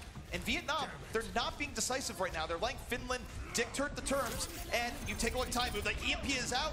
And let's see how it goes. Now, once again, he's found Funky there as well, so able to clean him off as the EMP came through. It's a very vulnerable target, that Zen. And Vietnam seem to take these single-man pickoffs very much to heart. They've slowed up their pace yet again. It's down to a snail crawl, but Emrier might be able to do something about their pulse bomb. Got stuck there. We found Fraggy, and that's going to open the fight up for Vietnam. Vietnam right now moving their way in, looking for the opportunity. We'll see if Emrier can do a little bit more. Still darting in and about. Respawns coming in from Vietnam, and they're going to break it down. This is when you double down, moving right in, and Mr. Hip piling on, going to pick up two. Vietnam will not be held here at first. That's it, Vietnam. All the chips into the middle of the table, and it pays off. They hit the jackpot. They got the first point pretty comfortably, and the impact of that Sombra really was not felt. Taimu was able to get the pick on Funky after his shield got torn from him. But Finland weren't able to capitalize on the fact that Vietnam couldn't use their abilities in the direct aftermath. Here, right now, though, Uber, is the hard part of Volskaya. Trekking across its harsh landscape into enemy territory, only to get EMP'd. How often will Taimu be able to EMP here? He has it up right now. Vietnam has to be aware of it as they push in. Right, another situation where there's a lot of health packs available to be hacked, especially the Mega on the left side of screen where Emrier is aiming right now. Inside this room, you can see that pack has been hacked. It's not available for him, and it's tough for flankers if there are no health packs for them to use on the attack, but that's the EMP, and straight away, of course, it's like clockwork. Funky's down, but it's traded. Zupet also falls. Funky right now really cursing his life for having shields as part of his health right now. Just part of being a robot, Funky. I am sorry. But Vietnam, though they get a few trade-outs here, it's not enough. Your Volskaya offense must be decisive, and right now it is anything but. Finland is in a great position, and that's why they're not even using ults here. And Maverick now trying to get the fist towards the face of Zupe here as well. Zupe stands his ground. He stands on the one field there. You've got to be careful to attack a Soldier 76 when he's sitting on his healing ability. Zupe keeps his nerve and keeps his ultimate intact. There are 5 now for Finland in the next defense. I respect Zupe there, because if I was standing in a place and a Gorilla was right in front of me, zapping lightning at me, I'd be running the other way, and not anywhere near as graceful as Soldier 76. Definitely knows his way around it. This is one of the best parts about the World Cup. We get to see these players on roles we don't often see them on, and Zupe is doing a great job so far. Vietnam need to draw some ultimates out of Finland here and reduce this bank, but so far they're going to start off with a self-destruct that finds no one, EMP to follow. It doesn't find anyone, but it does force them right into the EMP and makes Taimu's job way easier. Funky falls immediately, and Zupe cleaning up the scrap. So really, that Diva self-destruct, that was just hurting them into an area where they would be cleaned up. Yeah, it's really nice. It's a cerebral approach from Finland there to dictate the positioning of Vietnam and reduce their options of approach. As an attacking team, you want to be able to have the choice of, where you come from. If you come, from around, up above, Cotton Eye Joe, whichever one, doesn't matter. But they were stripped of that opportunity, and they're forced to walk into the blender. They are, and now Taimu, he goes down. He dove too deep. Suddenly, Vietnam, huge opportunity. They can roll right in. The attack visor is up. 6 versus 4. Finland suddenly disappearing before our eyes. They are on the hot seat right now. Yeah, the sheepish sound barrier out for Finland to try and keep themselves through this fight, but they're running out of plays here. Primer rage on the point for Fraggy just to try and stall out a little bit longer. It looks like he was trying to juggle. Lynx has found Funky. Funky, though, that's a big part of this team out for Vietnam here. No more Harmony Orbs for healing, but Zappos gets de-suited by K-Jerry now. A self-destruct over the point. Finland need to vacate, and Frankie's not fast enough. They're going to get one tick now, Uber, and they're looking for more. Finland, out of nowhere, suddenly disheveled. Taimu has to throw the EMP. Will they fall through? Sube, he's there, dashing through. Ends up falling, and though it's bloody, Finland now staunching the bleeding, and lucky for them, Mitch, it was right before that second tick. Absolutely, it's a perfect point you bring out. As the smoke clears now, Finland realize they've only given up one section of that counter, I guess. To see kill, gotta be careful. Kill. They want to stall the Diva without getting killed by it, ideally. This is fine, and this is a great way for Finland to buy a few extra seconds. K-Jerry was looking for the cliff, but ends up finding Taimu instead. So that will be a full reset, but scary stuff for Finland there, where it shows the risk of a Samba strategy. If you go out and poke and get punished, it can end badly. One more Orb of Destruction would have claimed Taimu's life there. He was hit by a full salvo by Funky while he was invisible. So Funky just got kind of fortunate, but if Taimu got picked off there, that could have been the go signal for Vietnam. Very well could have been, but now Finland, they get a bit of a breather. No, Taimu undersaw again, not able to get out. Funky has his number, and here we go again. Vietnam rolling right back in. 2 out of 3 DPS players are down now. Zupe on the Genji this time, but he didn't get too far on that instance. Now we're almost over towards our second tick out of 3. It's been all Vietnam over this fight. They look like they thrive in these chaotic situations. Pulse Bomb claimed Frankie. Mr. Hip now sitting in the background. He finds Taimu as well. That's 2/3 done. Finland are in trouble. That EMP came out from Taimu, but way too late. He just had to roll back in. Everyone from Finland is going down, and Vietnam just a little bit away from claiming this final point and giving us one heck of a Volskaya map here so far. Finland, though, coming back out. Lynx are not going down here just yet, buying a little bit of time. But will it be enough, Mitch? Sound barrier for Vietnam, very important there. Finland are trying to stall, but they just don't quite have the fight to match their bark with the sound barrier on the opposition team. Emery has got a lot of freedom around this point now as things break down into utter chaos. And with Zupe going down again as that Genji, things might be tough. However, Vietnam have lost a couple too many players that couldn't quite put the finishing blow in, and they're going to back away again. The timer, or the progress, 96%. It was very, very close there. Just not quite enough. But they have been shocking Finland. Part of this has come from Taimu digging too deep. I don't know if it's going to happen this time around. Taimu has the EMP. He can relax a little bit and just go for the good EMP rather than trying to charge it this time. Now, Vietnam are lacking ultimates somewhat in this particular case. The self-destruct is there. They'd love to force Finland into an area where they can put them in a grinder as well. A little bit harder to do on this attacking side, but the Transcendence will be very important for them in this next fight. They just need to make sure they don't get pulse bombed, that EMP doesn't come out first. You always have that mind game between Transcendence versus EMP, but the EMP takes out Funky immediately. He is not having any spiritual enlightenment this time. Finland piling on off the EMP. They get 2 kills, and Vietnam will be thrown out with a minute left. They have about 1 good push remaining. That's big. K-Jerry getting de-suited there after the fight was already finished. You can't allow that to happen. Now he's forced to go over the edge. But he's not going to spawn back for another 10 or so seconds here. Oh, there we go. Finally made his way down. Of course, he's gone to freedom, okay? There's nothing gruesome about that. No. We set it free. Give it wings. He'll be back in just a moment. Well, there's no guarantee that he actually died back there. There's actually a secret Diva mech underneath Volskaya. You always stash your hidden mech there in case of emergency. But this is where they make the mechs, right? So if you just find the right access hatch and, punch in the code, get Sombra to help you out with that, you're fine. Korea was outsourcing to Russia this entire time. That's how it works. Pulse Bomb there. Does connect on towards Maverick. He's quickly healed by standing on that Mega. And Vietnam can't afford to get picked off early on this push. This is go time for them. They've got 3 ultimates to work with. Let's hope that's enough. We'll see if it's enough right now. The EMP comes out immediately. Membrier already out of the fight here early on. Mr. Hip having attack visor way far away from the fight right now. Doesn't get much. Vietnam, though, still, there is hope alive. They have 5 up and around in on this fight. They can still primal rage the delay. Even though Mr. Hip is getting drawn out, now it's getting rough. The EMP comes in, but I don't know if it's enough. Vietnam is still holding strong here. Mr. Hip's got a lot of, I guess, a lot of distance here. He's able to keep Finland at arm's reach, and now with the sound barrier coming in here, he might need to complete some of these kills. This is his window to really get into a bit more of a brawl here.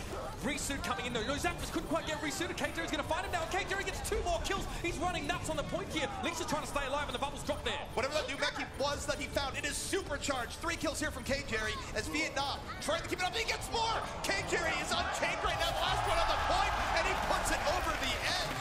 Vietnam able to get that final point when everything was on the line, and they look happy right now, Mitch. I now know why Mecha put just Hannah Song in a mech. Put a gamer behind the controls of that death suit. That was impressive stuff by K-Jerry there as well. Bear in mind, if you are standing around the site of the suit recall, I believe it does damage somewhat and knock you back. So I don't actually know what happened there, but very quick kills coming out from K-Jerry there. Obviously with his big health pool, the addition of, you have a slight amount of burst if you hit them with your charge and then melee quickly. But that was very, I'd have to say, it's quite nuanced mechanical play, which is not something you often heard with D.Va in the same sentence. But that's annoying for Finland. Well, it's not just good mechanical play, it's also being in the right place at the right time. If you're not there where you need to be in a case where people are low, you're not going to be able to finish those kills. So KJ knew where the members of Finland were fleeing from the pressure coming in from the rest of his team, got into a good position, cleaned up the kills, and was quite literally the last person standing when the dust had settled. So we saw it on the previous map, and now here as well. Vietnam, should I say, they've poked the bear. They've shown Finland that they can, in fact, bleed. And now it's time to see if it's ice-cold blood in the veins or not for Finland as they try and keep it together. They'll be on the attack, of course. And all they need to do is essentially finish the map with a bit of time in the bank. If they have that much, then they'll have one more chance to attack after the fact to secure that last checkpoint. So we need to see Finland at least finish here. That needs to happen. Finland, there's plenty of room here for them to get a definitive advantage. Vietnam, though they were able to finish things out, if Finland was able to get through both points with at least a minute and 1 second remaining, Vietnam actually wouldn't get another attack. So Finland has many of very juicy victory options available for them here. Juicy. Very juicy, like it's overflowing. Vietnam, though, if they could have a good defense, they could strip that away. So we'll see how this first fight does pan out. And I'm very interested to get a little bit more information about how Zope plays this Genji. I've never seen that from him. I know, of course, he doesn't just play Ana and Zen all the time, but this is a different flavor for Finland here. Normally Linkser, I guess, is the Genji aficionado, but they need him on the Tracer. And that's where Linkser's had the flex here for this Finland team. Tracer isn't what he usually plays, but he's a flexible dude, and they're just going right around the side here, uncontested. They get the high ground, and suddenly Mr. Hip is Mr. Dead, immediately taken down, and Finland with a quick strike here to get on the point A. Great opening here. Maverick finally jumps into the fight, but he's a little bit too late here. We see Funky just get caught up in the mix, in the rolling massive finish plays, and is taken down by just residual damage. He didn't need to be focused. It was all there. And now Zope, it's an easy finish up on Maverick. Finland outmaneuver Vietnam by taking the high ground away and then using it to their advantage. Mr. Hip looked genuinely surprised there. He looks there, it's like, wait, that's your entire team. I'm gone.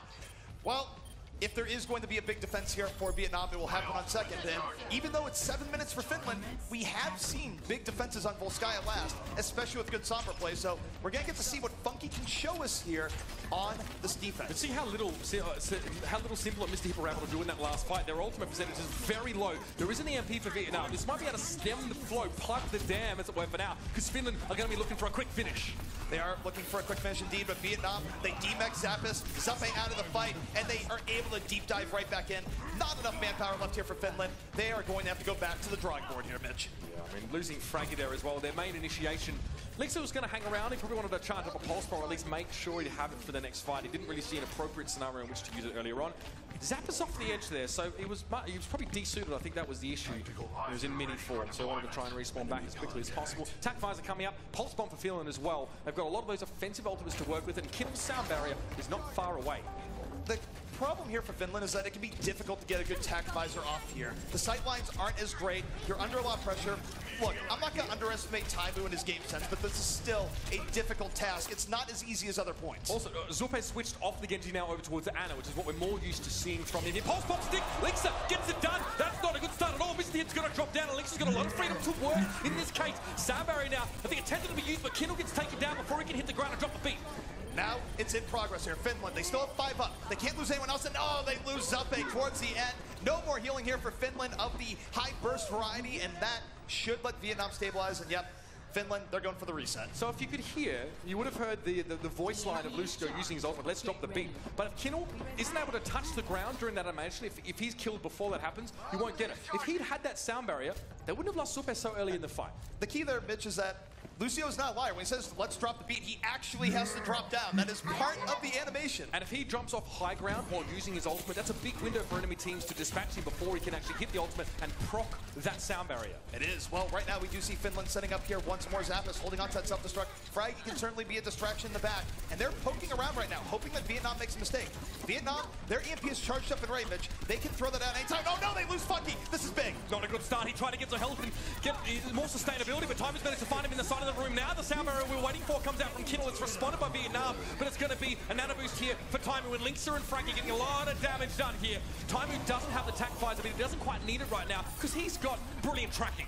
He has great tracking right now. No ultimate required. Finland turning the screws right now, applying the pressure, and Vietnam. Now, how do they get back out and delay. They have no tools really to work with. They have a Tracer and perhaps a Ray of Hope, but that Ray of Hope might be going away quickly. Already 2 ticks here for the Finns. And Zappas could just self-destruct up on the point right now. This is going to force Vietnam off. They can't contest while this is active. The bubble disappeared there for Maverick as it came down. And Linksa is able to get so much damage. He's given plenty of space and plenty of opportunities to get damage in with those pulse pistols. This is so good right now for Finland. Vietnam on the brink. They have to get at least some kill here, but they've been able to get nada. They have been pushed back repeatedly, just throwing their bodies on the point in an attempt to delay. But finally, the corpses run out. That will be Finland now in a prime winning position here in Volskaya.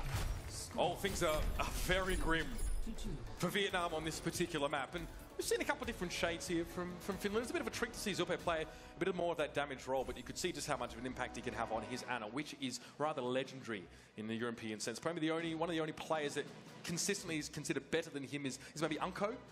But this man, very good looking man on the end there, Zupe, showing us a bit of the Dragon Blade. I wasn't overly impressed by the Genji. I think it didn't really have the impact they were looking for. But he's not the only one to struggle to really get in as Genji today. No, not at all. But one thing that you do see on this Finland team is that it's really worth noting that these players are veterans. They go back to the very beginnings of Overwatch across the board. So there is versatility here where even if they can't play everything at the absolute highest level, they can play it at a good enough level to flex and catch teams off guard. Now, 4 minutes is actually what Finland has to work with on the attack here, which, if you're not aware, is how much you start with normally, right? So this is very, very good for the Finns right now. And if they go with timing on Widowmaker, I don't mind seeing that. It's a little bit harder to get those ideal sight lines if you're not popping up over the top. There are opportunities there, of course, for him to get nasty damage done. One of the places you can go as Widowmaker is you can trek over the ice. It's not really a difficult grapple, but it can lead to embarrassing deaths if you fall into the pit. But you can grapple over there and then sort of attack it from the side. And if Vietnam is positioning on the opposite side, they might not be there in time to punish time. Well, we're going to get some more time in Widowmaker. This is what we wanted to see, and already take Simple down to half HP with that body shot. Again, definitely a bit of fear being struck into the hearts of Vietnam now. As Taimu, we're going to see him try to set up. You'll need protection here, and you can see the Diva is not too far away. So Zappas is keeping an eye on things here. And you can see Simple's having a bad day at the office with Taimu. All that scrutiny is being given. Vietnam is just hunting right now, and he is far more effective than Elmer Fudd ever was right now, and he's certainly not hunting Wabbits. And down goes Emrier. Oh my goodness, he's doing it again. Yeah, Elmer Fudd never really shot anything, so I guess that's pretty easy to say, but then Simple just goes head first in towards a high caliber bullet given by Taimu. Eventually he gets taken down. Maverick's able to get up on the high ground and deal with him. K Jerry though, that's a big old D-suit. Maverick now trying to use his bubble as shelter, but eventually they're going to be coming for him, and they found him, and that's going to be it. Just one tick was all it was needed for Finland there. Far faster on their attack in general in Vietnam. There's only so long you can stand up to that. It's almost inexorable pressure being applied. And when a Widow gets 2 picks like that, even when you're trying to get in her face, you know your goose is cooked. Getting a first point hold on Volskaya, even when you have all 3 ticks, is incredibly difficult. Doing it when you have to hold off against just one is even more so. Beyond the obvious, it also means that you always have to have someone on the point. So you can't even abuse the defensive positioning that can sometimes give you a fight or two. So that final fight was really difficult for Vietnam, and they were almost in a no-win situation. Let's have a look at some of more. In case you haven't seen enough Taimu yet, this is our play of the game, of course, and the man himself dishing out some real nasty situations during the round. I think that's the replay we've got queued up for you guys here. And again, this is a Soldier 76, and you can see here, when the fight breaks down into chaos, it's very, very easy for 76 to get a bit of freedom there. You can see he's still being harassed out by the defense matrix, but it's not enough. K Jerry tried, but he couldn't stop this damage coming through. Well, it was a war of 2 matrices there. He had the defensive matrix on his own team there and helping him out. So really, Taimu was getting protected by his own team. Plenty of space and plenty of targets to shoot at on the other side. Let's talk about K Jerry on that Diva as well. He was the only reason, pretty much, that Vietnam, the sole reason, one of the main ones, that Vietnam managed to actually capture that second point there. Hard to really see exactly what he was doing, but he's been very consistent over the course of this series. I'm looking forward to seeing more as we go to Dorado. Dorado. Dorado is one of my favorite hybrid maps in the entire game, just because of all the different looks you have. We've seen teams come up with a whole slew of different defenses here. Some teams favor the courtyard defense. Some will be more in your face, which is a style as of late. Then you go in the second, where there's plenty of ways of playing the streets phase, both high ground or low, and then, of course, the final point, which is generally more defensive favored. 5/6 of the Finnish team are actually sort of the first players to devise a strategy of playing very aggressively on the defense side. They use heroes like Mei, a lot of Winston. Reaper as well was thrown in the mix there during that particular time, but they were the team that revolutionized how tanks were played. It started in Europe and it spread to the rest of the world. So Finland knows sort of how to play that aggressively set up defense. This a little bit, or a lot of these players did when dive became, you know, the standard, the gold standard for playing Overwatch compositions here. But I'd expect and I'd hope to see the Finnish squad play quite an aggressive, close-up defense to shake Vietnam. I think that very well what we might be seeing from their defense. But Mitch, I want to fast forward a little bit here and just let's speculate and give the viewers some hope. Do you think when Finland goes to the offense that we'll see Fraggy return to his one true love in Reinhardt again? I'm glad you brought that up, because there are, of course, a couple of contexts that is generally accepted that Reinhardt kind of works. Now, on the attack, like you mentioned, on the offensive side, you have those choke points, you have those small corridors. That's where the shield becomes very efficient. You can cover a large amount of areas. You go through the underpass there, you can see in the right side of the screen. So you can protect your team to a great degree. What I found very interesting about Fraggy earlier on, though, he used to be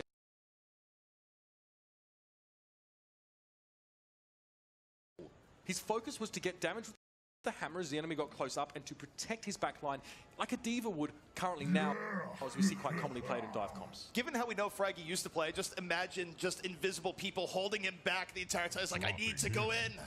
But in the end, he did play it a little bit more conservatively. Not quite the Fraggy of old, but certainly a very effective Fraggy nonetheless. And Fraggy's a player as well who he was probably pretty sad to see Reinhardt played a little bit less of.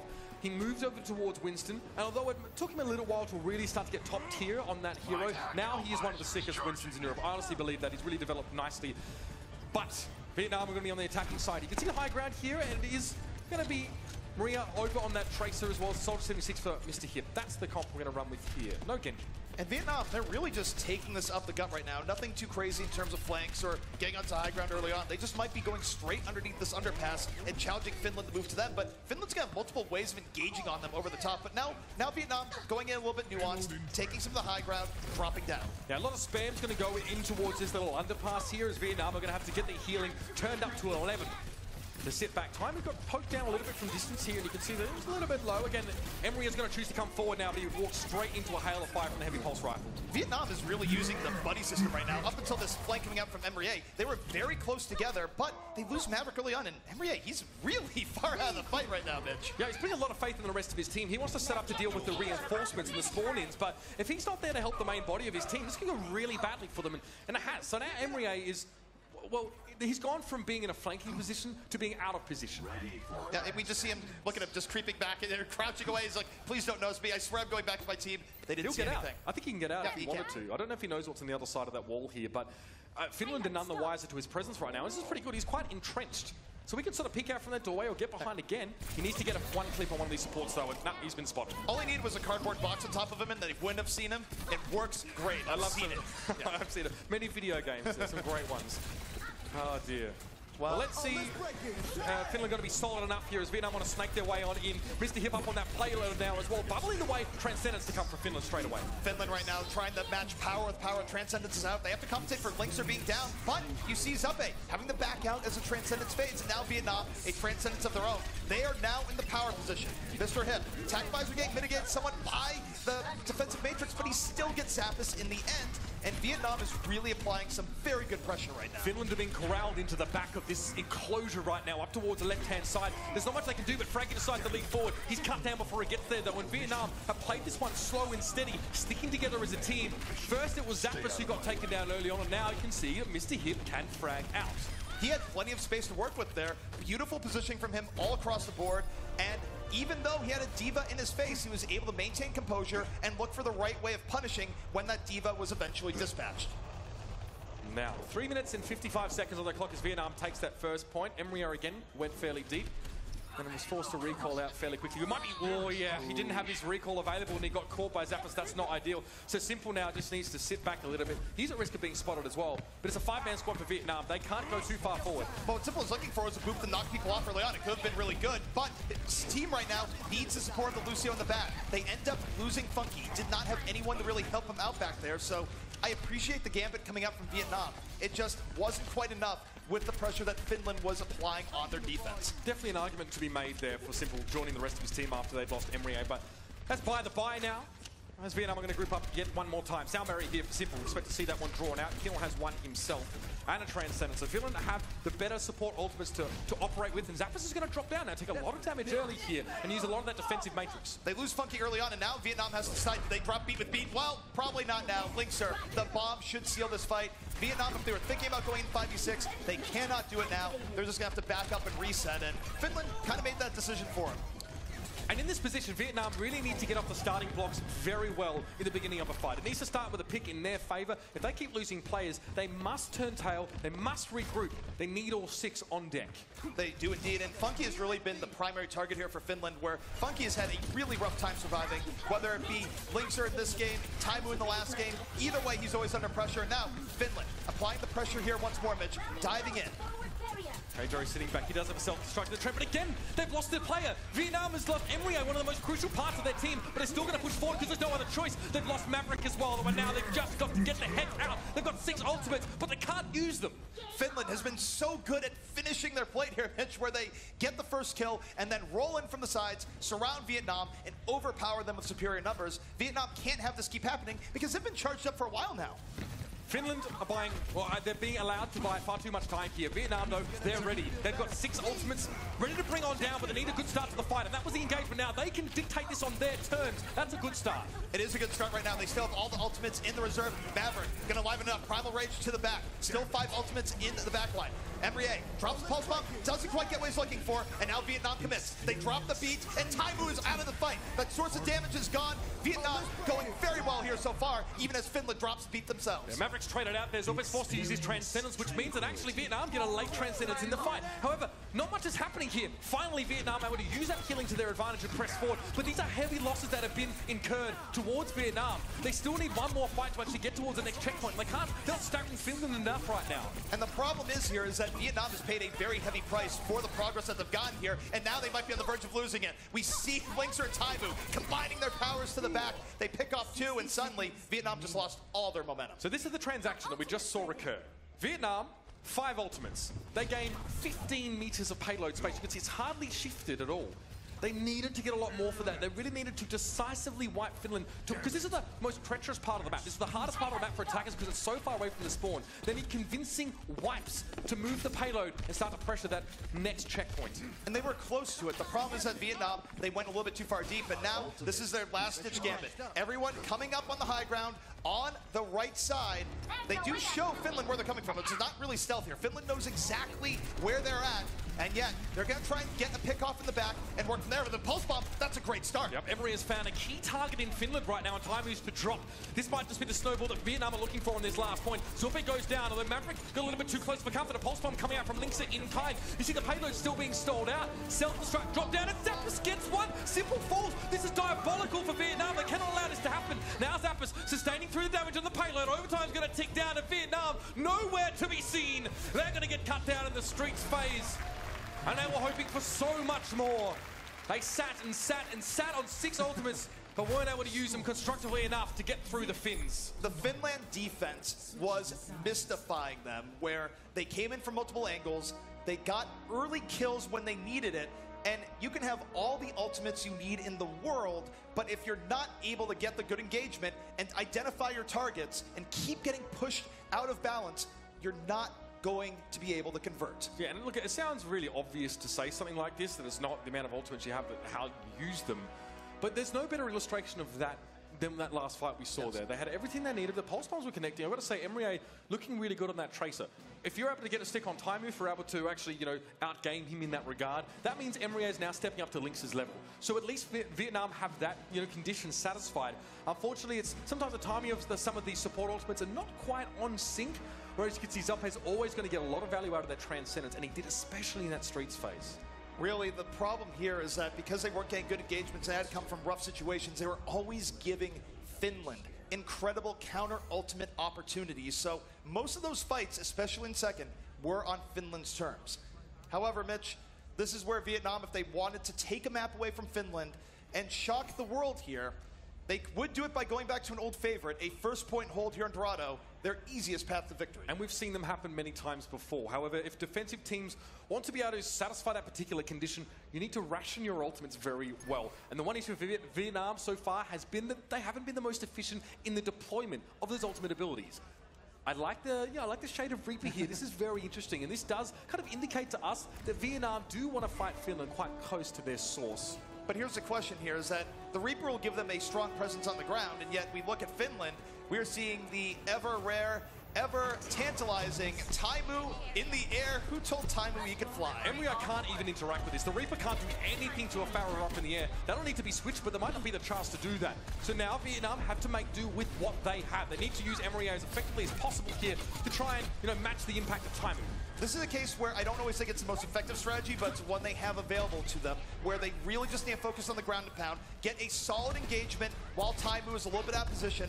That's how they win this fight, even though they can't pressure him well. If you wait too long and let Taimu poke, it is probably going to end against you. And this puts a lot of strain on KJR's defense matrix as well. He'd rather be using it to deal with traces and the like, but he's got to deal with his Pharaoh now. Taimu getting zapped a little bit there, but Funky goes down the rocket vertically, dropped on his head, and that's the opening that Finland are going to be looking for, but Zappos is traded out in response. Funky has been Taimu's favorite target, and he gets him again. It is relatively bloody here in the fight, but Finland's doing a good job of breaking their way in, and if Lynx are winning that Tracer v Tracer battle, the pressure is not going to be stopping anytime soon. It keeps on moving in, and Vietnam is slowly bleeding out. Yeah, I can see Zope leading from the rear here now. The damage to come down, and unbeknownst to Vietnam, they had picked possibly the worst team composition to deal with a Pharaoh that you could possibly pick. A Tracer and a Reaper. Neither of those can really pressure Pharaoh out of those sight lines. They can't really pressure Taimu out of the most optimal angles for dropping rockets down, and that's the first checkpoint for Finland off the back of that and the fight that happened. I mean, clearly Taimu read the weather report coming in here. It said clear skies for Pharaoh, and for once, the weather report was right because he's having one heck of a time here, and even with the soldier coming into play, snipes him down from long range with the help of Kinnel. This is looking so good for Finland. And now we actually see Funky over towards the Anna. They get Anna in 76 now, being picked up for Vietnam, so they realize that there's a big threat in Taimu's Pharaoh, but again, he's got a barrage. He wants to make use of that. That's a nice little boot pop. This could be big. If KJR gets desuited, the barrage could be devastating. Oh, he gets the self-destruct up just in time, drops it back over. Taimu having the dodge for his life, so he will get back in the mech, but it did force it out. It wasn't really a ideal self-destruct. It was an, oh god, I need to live self-destruct. Yeah, so Taimu played that well. He got just out of range here, and if KJR gets desuited again, that could be a big problem. Pulse Bomb dropped onto the aforementioned individual. That's going to be the barrage coming down. KJR, oh, he gets birthed out of the suit into a hail of rockets, and the weather report might have just changed. I think it might be sunny with a chance of getting wrecked. Taimu over the top there. The rocket's going to be nasty. Finland are very close to their objective. Gotta watch out for those rockets. He needs a stronger umbrella. He's moving forward. They almost get it, and that's going to be it. They bring the payload to fruition. The Pharaoh of Taimu doing its job, and Finland living up to the hype. 4-0 in their favor. What a start for them here in the Overwatch World Cup 2017. Confidence was definitely justified for this team coming into this particular match as well. They'd said we'd spent some time scrimming here in Australia. We've now got some more time to play with Taimu. But again, for Vietnam, I feel like we've seen some promising signs from them. This group is not cut and dry. No. When you think about some of the other occupants, Spain and Japan, we've now seen what Vietnam can bring to bear as well. Their Sombra play was also interesting to see. I'd say interesting. It wasn't as effective as they would have liked it to be. I think they've got a fantastic Diva player in KJR, though. He's definitely been quite impressive. KJR definitely had a good showing there, and let's not forget, Diva is very important in this meta, so if Vietnam has anything to look forward to lick their wounds moving in to the final 2 days, KJR might have to be a linchpin because he did look very good. He just needs the rest of the team to play around him, and they have to find a way to get through their future opponents. So we got the memo, by the way. We're in contact with the people, the people that matter, and you've told us that you like a little bit of Taimu, so we definitely have managed to capture some pretty impressive scenes from him over the course of this match. We've got to have a bit of a recap here as well of what he was able to do on Dorado. The Pharaoh was a bit more of an interesting pick for him, and the impact was there. You can see they're getting fired up. Taimu loves his plays, I'll tell you. He's already picking up some of the Aussie slang. He's already getting into the field of it. The crowd love him, and he loves them back. It's a nice little arrangement. That man loves himself some Overwatch. He looks absolutely brilliant. And now you take a look at the replay here. Pharaoh out in full effect. The barrage rolling right in, taking down 2. And if your defensive matrix doesn't have enough time left on it, you're in for a bad time. Taimu delivering a dose of absolutely catastrophic weather to the Vietnam team. Right, and again, what we saw, it's a little bit hard to deal with the Pharaoh if you don't have the right team composition for it. Eventually we saw a switch from Vietnam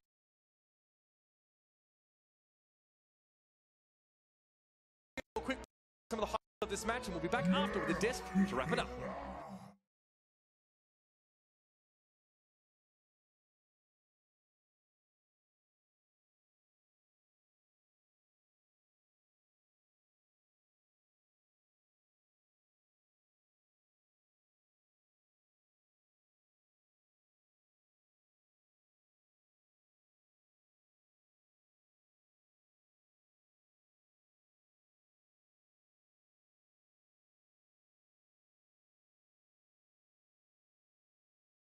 Yeah!